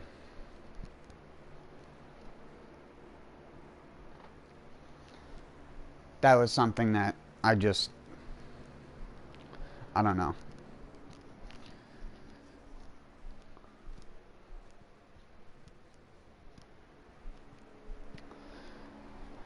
Neo 2, for example, I'll probably put way, way more time into that than I ever would have Code Vein. I can't believe that there are people who complain about Neo's loot system. It's gotten to the point where whenever I hear it in a YouTube video, I have a compulsive need to post a comment about the problem isn't the game's loot. The problem is you not liking a loot game. So don't play a loot game if you don't like loot. But then they're like, but I love the combat and stuff, so then play the combat then. You don't need to be a master of loot, and there's every fucking option in the game imaginable for you to ignore the loot if you really want to be that way. You have to upgrade your stuff in Dark Souls. What's the fucking difference between putting on a different purple item or a different green item? There isn't any. The only difference is you go to the blacksmith and you get to keep your gear all the time. In Neo, the game influences you to pick up new gear because it's a fucking looter.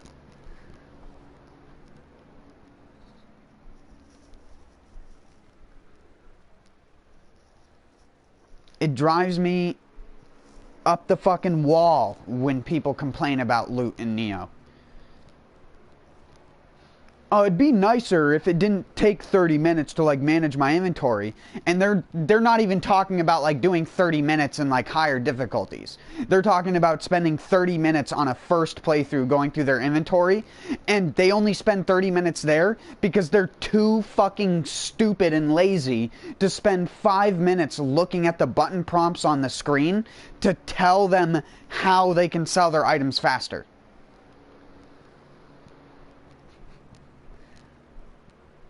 The select, deselect option, the press the fucking touchpad and select a rarity option, the don't ask me again so you can just click and it's gone, the how to lock your equipment, but then people complain because you have to lock your favorite equipment. And it's like, that's fucking better because with your locked equipment, you go into your menu and it's there, unlike Dark Souls where you go into your fucking menu that you have upgraded equipment on and it's just in a fucking list of 100 other equipment where it's just placed on in an arbitrary manner alphabetically or whatever. It's not any better or any worse. In fact, I prefer games where I can lock my equipment, even if it serves me no benefit whatsoever. I do it in Borderlands on everything that I put in my inventory and want to keep, even though I don't use the junk function, which defeats the purpose of using the favorite function.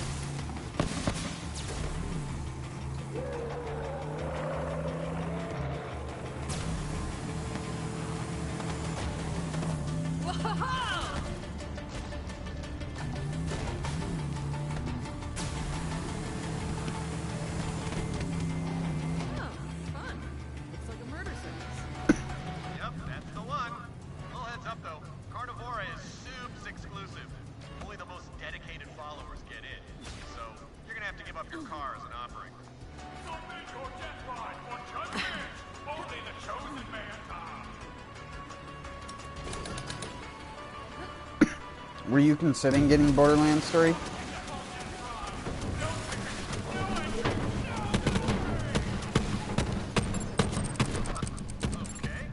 Well, looks like you're gonna need a super pimp ride in order to get in. Oh, bro! Okay, I heard Big Donnie over at the Chop Shop won a golden car in a sweepstakes. So, go steal that. Oh man, Big Donnie joined the cult. I used to hold a candle for him, but I never did get to trim his wig if he catches me free. That's why.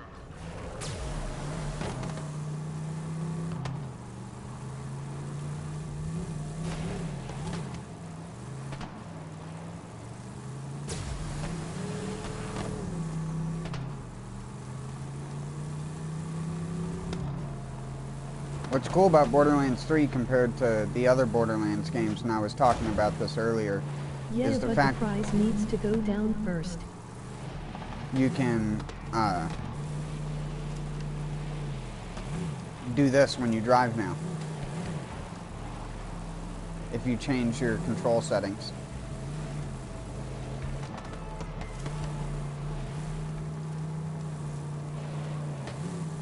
It's like controlling a top-down car in like one of those arcade games.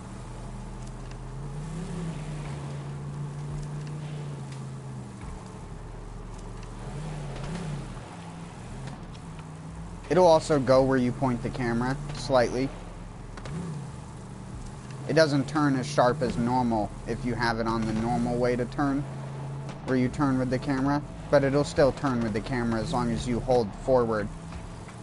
Because the way that it works is the car just goes in the direction you push the analog stick relative to the camera.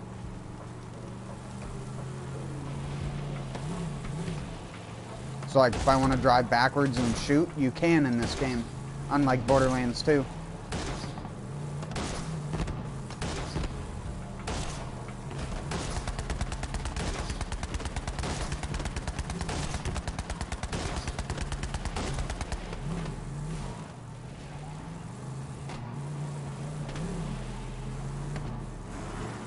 This is not the default way it's set up though, so you have to change your your controls.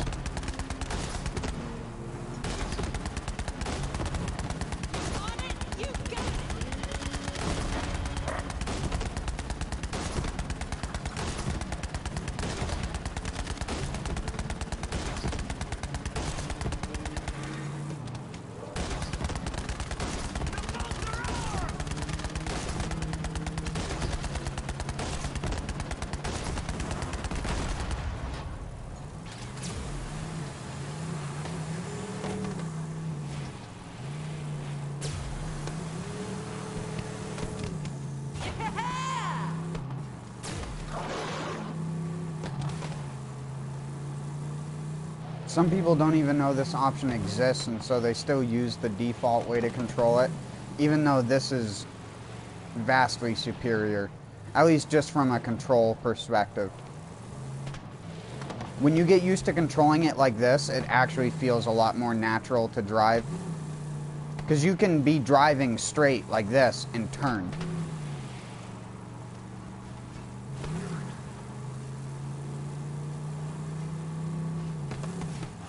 You can turn sharper and more on demand, and like you saw, you can just do U's on the spot pretty much by just driving in this direction and then just pulling in the other direction.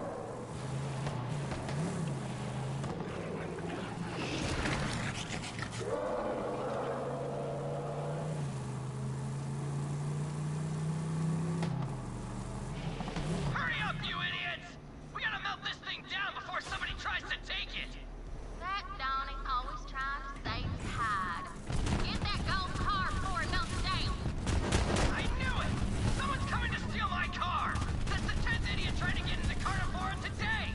Why is everyone so crazy to get murdered? Never should have joined this damn cult!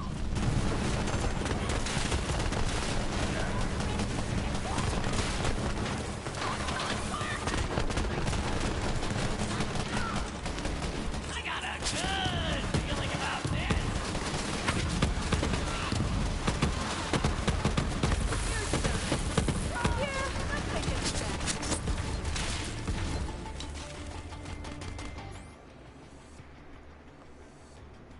Hold on, I gotta put some actual...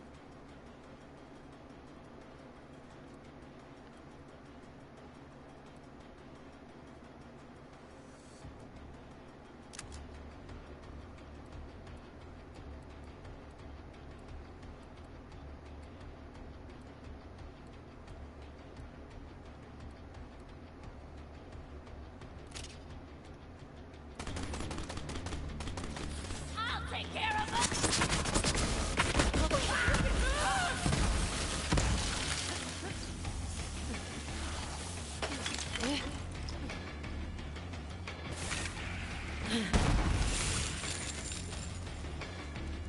Also, don't think that I'm doing like some amount of crazy damage or anything.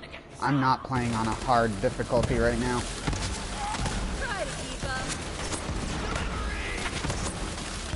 I'm playing on Mayhem 1.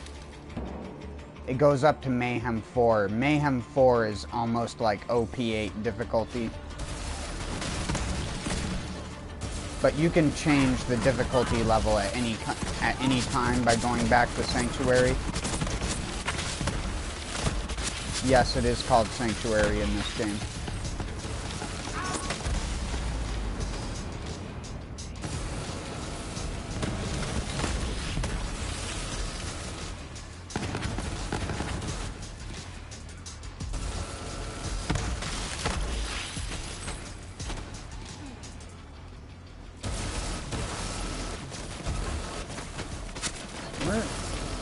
So it is like Devo where you change the difficulty. Kind of, yeah. I would say it's more akin to Neo, in a way.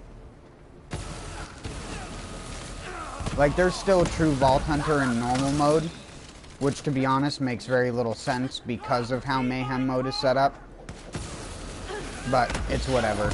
Like, currently I'm in true Vault Hunter mode, but I'm in Mayhem 1, which is what that little skull is at the bottom of the screen, with the 1 on it. And it tells you on the map screen what the modifiers are. Negative 5% damage with all guns, plus 25% skill damage and cooldown rate. Negative 10% action skill and grenade damage, plus 15% gun damage.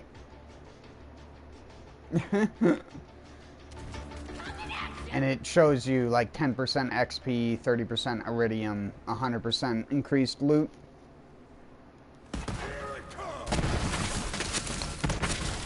But that does not affect dedicated drops. Only world drops.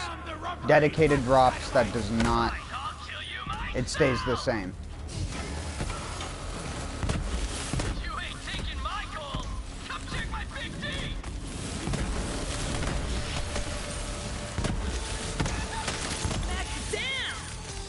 But the best part about BL3 is the fact that Cryo returns.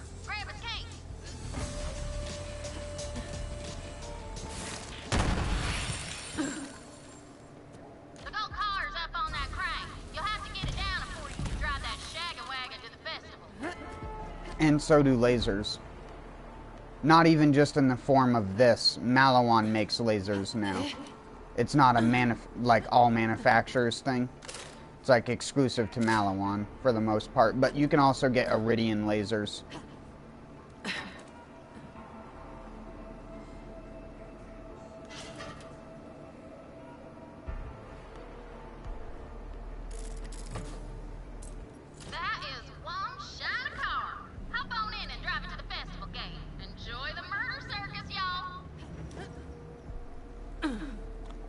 Okay, then. I hope you're making progress on my rescue. I can hear saw blades beginning to spin up. I wonder what RPM would be needed to turn human blood into an aerosol on impact. I will keep you updated. Oh, God. Every time I get that mental image, and I don't like it every time. If you've ever worked around band saws or anything before, you know how much of a nightmare that is. Band saws or circular saws or anything like that. How many RPMs does it take to turn your fucking blood into aerosol? Not much, to be honest. If you've ever seen the aftermath of an accident like that, you'd know fucking tiny little bits of blood get sprayed all over the fucking place. I've seen that kind of shit.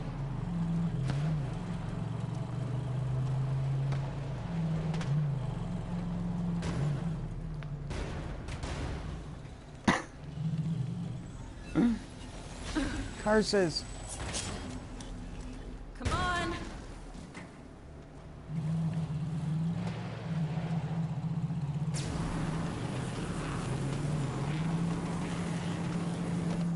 What's funny is the technical is so slow in this game compared to BL2. The launcher technical, specifically. The saw technical, I don't think exists in this game.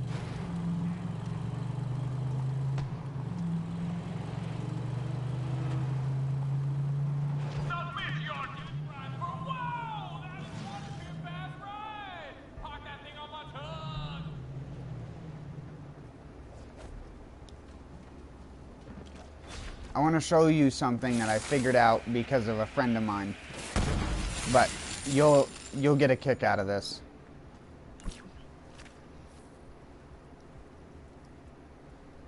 Why am I saying a friend of mine like you don't know the person? It was Hyro's friend Emil.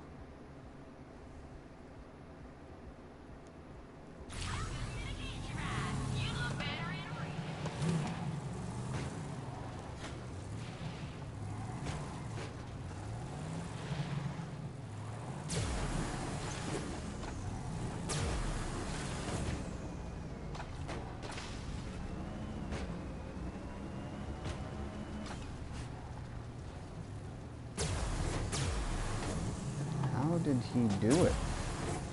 How did he get the car up there?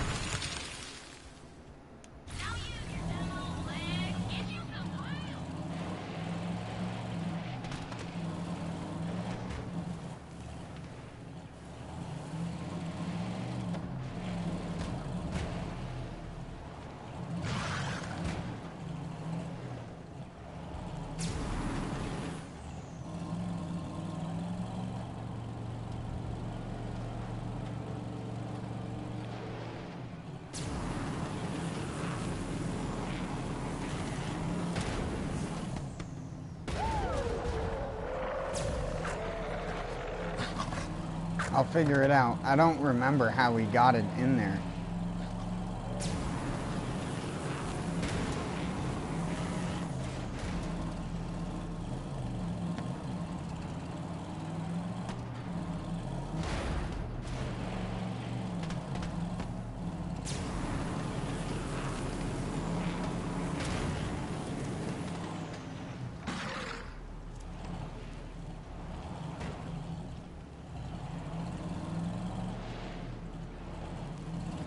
He must have did it before we triggered this part of the quest, is what I'm guessing.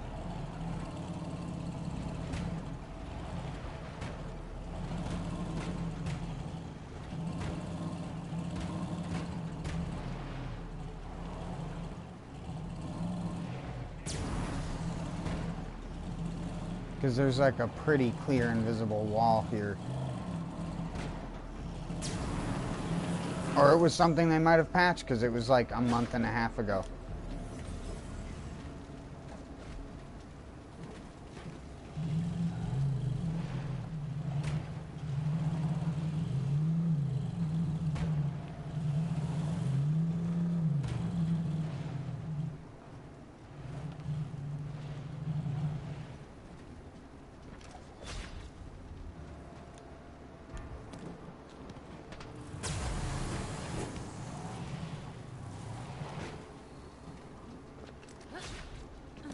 Actually, what I'm going to try and do is...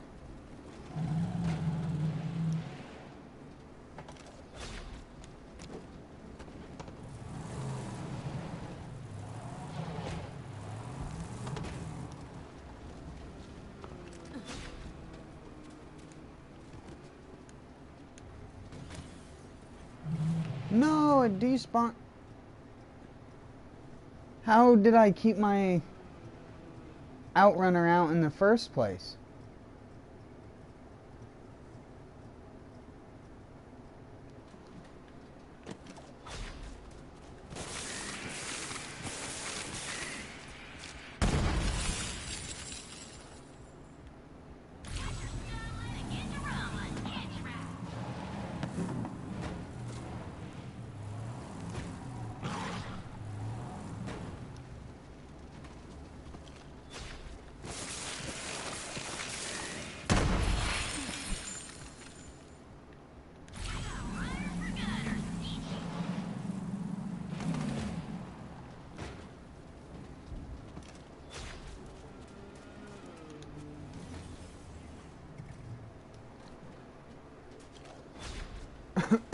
I think I created a bug just then.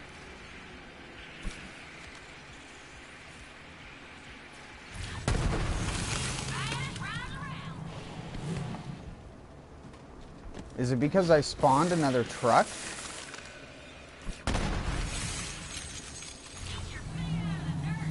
No. How did my other Outrunners stay out here?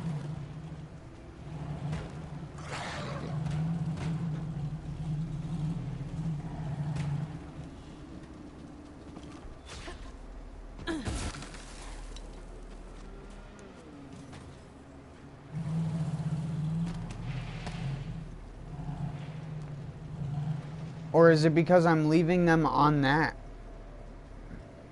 Wait, no, the two ones that were out here weren't.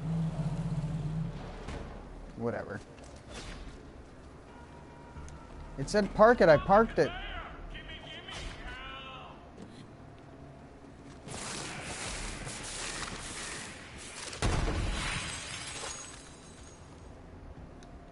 Oh yeah, they must have changed something because you can't even use the vehicle station. Either that or it's a multiplayer thing. It's only a glitch that you can do in multiplayer, which there were glitches like that and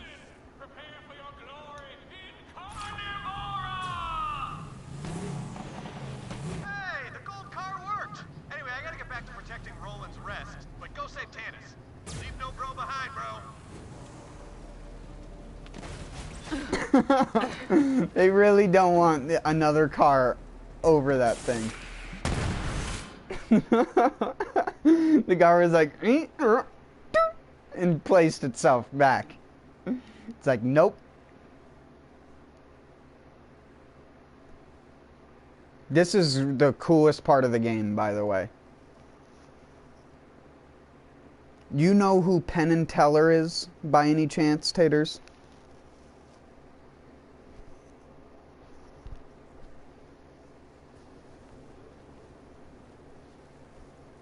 Vault Hunter, Carnivora just started broadcasting across the Echo Net. The sacrifice is about to begin. Don't let anything get between you and Tanis. Children of the Vault, who's ready for a very special live stream? The Agonizer 9000 is all oiled up and ready to kill. We got some great opening acts for you. But while you prepare to see the Great Vault, we're bringing you behind the scenes with our headliner. Now, blast your teeth. You're a crazy scientist lady who came from space. What's on your mind? Oh, I was just admiring this elaborate murder device you've assembled. It's the details, the rusted sheet metal, the haphazard beveling, the sheer capacity for taking human lives. I can see you've put a lot of yourself into this machine, even hanging from these chains. You know, it's so great to hear you say that. My partner Tara and I, we're awfully proud of the Agonizer 9000 here, and so rare that we get a true connoisseur of the homicidal arts here in the studio. Tell you what, I'll swing you a little closer to the action so you get a proper view. Ah, yes, this is perfect. You have my gratitude.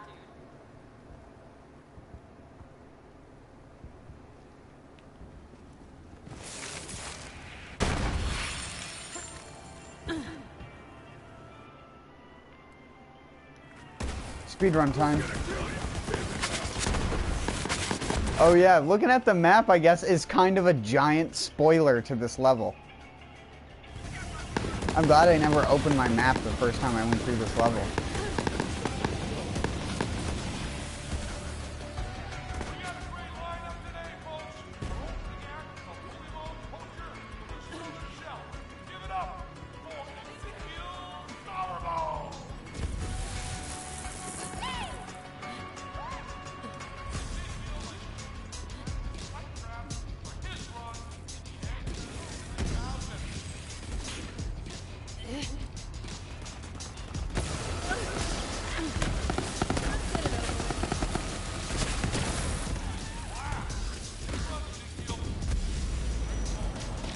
Fire barrel?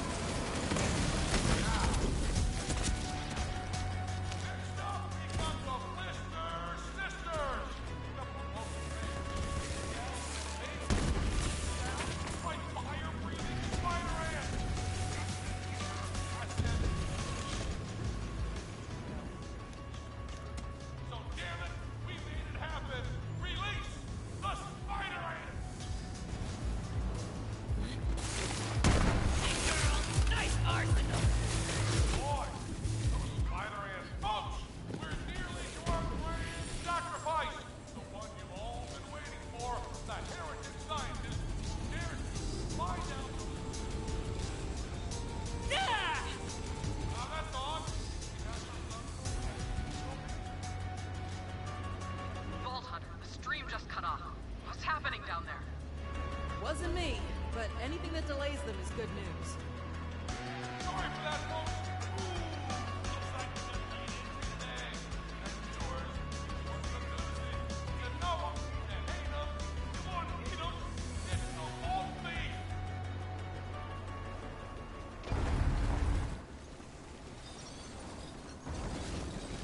But hey, kids, can't hit the big time that easily.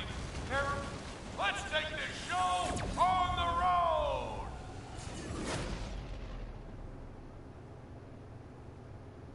Yo, Lilith, the festival is driving away. Tanis is still on board that thing. Run it down!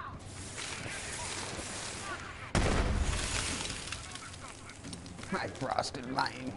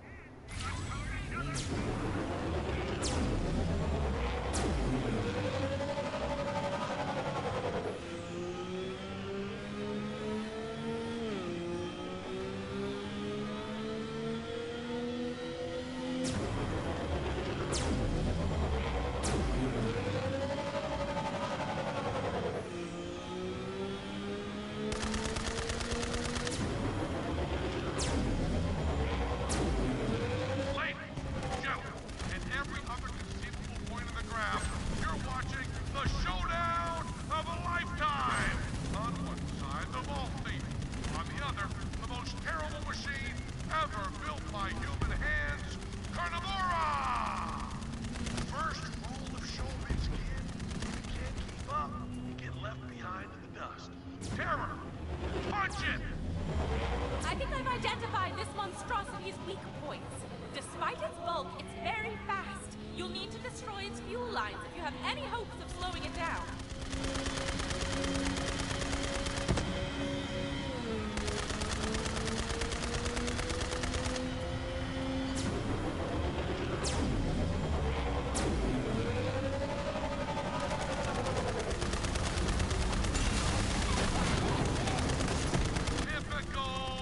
Typical vault thief behavior. If you can't win, drag them down with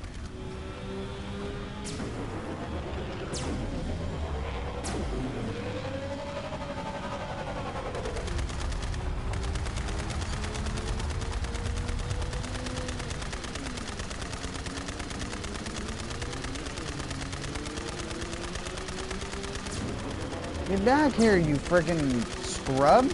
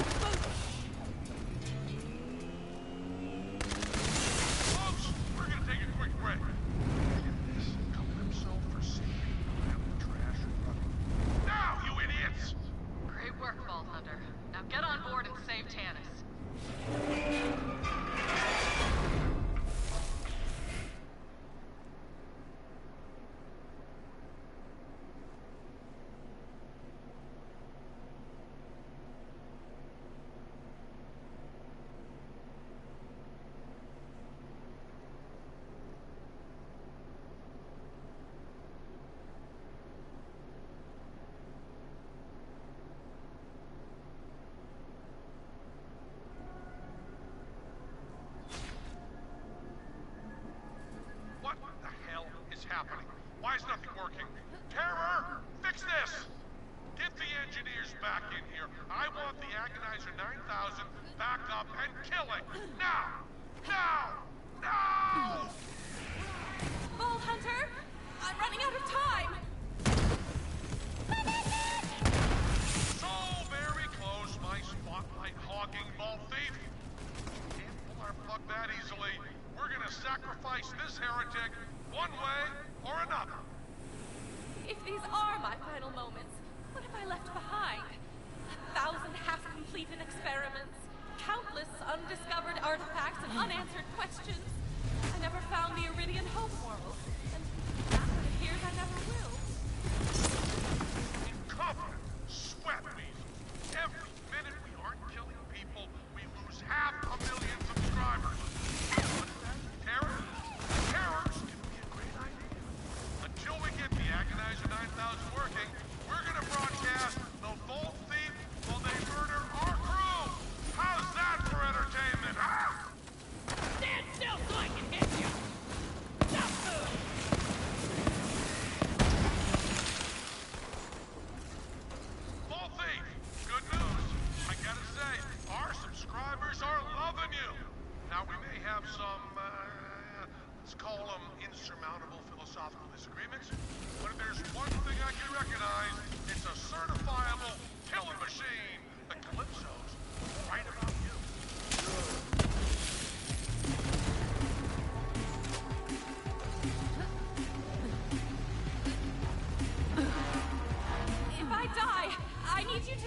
of some unfinished business for me.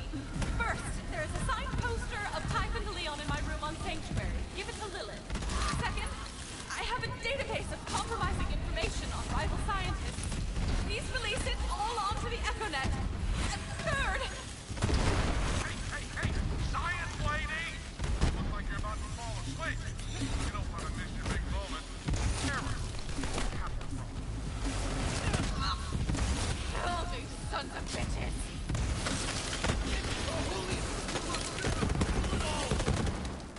Better luck next flight.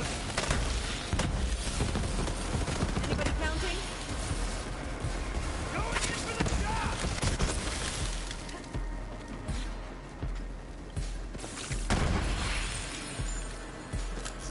Pandora's upper mantle is made of solid iridium.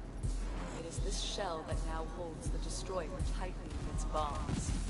The pressures and energies at work beneath the surface of the planet are titanic in scale. If the cycle is disrupted in any way, it is entirely possible that the iridium will force its way to the surface. I fear such a thing might have come to the wrong time.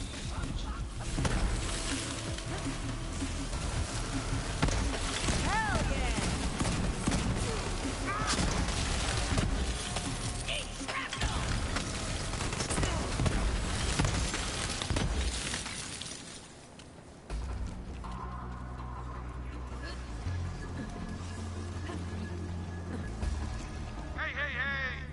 This is a professional gig, Vault Thief. Your big moment. If we're gonna get you in the ring, you're gonna need some entrance music. Pick one.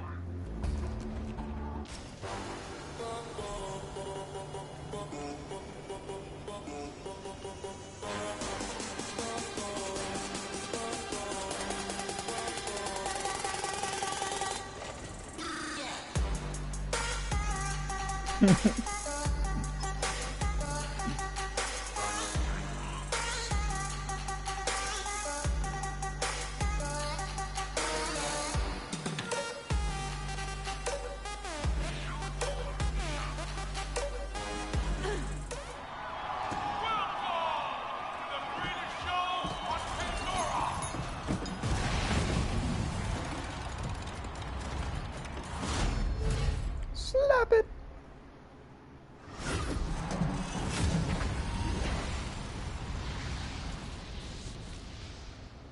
Witness the act.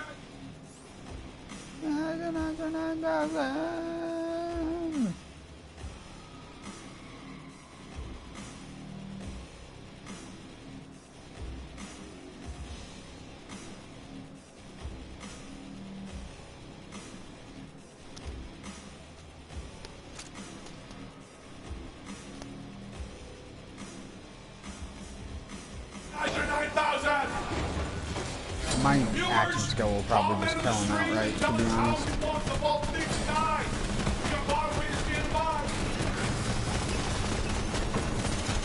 Thief is on fire. Or at least they're about to be.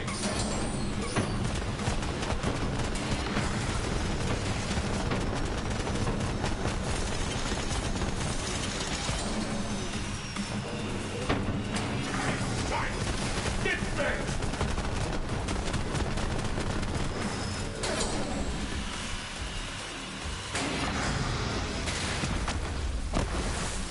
Time for a quick commercial break. Our ammunition sponsor today is Marcus Munition. I got some copy of in here. Colt Wackos get stuff. Hey, pal, I'll take your money, but that's just unprofessional.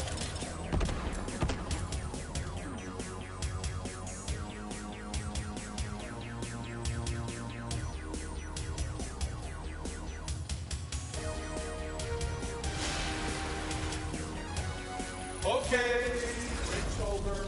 We're all in. Terror, hit everybody. Come on down and join the fight. No waivers needed.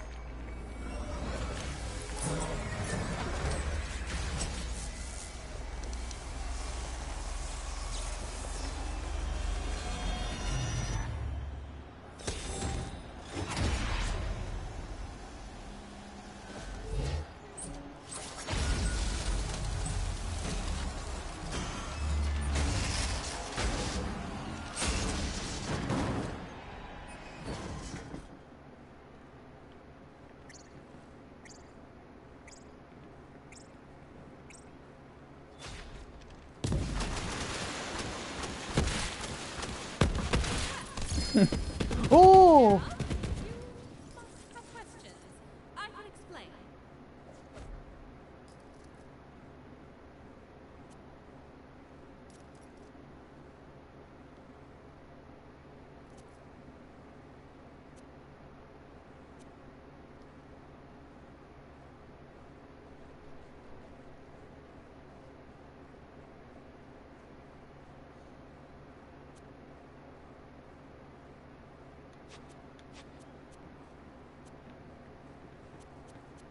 Whoa! That was the most Hank from King of the Hill. Whoa! I've ever done. So, you're a super secret siren? Yes, that is how I have been speaking in your head, charging the vault keys. As for my particular powers, I am able to manipulate machines and anything else in current. It is known as phase shifting. You could call it a gift from a guardian angel.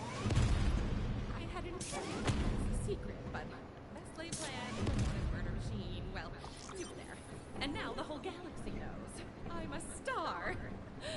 See you back aboard Sanctuary, Vault Hunter.